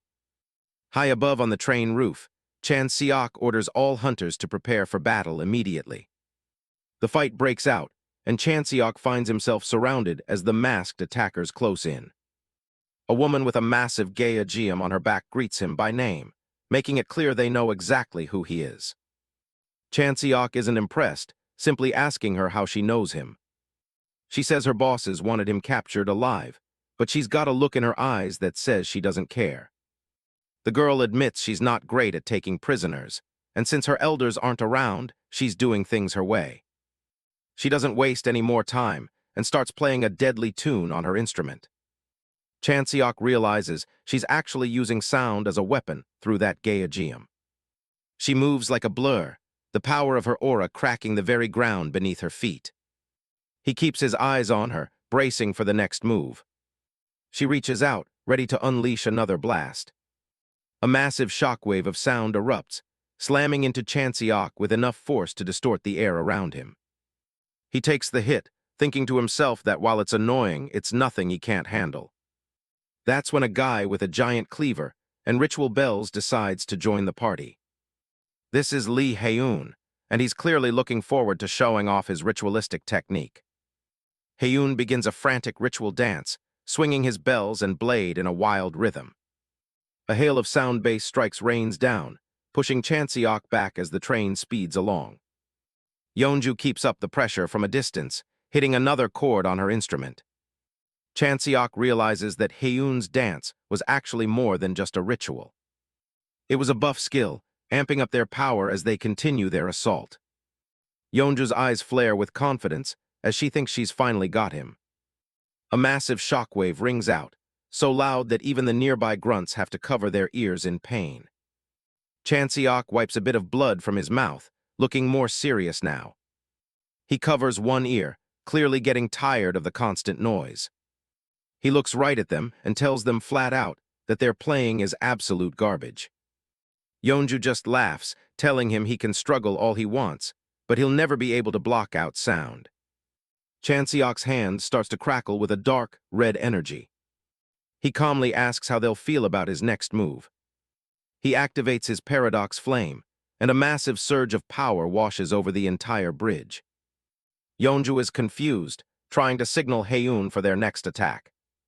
She suddenly freezes, realizing something is very, very wrong. She opens her mouth to shout, but no sound comes out at all. Chanseok watches her panicking, satisfied that his trick worked exactly as expected. He points out that she doesn't seem used to fighting on a completely silent battlefield. He moves through the dead air like a shadow, wreathed in purple flames. The paradox flame ripples outward, erasing every single vibration in the vicinity. Yeonju starts to lose it, frantically looking around for where he disappeared to. She tries to reassure herself that it's still 2 against 1, and they can still take him. But then she looks at Hae-un and sees he's sweating buckets, looking completely terrified. Hae-un realizes with a shock that he's not the one doing the ambushing anymore. A massive spear strike comes crashing down toward him. He desperately tries to recall the plan he made with Seo Yeonju. They were supposed to capture Chanseok alive, no matter what. They were even willing to sacrifice their lives to see the mission through. Hae-un screams for Chanseok to stop as he prepares a desperate defense. But he's already coughing up blood, his body barely holding together. The sheer pressure of Chanseok's aura is unlike anything he's ever felt. Chanseok calmly asks if Lee Hae-un is the name he goes by.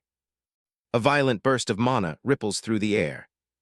Hae-un throws out his hand, trying to manifest a sealing technique. After taking a brutal beating, a frustrated Yeonju curses at Hae-un for ruining everything by not using the seal earlier. Hae-un defends himself, arguing that Chanseok is simply too much of a wild card. Still, he believes he has finally managed to trap the guy inside his barrier. Hae-un is certain this absolute barrier will be enough to hold even a monster like Chanseok. But Chanseok's presence begins to warp the space, his eyes glowing with a terrifying light. Hae-un's confidence shatters as he realizes the barrier is about to break. Panicking, he tells Yeonju to get up so they can grab the shield generator and run. A brutal strike connects, tearing right through his defenses. Hae-un is sent reeling, coughing up even more blood. Chanseok looks down at them, asking who gave them permission to just walk away. Hae-un realizes they've encountered a being far beyond their wildest imagination. In a moment of pure desperation, he screams for Seo Yeonju to run away while she still can. Chanseok just mockingly encourages her to try and run. And he's not planning on letting Hae-un off the hook either. He demands they leave the shield generator behind before they even think about retreating. His cold, dead eyes make it clear that no one is going anywhere. Meanwhile, back at Hamburg Central Station, the city is a disaster zone. Lee Si-yoon is bloodied and gasping for air after a brutal fight. Her opponent, the hooded archer, slowly lowers his weapon. He abruptly decides to end the confrontation right then and there. He starts rambling about Korean superiority and how proud he is of Si-yoon. She's not buying it, asking if he actually believes in that Hwanguk nonsense.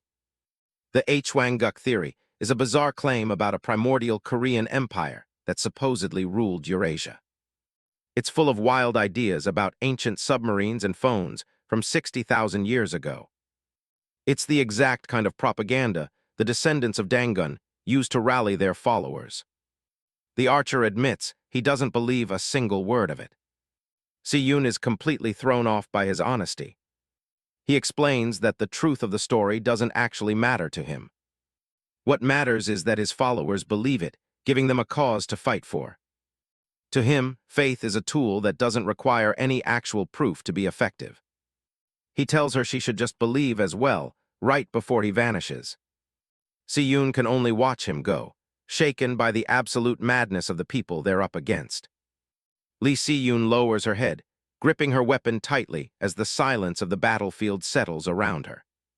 She stands alone amidst the shattered remains of the station, exhaling a long, weary breath into the cold air. Chanseok stands over the bodies littering the snow, thinking about the guy he just fought. To cut off his own flesh to escape, he couldn't have gone far with those injuries. Static crackles on the radio as a voice calls out for him. He glances toward the tree line, wondering if he should give chase. The news isn't good. They've lost contact with Commander Lee Si-yoon. As the radio operator panics, more masked figures emerge from the shadows. The command is officially transferred to Chanseok. He doesn't look surprised. He just narrows his eyes, ready for the next wave. One of the bandits lunges, screaming at him to die. Chanseok doesn't miss a beat. He weaves through the attackers, his movements precise and lethal. His boots crunch into the blood-stained snow as he repositions. A heavy blow connects, sending another masked man reeling as blood sprays across the white ground. He stands alone against the remaining group, completely unbothered by the numbers. He tightens his grip on the hilt of his weapon. With a single fluid motion, he cuts through the last of them. The last assassin hits the deck, and the battlefield goes quiet. Chanseok keys his radio and gives the order. The train needs to depart immediately. No waiting around. The Janabi Guild members argued they should find Si-yoon first, but he made the call to move. Stopping now would be a tactical nightmare. The mission comes first. These relief supplies are more important than searching for one commander in a blizzard. He stares off, a quiet thought crossing his mind. Si-yoon better make it back in one piece. An aide comes running up, breathless and sweating, asking if she's really gone.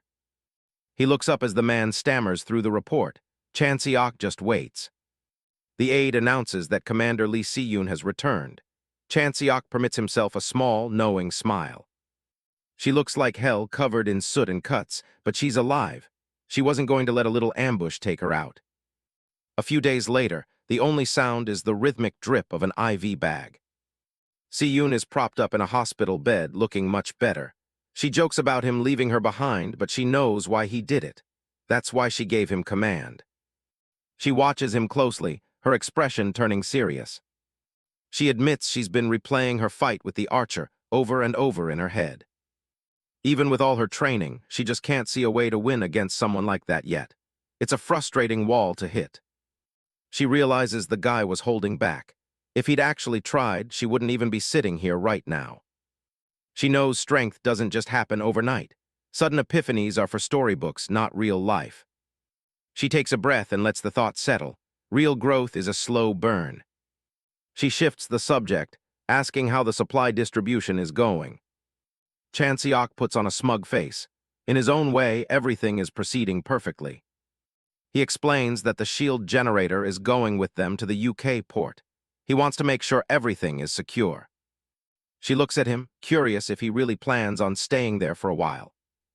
Chanseok knows those Dangun cultists won't just roll over. They'll be back, and they'll be even more aggressive next time. He plans to stay in the UK to sharpen his skills before making his way back to Korea. He's got a list. He calmly drops his next goal. He's going to clear the Grade 1 refrigerator rift in Bratsk, just like that. Si-yoon is floored.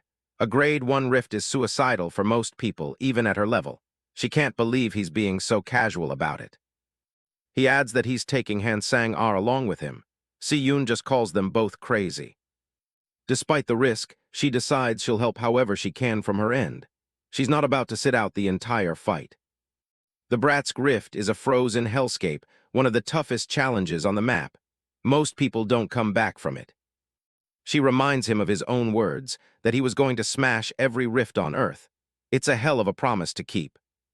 She tells him to keep that fire burning, even after seeing what's inside a Grade 1. She's rooting for him despite the odds. Chanseok gives a little smirk. He's got a favor to ask before they head out. They arrive at a secluded, modern villa tucked away in the mountains. It's a far cry from the chaotic battlefields Chanseok is used to. Han Sang-ah looks around the massive property, questioning if they should really be this far from the shield generator they're supposed to protect. Chanseok isn't worried. He likes the space for training.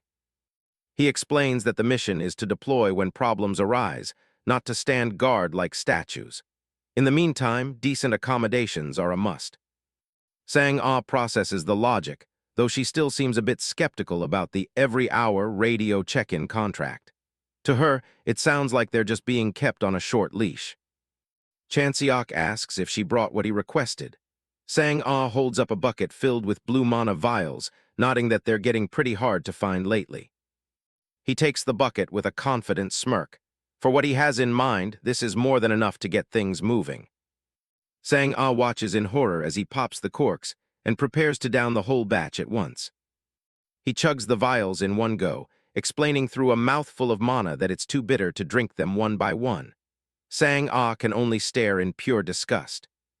With his mana topped off, Chanseok is ready to begin. He steps toward a table, his expression turning professional. He reveals his training tool of choice, a simple carton of eggs. Sang-ah is confused, but he insists there's no tool more intuitive for what he's about to teach. In his left hand, he holds a normal, untouched egg. It's the baseline for the demonstration. In his right, he begins channeling a precise flow of blue mana directly into the shell. He's not smashing it, he's infusing it. A sharp crack echoes through the air as he breaks the eggs into separate dishes. Sang-ah leans in, curious to see the result. The mana-infused egg is the real shocker. Even before it was cracked, the energy had perfectly blended the contents inside. The difference is night and day. One is a standard yolk, while the other is a uniform mix. Sang-ah realizes this isn't just a party trick, it's a masterclass in mana manipulation. Chanseok is genuinely impressed that she caught on so quickly. Usually, people just think he's hungry. He tells her she still lacks the fine motor control needed for high-level skills.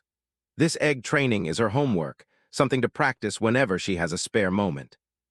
Sang-ah is eager to jump into actual training, but Chanseok just waves her off. He's got other plans for the immediate future. He tells her to treat the eggs as her foundation. If she can't master the small things, she'll never survive the big ones. Suddenly, a door slides open with a heavy thud. The lesson is about to shift from theory to practice. Lee Si-yoon steps out, dressed in tactical gear and wielding her massive shield mace. She reminds Sang-ah that true training always starts with real combat. Sang-ah looks completely intimidated by the commander's intense aura, but Chanseok just gives the green light to begin. Sang-ah better be ready to move.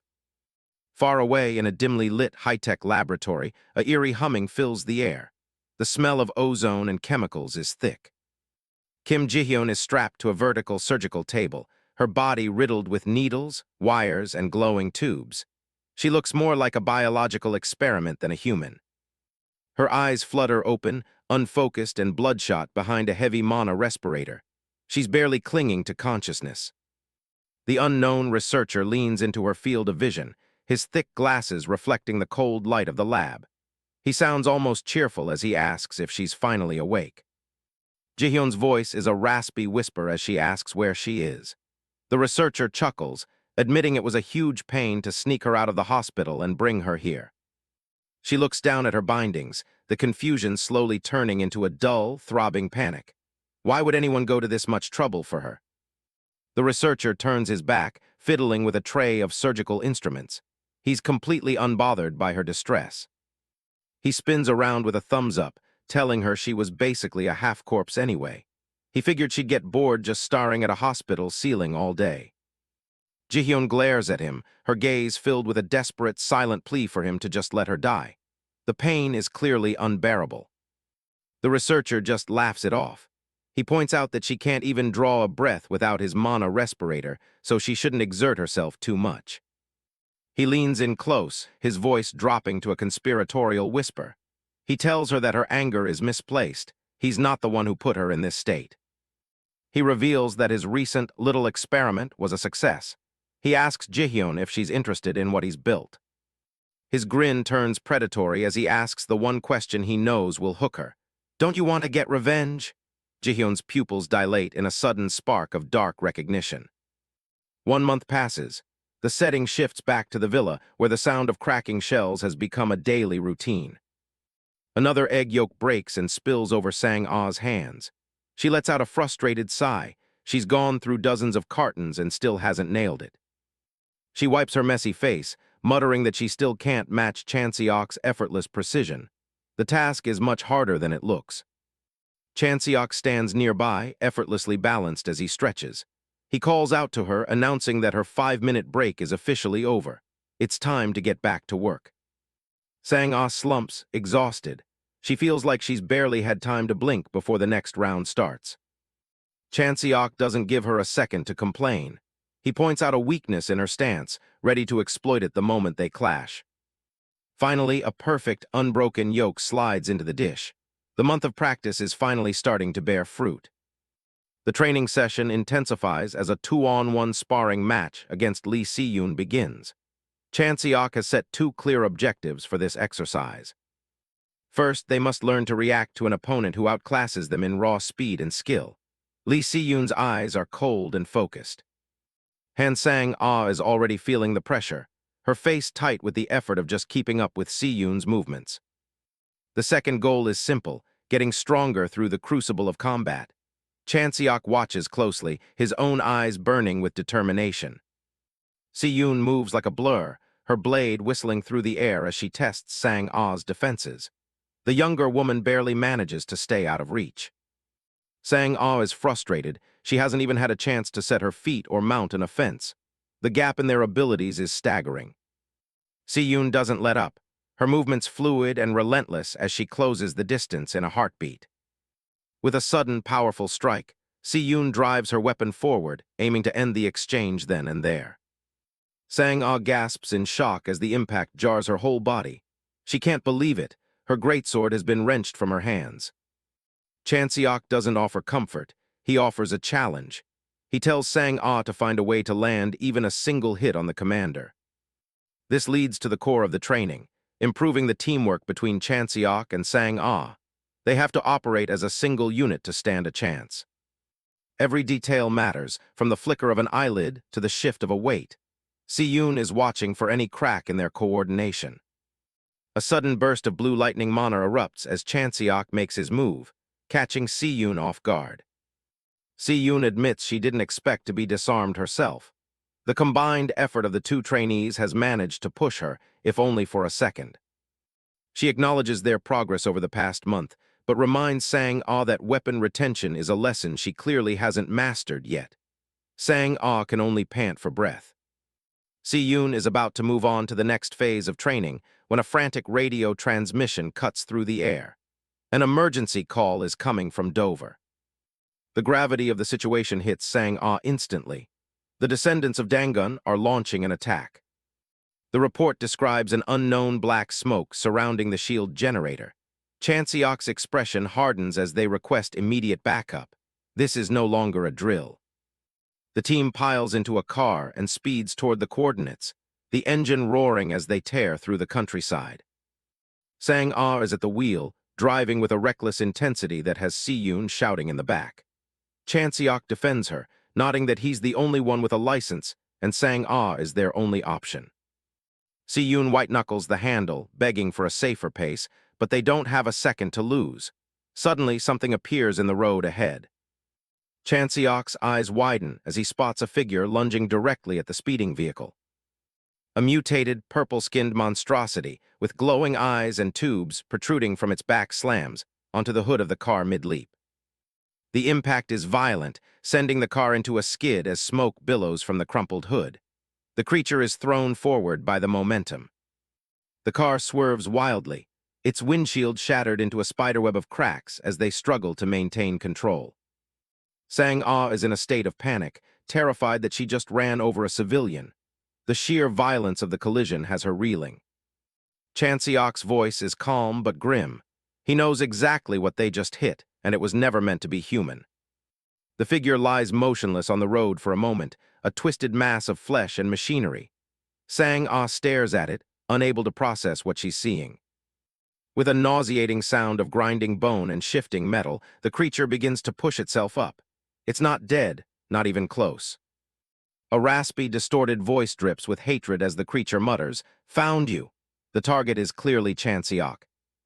Chanseok steps out of the car, his eyes narrowing as he recognizes the distorted features behind the mutation. It's impossible, but he knows that face. The monster is Kim Ji-hyun, but she's been turned into something else entirely.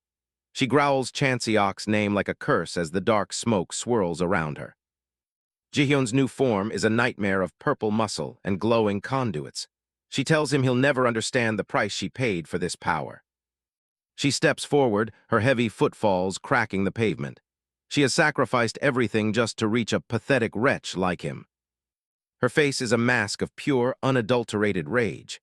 She screams about how much she had to give up, her eyes glowing with a malevolent light. She unleashes a massive wave of dark energy, the shockwave shattering nearby buildings and sending debris flying in every direction. As the dust begins to settle, Ji-hyun's gaze remains fixed on the spot where the car was. She's looking for any sign of her prey. Chanseok had already leaped clear, spear in hand. Ji-hyun wasn't surprised. She knew he wouldn't go down that easily. Chanseok is analytical even in the face of this horror. He wonders how she can move like this when he personally burned away every bit of her muscle strength. This encounter is a massive deviation from their mission schedule, but Chanseok decides he'll finish her off right here before heading to the generator.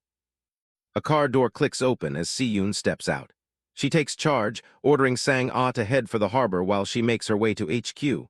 They have to divide and conquer. Si-yoon looks over the mutated Ji-hyun, nodding with a dry sense of irony that the creature seems to have a very personal grudge against Chanseok. Before she departs, Lee Si-yoon gives a sharp, final command to Yu Chanseok. He needs to make sure he finishes this fight once and for all. She turns to hand Sang-ah, ordering her to abandon the wrecked vehicle and proceed to her objective on foot.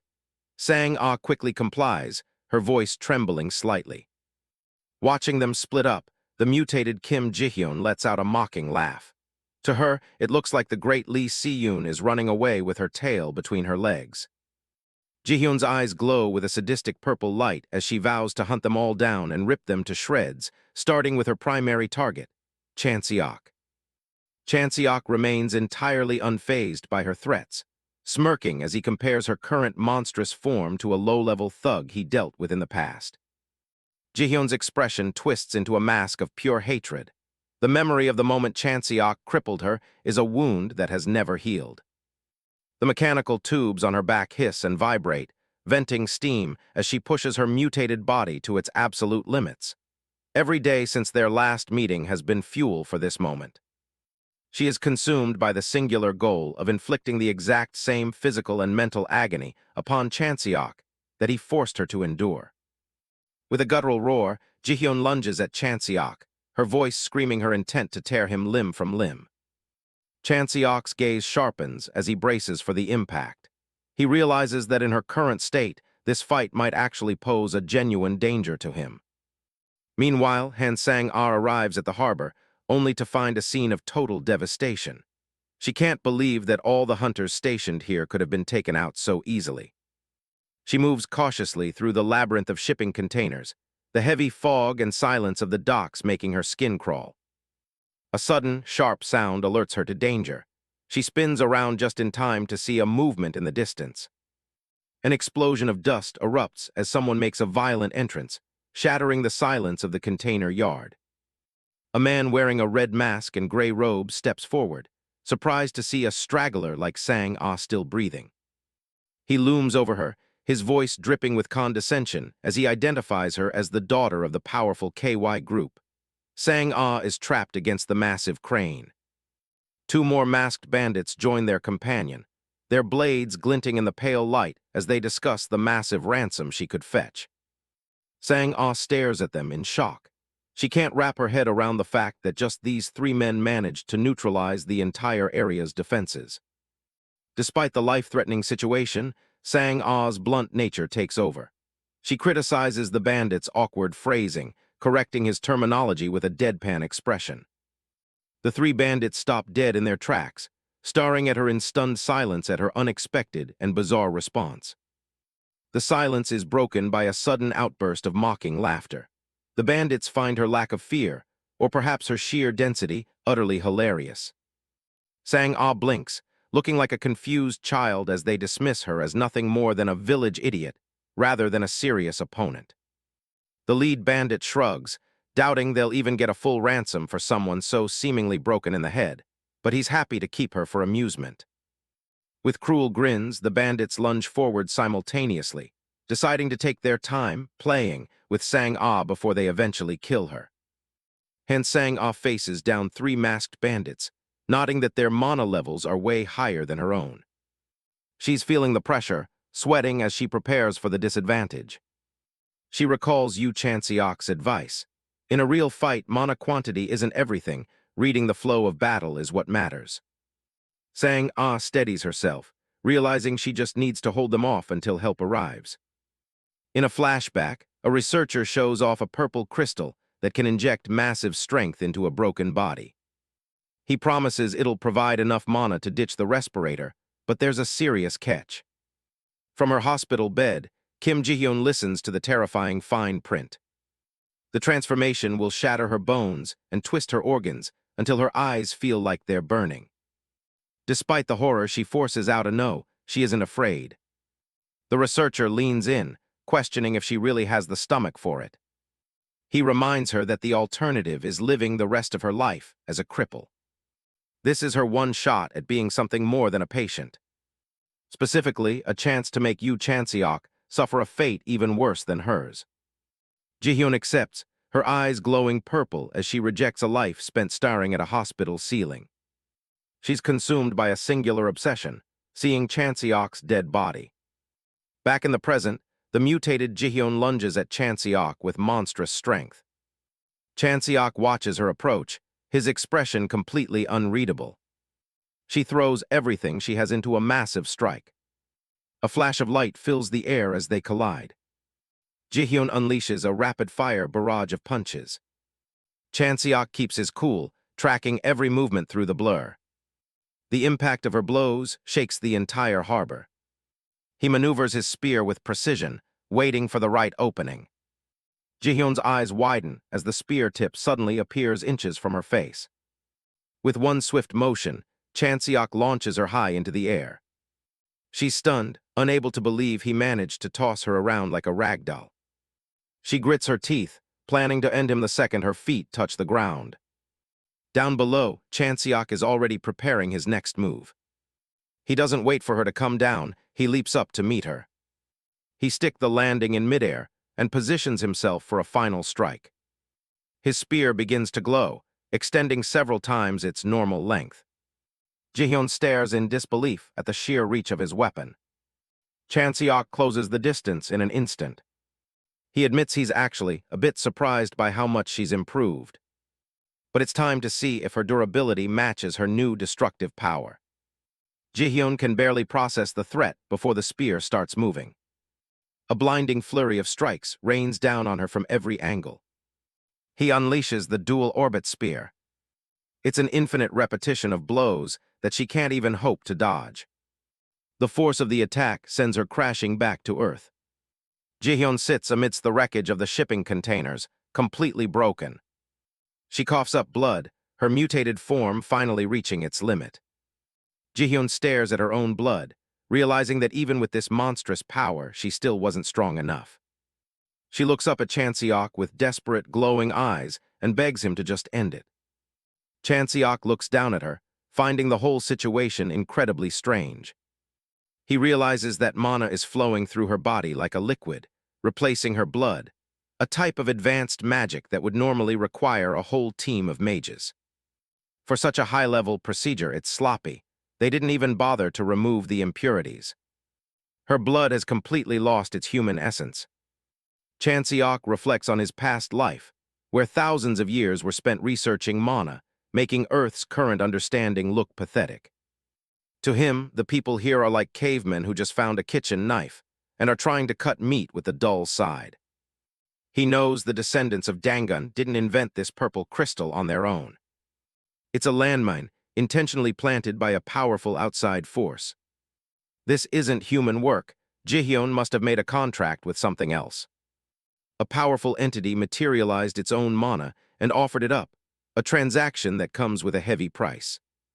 He compares her to a puppy that ate chocolate only instead of a snack. She signed a blank check with her life. He wonders if she even understood the weight of the deal she was making.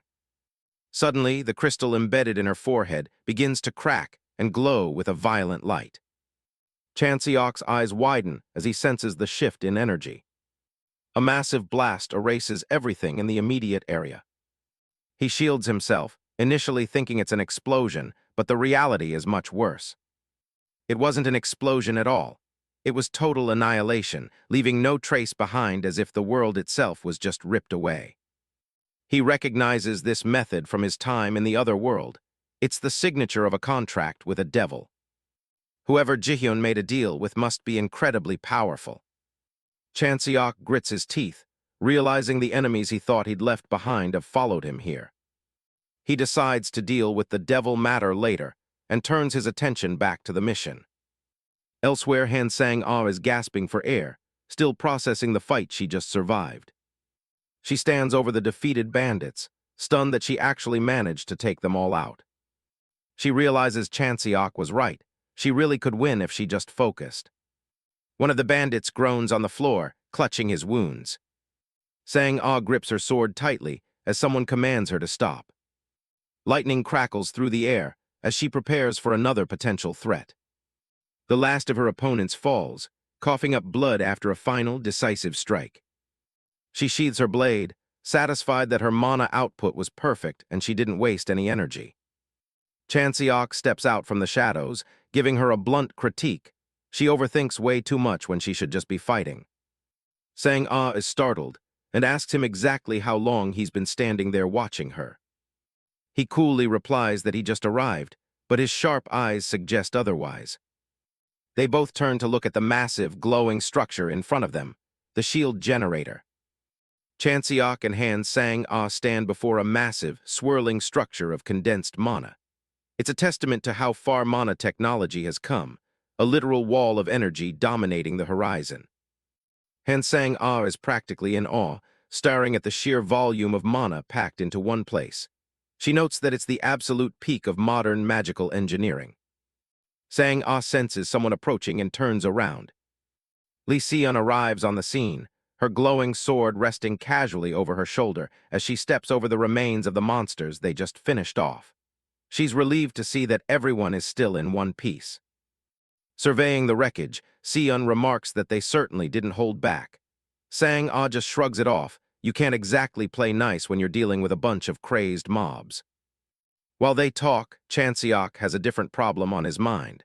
He needs a way to explain what happened with Kim Jihyun without revealing his secret. He knows if he tells them the full truth about how he knew what was coming, the interrogation won't ever end. How did you know that? Is a question he's not ready to answer. He imagines telling them the reality, that he went to another world, saved it, and came back to Earth as a reward. He can already see the confused looks on their faces. He keeps the fake scenario going in his head, telling them he couldn't find a regular job in this messy world, so he just decided to become a hunter instead. He snaps back to reality, realizing there is absolutely no way anyone would buy a story that ridiculous. Then it hits him. He remembers some of the oracles the priests used to spout in the other world. It was mostly nonsense, but it sounded important. He decides to take those old religious lines, tweak them a bit, and patch together a believable lie. In his head, he visualizes the dramatic delivery, a warning that destruction is approaching from beyond a veil cast in darkness. He puts on his best serious face and starts narrating the oracle to Sion and Sang-ah, describing a mysterious figure in sulfur fire clothes holding a cup of bitter juice. Internally, he's cringing, knowing he's just stringing together whatever random nonsense pops into his head. But the goal is simple: make them think there are bigger, more suspicious players moving behind the scenes. To his surprise, both Sion and Sang-ah look completely floored. They actually seem to be taking the bait. Chanseok stands there with his arms crossed, shocked that this kind of Chunabiu act is actually convincing in a world full of rifts and monsters. He can't believe he just totally made that up on the spot, and they're buying it. Sang-ah and Sion start theorizing, wondering if there's a secret faction within the descendants of Dangun that they shouldn't have dismissed so easily.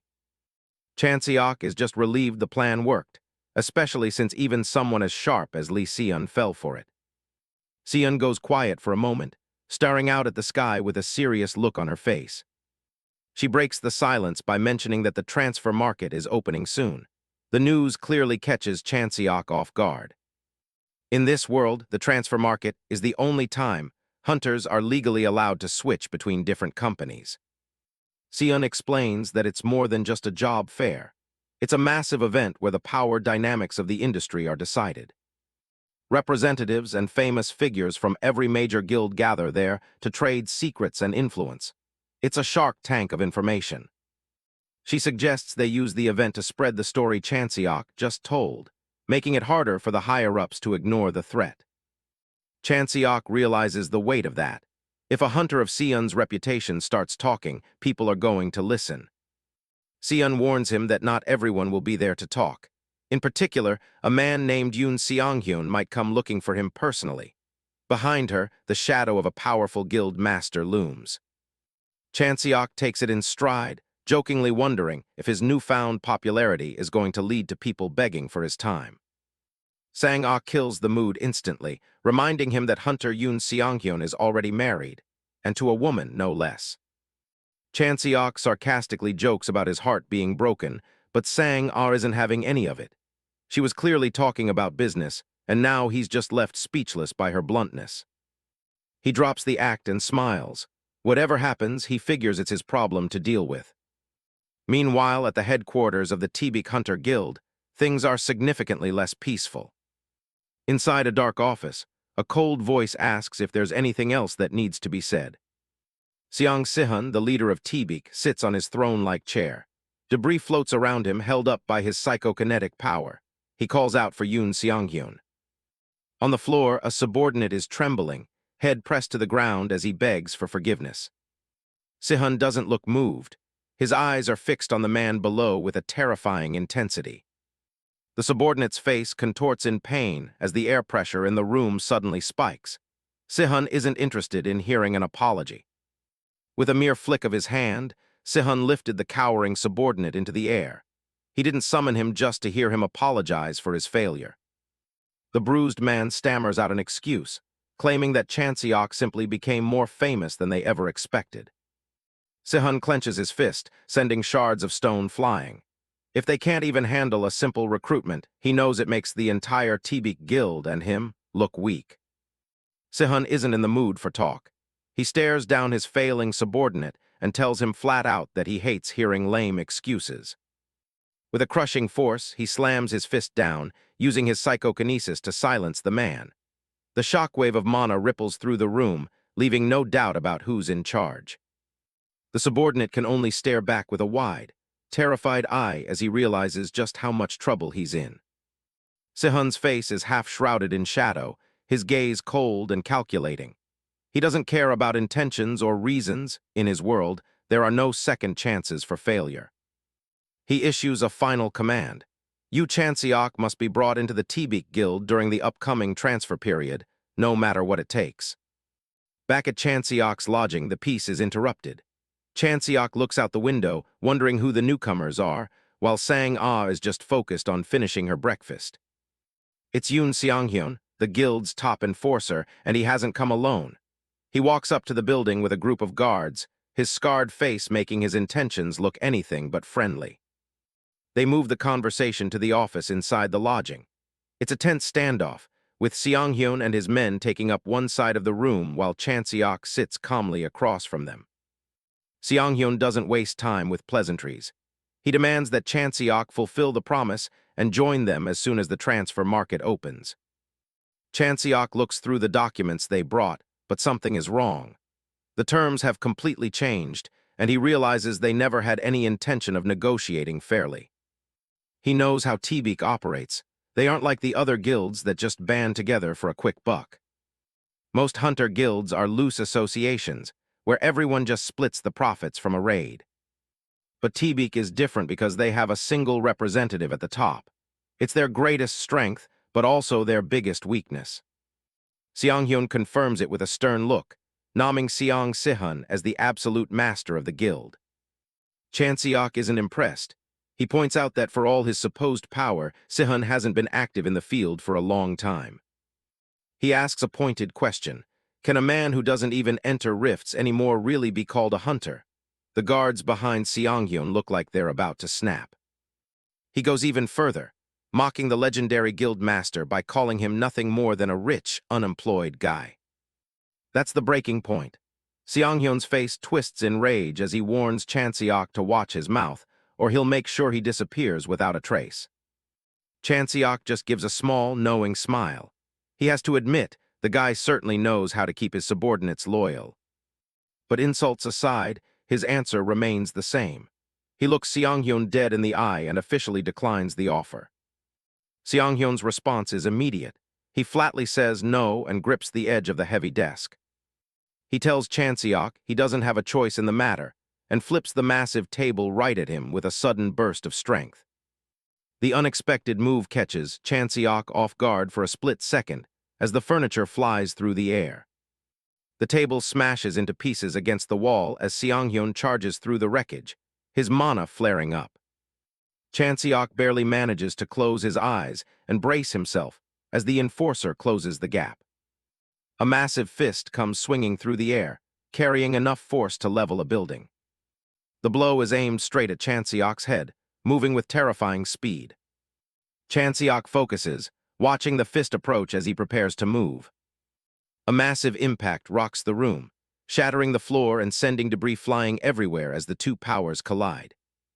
Chanseok realizes this isn't just a normal punch. The weight behind it is more like being hit by a wrecking ball. He manages to slide back, his eyes narrowing as he realizes the situation is escalating into a full-blown life-or-death struggle. Seong-hyun looks surprised that his initial assault didn't end the fight immediately. Chanseok feels a heavy pressure weighing down on his entire body, as if the air itself has turned to lead. He realizes it's not just physical strength. The enforcer is using his mana to pin him down. Seong-hyun swings again, but this time, Chanseok isn't where he's supposed to be. The enforcer stares in shock, wondering how he missed. The two men in black who accompanied him immediately unleashed some kind of power. Chanseok figures it out. These guys aren't just muscle. They specialize in precise mana manipulation to gain an edge. He dodges another downward strike, the enforcer's fist smashing through the floorboards right where he was standing a moment ago. Seong-hyun looms over him, his presence radiating a cold, murderous intent. Chanseok realizes just how close that last one was. If it had connected, it would have crushed his temple. He looks up to see Seong-hyun's eyes glowing with a dark red light. There's no doubt about it now. The enforcer really intends to kill him. Seong-hyun gives him one last ultimatum. Join the T-Beak Guild now or be crushed right where he stands. Chanseok doesn't look bothered at all. He casually raises a hand and mocks the enforcer's attempt at a threat, noting how scary it truly is. He doesn't wait for a rebuttal. A dark, purple aura erupts from his body, the raw power of his mana shattering the composure of everyone in the room. Yoon Seong-hyun, the T-beak enforcer, can only stare in disbelief as his own strength is completely overwhelmed. Cold sweat pours down his face as he gasps. What is this? He looks down at the flickering dark flames licking at his feet, his eyes wide with a fear he hasn't felt in a long time. He tries to retaliate, but his face twists in shock. His mana manipulation, the very thing he takes pride in, isn't working at all. Chanseok looms over him, a silhouette of absolute power against the backdrop of his own swirling mana. He asks Seong-hyun if he really thinks a simple threat like that would work on someone like him. His eyes glow with a cold, golden light. He's finished playing games and is tired of the guild's constant interference. The enforcer's terror peaks as he realizes the purple flames aren't going out. No matter what he does, the mana continues to consume his surroundings. Chanseok delivers a chilling promise. He tells Seong-hyun that the pressure won't let up until his very muscles fail and he stops breathing. In short, until he's dead. The realization hits Seong-hyun like a physical blow. The enforcer, who had been so confident moments ago, can't believe that he's actually going to die here. Engulfed in dark flames, he screamed in desperation, asking Chanseok if he really thought he could get away with killing a high-ranking hunter from the T-beak guild. Chanseok remains eerily calm. He points out the irony, reminding the man that survival of the fittest is T-beak's own motto, and in this case it simply means the weak die to the strong. The dust settles, and Lee Si-yoon and Jasujeong look on with grim expressions, realizing that the confrontation has reached a definitive end. They stand over the lifeless body of Yoon Seong-hyun in the middle of the ruined office. Si-yoon notes that killing a T-beak hunter is a serious escalation, but Chanseok simply points out that he was just defending his own life. Si-yoon looks worried as she warns him that the guild will be out for blood now. Chanseok just shrugs it off. He knew they were an organization he'd never be able to get along with anyway. She tells him the person he really needs to worry about is Seong Sihun, the guild's representative and a master of psychokinesis. Chanseok's interest is piqued as he asks just how strong this man really is. Si-yoon describes the sheer scale of Sihun's power, claiming he's capable of lifting and juggling London's most famous landmarks like toys. A vision of the red-haired master appears, showing him standing calmly while Big Ben and the London Eye hover precariously above him. He's less a man and more a walking natural disaster. Chanseok looks at Si-yoon, asking if that means Sihun is practically stronger than she is. She admits his power is immense, but notes that even a monster like him has a limit, his range. His psychokinesis only extends 20 meters in any direction. Chanseok doesn't think that sounds like much of a weakness. Within that radius, Sihun is essentially a god. He knows that the moment an attack enters that controlled space, it would be effortlessly blocked or redirected by Sihun's will. His thoughts drift back to his current obligations. He mentions that the contract with the United Kingdom is nearing its end. Far away, the city of Dover stands along the coast, where a massive shield generator has been gathering critical data for their upcoming plans. Chanseok emphasizes the need to move quickly. They have to bolster their reputation and standing before the transfer market officially opens. Back in the ruined room, Chanseok surprises Si-yoon by suggesting they clear a Grade 1 corrosion rift in Russia, famously known as the refrigerator. Si-yoon's expression turns serious. She explains that Grade 1 rifts aren't just about fighting monsters. They also contain complex gimmicks that test more than just raw power. She estimates their chances of success are only around 40%, a probability that Chanseok finds annoyingly uncertain. He contemplates her words, thinking about the special rules and mechanics that protect the core of such dangerous rifts. Lee Si-yoon explains that some rifts can't be brute-forced, requiring specific sequences or rules just to reach the core. These unique patterns and mechanisms are known as gimmicks, and mastering them is essential for clearing high-level zones. Si-yoon wonders why they hadn't encountered these gimmicks yet, as they are supposed to appear in Grade 2 rifts as well. Chanseok explains that the descendants of Dangun likely tampered with the Tsushima Island rift, which is why it lacked those complications. She emphasizes that clearing a Grade 1 rift isn't just about power. It's about having the specific experience to navigate those deadly puzzles. She looks at both Chanseok and Jasujiang, nodding that neither of them possesses the necessary background to handle such high-level mechanics. To drive the point home, she reveals the stakes. The bounty for clearing the refrigerator is a staggering 38 billion won. Chanseok is visibly stunned by the massive figure. Si-yoon pulls out her phone, noting that the three of them can't do it alone. They'll need to hire a professional operating team to manage the rift's various danger levels. She holds out her device to show Chanseok the plan she's already started putting together. She has a list of contacts, juniors, seniors, and a Japanese hunter company, who all owe her favors and are willing to assist.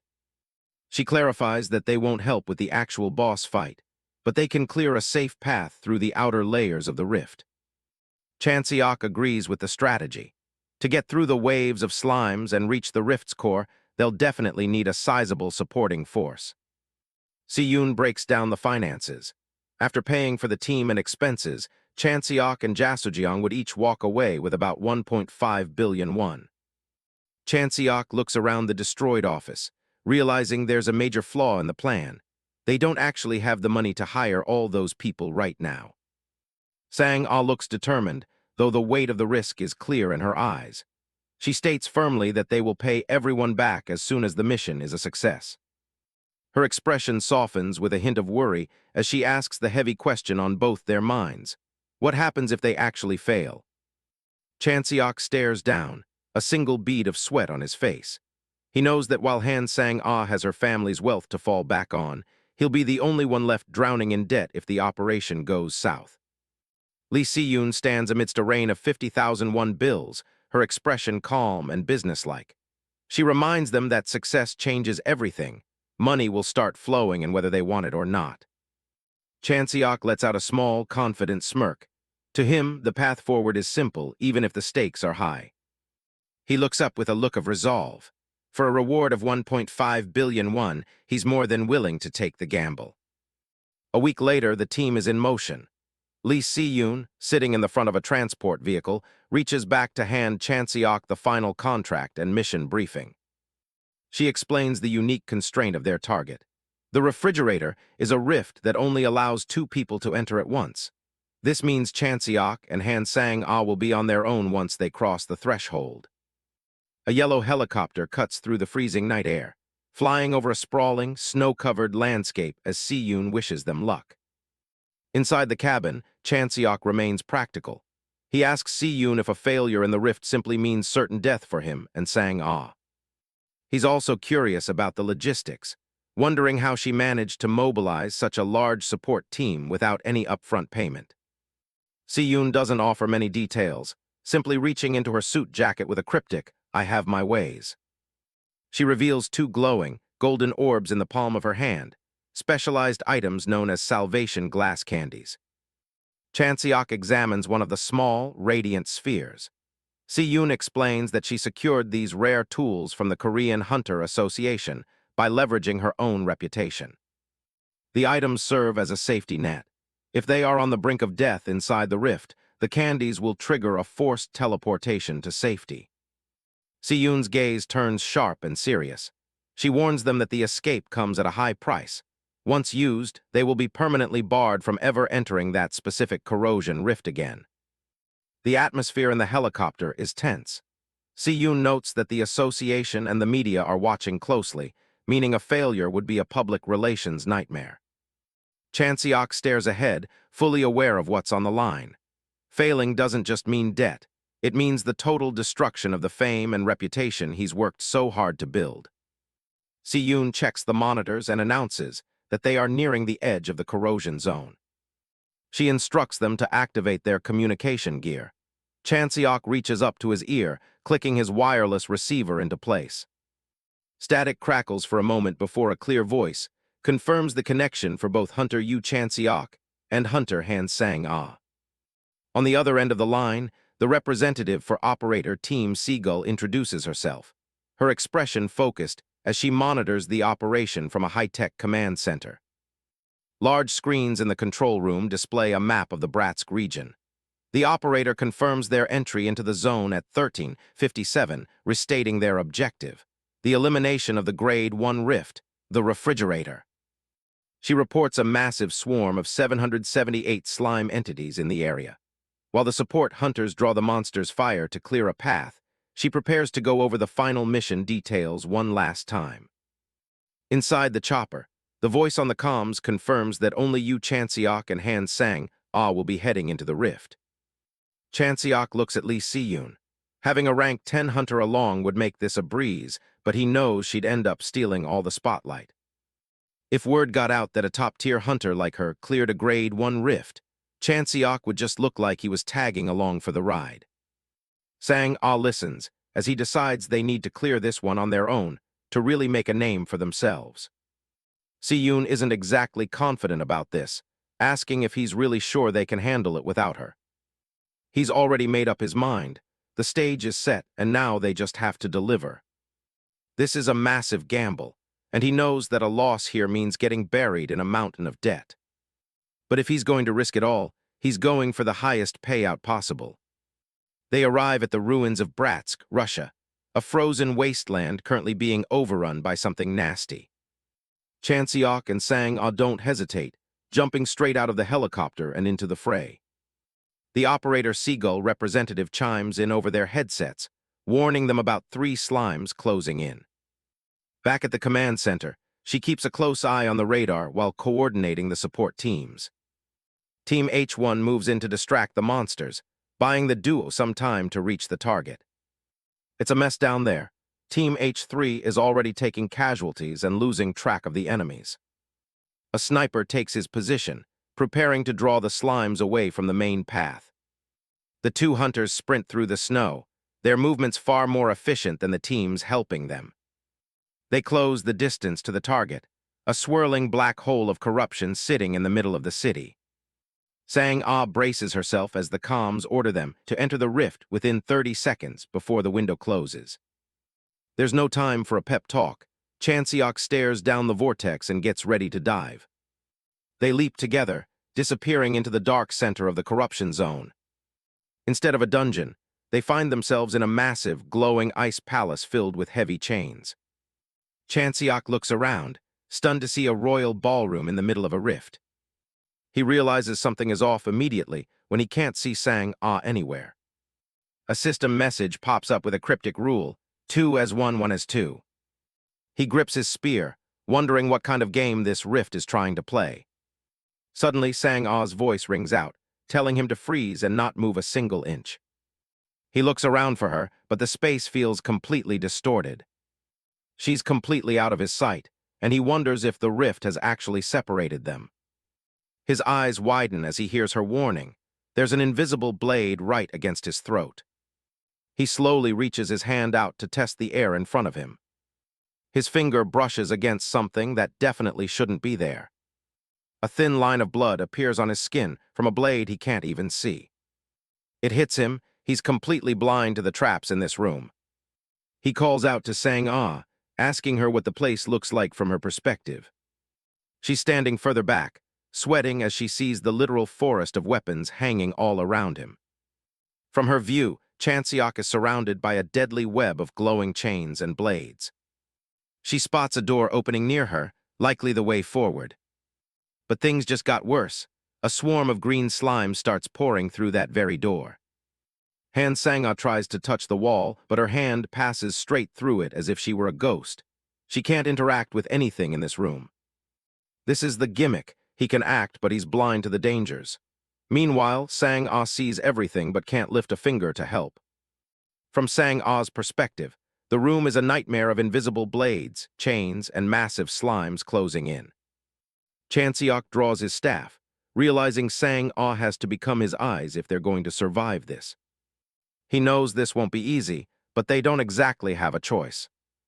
At least the slimes in here are slower than the ones they fought outside. He looks down at the grid pattern on the floor and gets an idea. It's the perfect coordinate system. He tells Sang-ah to treat his current spot as the center and call out enemy locations using the tiles. Sang-ah locks in, calling out a blade aimed right at his throat. He blocks it perfectly, but the force of the hit shatters a nearby chain. Fragments from the impact go flying, triggering another hidden trap in the room. Sang-ah panics for a second, seeing the debris slam into another invisible chain. She screams for him to dodge right, her voice barely keeping up with the action. Chanseok tells her to just focus. They're running out of time and there's no room for mistakes. It's terrifying. He didn't feel any danger from that last blade until it was inches from his skin. Even if he can't see the traps, he can definitely feel the wounds if they hit. One slip-up and he's dead. Sang-ah warns him about a spike trap in the floor and a pendulum swinging above. She yells that the enemies are finally all grouped together within his reach. Chanseok grits his teeth and prepares to unleash everything. He swings his spear, unleashing a massive beam of mana that slices through the invisible crowd. The blast tears the slimes apart, clearing the way in one go.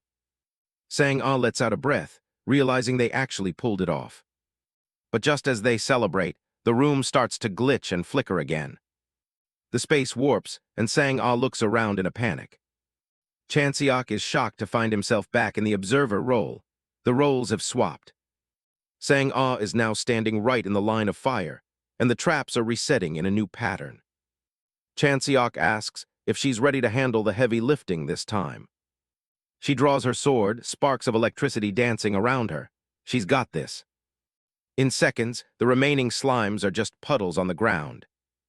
She sheathes her weapon, panting. That was way too close for comfort. Chanseok is surprised. It was harder than a grade 2, but for a grade 1 rift, this felt like a warm-up. The path ahead opens up, signaling the end of the trap room. They reach a massive frozen gateway that groans as it slides open. A blinding light pours out from the other side, radiating pure power. Chanseok asks her if she can feel the massive pressure coming from the chamber. Sang-ah nods, the freezing cold and heavy mana already beginning to sting.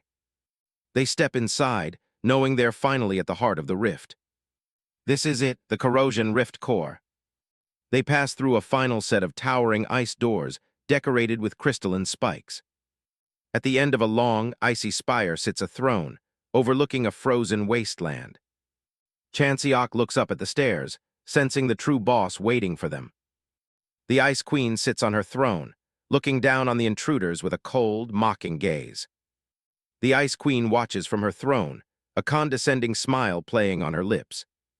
Chanseok looks around, realizing Sang-ah has vanished again. He's standing alone in this frigid wasteland. Suddenly, he notices something floating above his head. It's glowing with a strange light. A temperature gauge. It's pulsing with heat, showing a sun icon at the bottom. The gauge rapidly shifts, the red bar dropping and a snowflake icon appearing as it turns ice blue. A sharp cracking sound rings out as ice begins to crawl up Chanseok's legs. He can barely move. The Ice Queen raises a hand, and dozens of sharp ice shards materialize in the air around her. Chanseok clicks his tongue and tightens his grip on his weapon. This just got a lot more complicated. She's not even giving him a second to think before the next wave of attacks comes. The gauge is dropping fast. He can feel the frost biting through his gear, slowing his every move. He stares at the boss, trying to figure out the trick to this fight before he freezes solid. The Ice Queen lets out a mocking laugh, her eyes glowing with a cold, supernatural light. Suddenly, a voice crackles in his ear. It's Sang-ah, checking in from her own separate chamber. She's standing at the bottom of a massive set of stairs, looking up at something huge. She tells him there's a giant slime in here, and it's chained up in the middle of the room. The monster is constantly dividing, spawning dozens of smaller slimes that are filling up the chamber. Chanseok realizes he can't control the temperature on his end at all. He's at the mercy of the room. He tells Sang-ah he's going to need her help immediately if he's going to make it through this. His internal temperature is plummeting by the second. He's losing control of his limbs. The Ice Queen launches another volley of shards, her movements fluid and deadly. If he doesn't stop this within 5 minutes, it's game over. He'll be nothing but a statue. He yells into the comms, telling her to find a way to help him somehow. Chanseok swings his staff, desperately trying to keep the boss's trajectory away from him. Another explosion of ice blasts him back as the Queen unleashes her mana. His body is starting to lock up. His reflexes are slowing down, and every breath is a struggle. A massive pillar of ice erupts from the ground, narrowly missing his head. Suddenly, the bar on the gauge ticks up slightly. He asks Sang-ah what she just did to make the temperature rise. Sang-ah is busy slicing through the smaller slimes that split off from the massive one. Chanseok realizes the link. Every time Sang-ah kills a slime, his temperature goes up. The strategy seems simple enough. Sang-ah handles the slimes, and he deals with the monster on the throne. But the gauge starts boiling over. The red bar is hitting the limit, and the room is glowing orange. Chanseok's face is covered in sweat. The temperature is rising way too fast now. He screams at Sang-ah to watch the rate she's killing them. He's going to cook from the inside. He can feel his organs getting hotter by the second. If this keeps up, he's dead either way. They have to perfectly manage the kill speed to keep his body temperature balanced. Sang-ah keeps slashing away, but she has to be careful not to trigger a fatal heat spike. Chanseok stares at the queen, realizing he needs to end this battle as fast as possible. He charges up the stairs, ignoring the burning sensation in his chest. He leaps onto a higher platform, his staff ready to deliver a crushing blow. A blast of freezing energy hits him, but he pushes through the pain. The gauge over his head is glowing white-hot. He's reaching the critical boiling point. He slams into the ground, sending chunks of ice flying everywhere as he targets the throne. The dust begins to clear from the impact, revealing a shadowed silhouette amidst the wreckage. The Ice Queen stares through the haze, her crystalline body unyielding and cold. Yu Chanseok grits his teeth, frustrated that even his mana attacks are being resisted by the boss. He notices the mana indicator above him flickering, signaling that his energy is being drained. In her chamber, Han Sang-ah watches in surprise as the massive slime suddenly slows its division. Chanseok's eyes widen as he realizes the division speed is tied to his physical distance from the queen. He tests his theory, moving across the ice as the gauge above him shifts from green to a volatile state. As he retreats, the slimes in Sang-ah's room begin to multiply at an alarming rate once more. He curses his luck. If he gets too close to the queen, he limits the slimes Sang-ah can kill to keep him warm. Without that heat, the absolute zero temperature of the room will eventually claim his life. But keeping his distance means Sang-ah will eventually be overwhelmed by the infinite tide of monsters. The Ice Queen watches him struggle, a cruel smirk appearing on her frozen features. He considers unleashing his paradox flame to end it all, but the power is too unstable to control. He fears that if he and Sang-ah reunite while the flame is active, she'll be consumed by its chaotic energy. He calls out to her through the link, telling her to hold on as long as possible for a war of attrition. Grip tightening on his staff, Chanseok prepares for the most grueling endurance test of his life. Outside the rift, the city is choked by a supernatural blizzard, buildings vanishing into the white.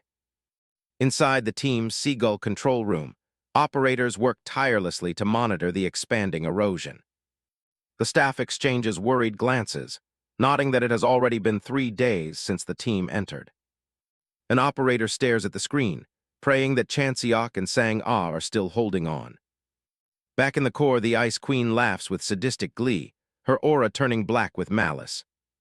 She unleashes a storm of crystalline shards that tear through the frozen air toward her prey. Chanseok has been fighting for 60 hours straight, and the boss's mana shield shows no sign of breaking. He falls to one knee as frost begins to creep up his leg, his body finally failing him. In the slime chamber, Sang-ah is pushed to her absolute limit, her breath hitching in her chest. She gasps for air, wondering how many days she has been swinging her sword in this nightmare. The weight of exhaustion is becoming unbearable, and she fears she can't hold on any longer. Chanseok is half submerged in ice, his skin turning a deathly blue as he looks up in shock. He calls out to Sang-ah, desperate to know if she is still alive and fighting. She responds with a faint, trembling voice, barely holding onto her consciousness. Frost covers Chanseok's fingers, locking them around his weapon as he curses his weakness. A massive eruption of ice signals that the boss is preparing her final, lethal attack. He looks up at the queen, who looms over him like a vengeful deity of the frozen wastes. Frozen and broken, He stands alone in the center of the arena as the end draws near. The Ice Queen's mouth falls open in a triumphant, mocking laugh. She brings down a catastrophic pillar of ice, intending to crush Chanseok once and for all. A massive cloud of white frost and pulverized rock fills the entire chamber. Amidst the debris, Chanseok stands his ground, his cloak tattered but his spirit unbroken. The queen's smirk falters as she sees the survivor still standing before her. "Don't smirk at me," Chanseok growls, his voice dripping with newfound malice. His face is a mask of blood and frost, his right eye glowing with a terrifying red light. He has survived 20 years on the edge of death, and he won't let a monster like this stop him now. The Ice Queen looks down at Chanseok, her expression one of cold disdain as she mocks his persistence. Despite his broken state, Chanseok looks up with a defiant glare, checking if Han Sang-ah is still listening. In the other room, Sang-ah stares at the massive green slime as Chanseok orders her to destroy it immediately. Sang-ah realizes that killing the slime will end the heat production, leaving them vulnerable to the frost. Chanseok points out the obvious. They are dead either way if they don't change their tactics now. Sang-ah accepts the challenge, deciding that a quick gamble is better than a slow, certain death. Mana surges around Sang-ah in violent, blue arcs of electricity as she prepares her final move. The entire chamber is engulfed in a blinding flash of blue energy as she releases her power. The massive slime is struck by the full force of the blast, its chained form beginning to disintegrate. Sang-ah is a silhouette of pure determination, lost in the brilliance of her own devastating attack. "Then I'd rather die quickly," she declares, her body crackling with the remnants of her lightning. Back in the core, Chanseok watches the sky light up, knowing Sang-ah has carried out his plan. A titanic beam of light shoots toward the ceiling, signaling the destruction of the slime boss. The slime is torn apart by the raw mana, releasing a massive amount of energy into the rift. The temperature gauge above Chanseok's head slams into the red, signaling a critical heat surge. Chanseok's face is illuminated by the fiery glow, his red eye shining with an intense, predatory light. He finds it poetic that the Ice Queen's demise will be brought about by such overwhelming heat. The searing air threatens to incinerate everything, even as it provides the fuel he needs. He scoffs at the idea of burning away. To Chanseok, fire is his greatest and most lethal tool. Dark purple-black flames erupt around his hand, the paradox flame finally manifesting in its full glory. The Ice Queen's face pales in horror as she senses the shift in the room's mana and temperature. Chanseok's hand is wreathed in the dark fire, the pain of his injuries momentarily forgotten in the heat of battle. He takes a knee, resting his staff as he looks at the Queen with a confident, blood-smeared smile. Sang-ah gasps for breath, her mana depleted, as Chanseok tells her she's done enough for now. Before Sang-ah passed out from exhaustion, she only had time to gasp out a wish for Chanseok's success. The Ice Queen's mana resistance is finally gone. Now his hits will actually do something. He points out that her protective shell is stripped away. From here on, it's just a straight fight between them. The Ice Queen just smirks at him. She lets out a mock laugh, clearly not used to being challenged like this. Chanseok isn't laughing. He knows it's a war of attrition now, the first one to run out of steam dies. The fight kicks off with a massive explosion of mana. Shockwaves tear through the room as they trade blows. He can feel the bone-chilling cold every time she swipes at him. He knows if even one of those ice attacks connects, it's over. She keeps the pressure on, her face a mask of cold fury. A forest of ice spikes erupts from the ground, nearly pinning him down. She lunges forward for a killing blow. The impact craters the floor, sending debris everywhere. He manages to deflect her strike, his spear sparking against the ice. He manages to shatter a piece of her frost armor. The impact of the kick sent both of their bodies flying back through the air, but he immediately prepared for his next move. She shields herself, trying to recover her composure. Chanseok knows he can't afford to show even a second of weakness. Her eyes glow with a piercing light through the haze. They blur through the air, clashing again and again. Suddenly, a layer of ice begins to encase his limbs. His body is seizing up. He tries to force a movement, but his muscles are completely frozen. He's trapped in midair, unable to dodge what's coming. He glares at her, his mind racing for a way out of the freeze. Meanwhile, back at headquarters, the city is covered in snow. Lee Seon is sitting alone in her massive office, waiting for news. She leans back with her pipe, looking completely unbothered. A sharp knock sounds at the door. She gives the word to come in. Her assistant walks in with an update. It's been over 2 weeks with zero word. Seon just points out that no news means they're still alive. She notes that grade 1 rifts are no joke. It took her 5 days just to clear her first one. For her, 2 weeks is a fair amount of time to wait. The assistant isn't worried about the rift. She's worried about Seon's standing. Everyone joined this suicide mission because of her name, and failure would be a permanent stain on her reputation. Seon takes a moment to think. She thanks her for the concern, but she isn't worried. She tells her assistant that if she trusts her, she should start trusting the people she chose to lead. The office goes quiet as the reality of the wait sinks in. Since they can't go in after them, Seon is betting on the fact that he's still breathing. She knows Chanseok is just doing things his own way, grinding through the rift one layer at a time. It could take weeks or even a month, but for Seon, the longer it takes, the better. Because the longer he stays alive, the higher the chance he actually pulls off the impossible. The Ice Queen grinds her teeth, visibly reaching her breaking point. Chanseok doesn't give her a second to breathe, diving in spear first. She looks completely drained, her frostborn power finally failing her. Chanseok's spear strike hit the mana shield with a loud clang, sending the weapon flying from his grasp. But he had already positioned himself for a decisive blow. Her eyes widen in shock as she realizes her defenses are gone. He launched himself forward, delivering the finishing blow with a brutal elbow strike right to the top of the Ice Queen's head. Even Chanseok is impressed. She managed to withstand that much punishment. As the battle reached its climax, he looked up at the spear still hovering high above, reflecting on the fact that while the quality of a weapon is important, the real power comes from the one who holds it. His skill is what truly turns the tide in a fight like this. He focuses all his remaining strength into one final, perfect movement. He lunged toward the spear, pouring all his remaining strength and the last drops of his mana into the finishing blow. In an attack that took her completely by surprise, he spun around and kicked the spear straight toward the Ice Queen as she was gathering her strength to recover. A massive explosion of blue mana marks the total destruction of the Riftmaster. Back at headquarters, Lee Seon sits alone in the dark, still holding out hope for her team. Her radio suddenly crackles to life. Chanseok actually made it out alive. She grabs the comms, breathless as she confirms it's really him on the other end. Out in the rain-soaked ruins, a battered Chanseok asks for a helicopter because he's too exhausted to even walk back. A week later, the entire nation is fixated on the hero who conquered the impossible Grade 1 rift.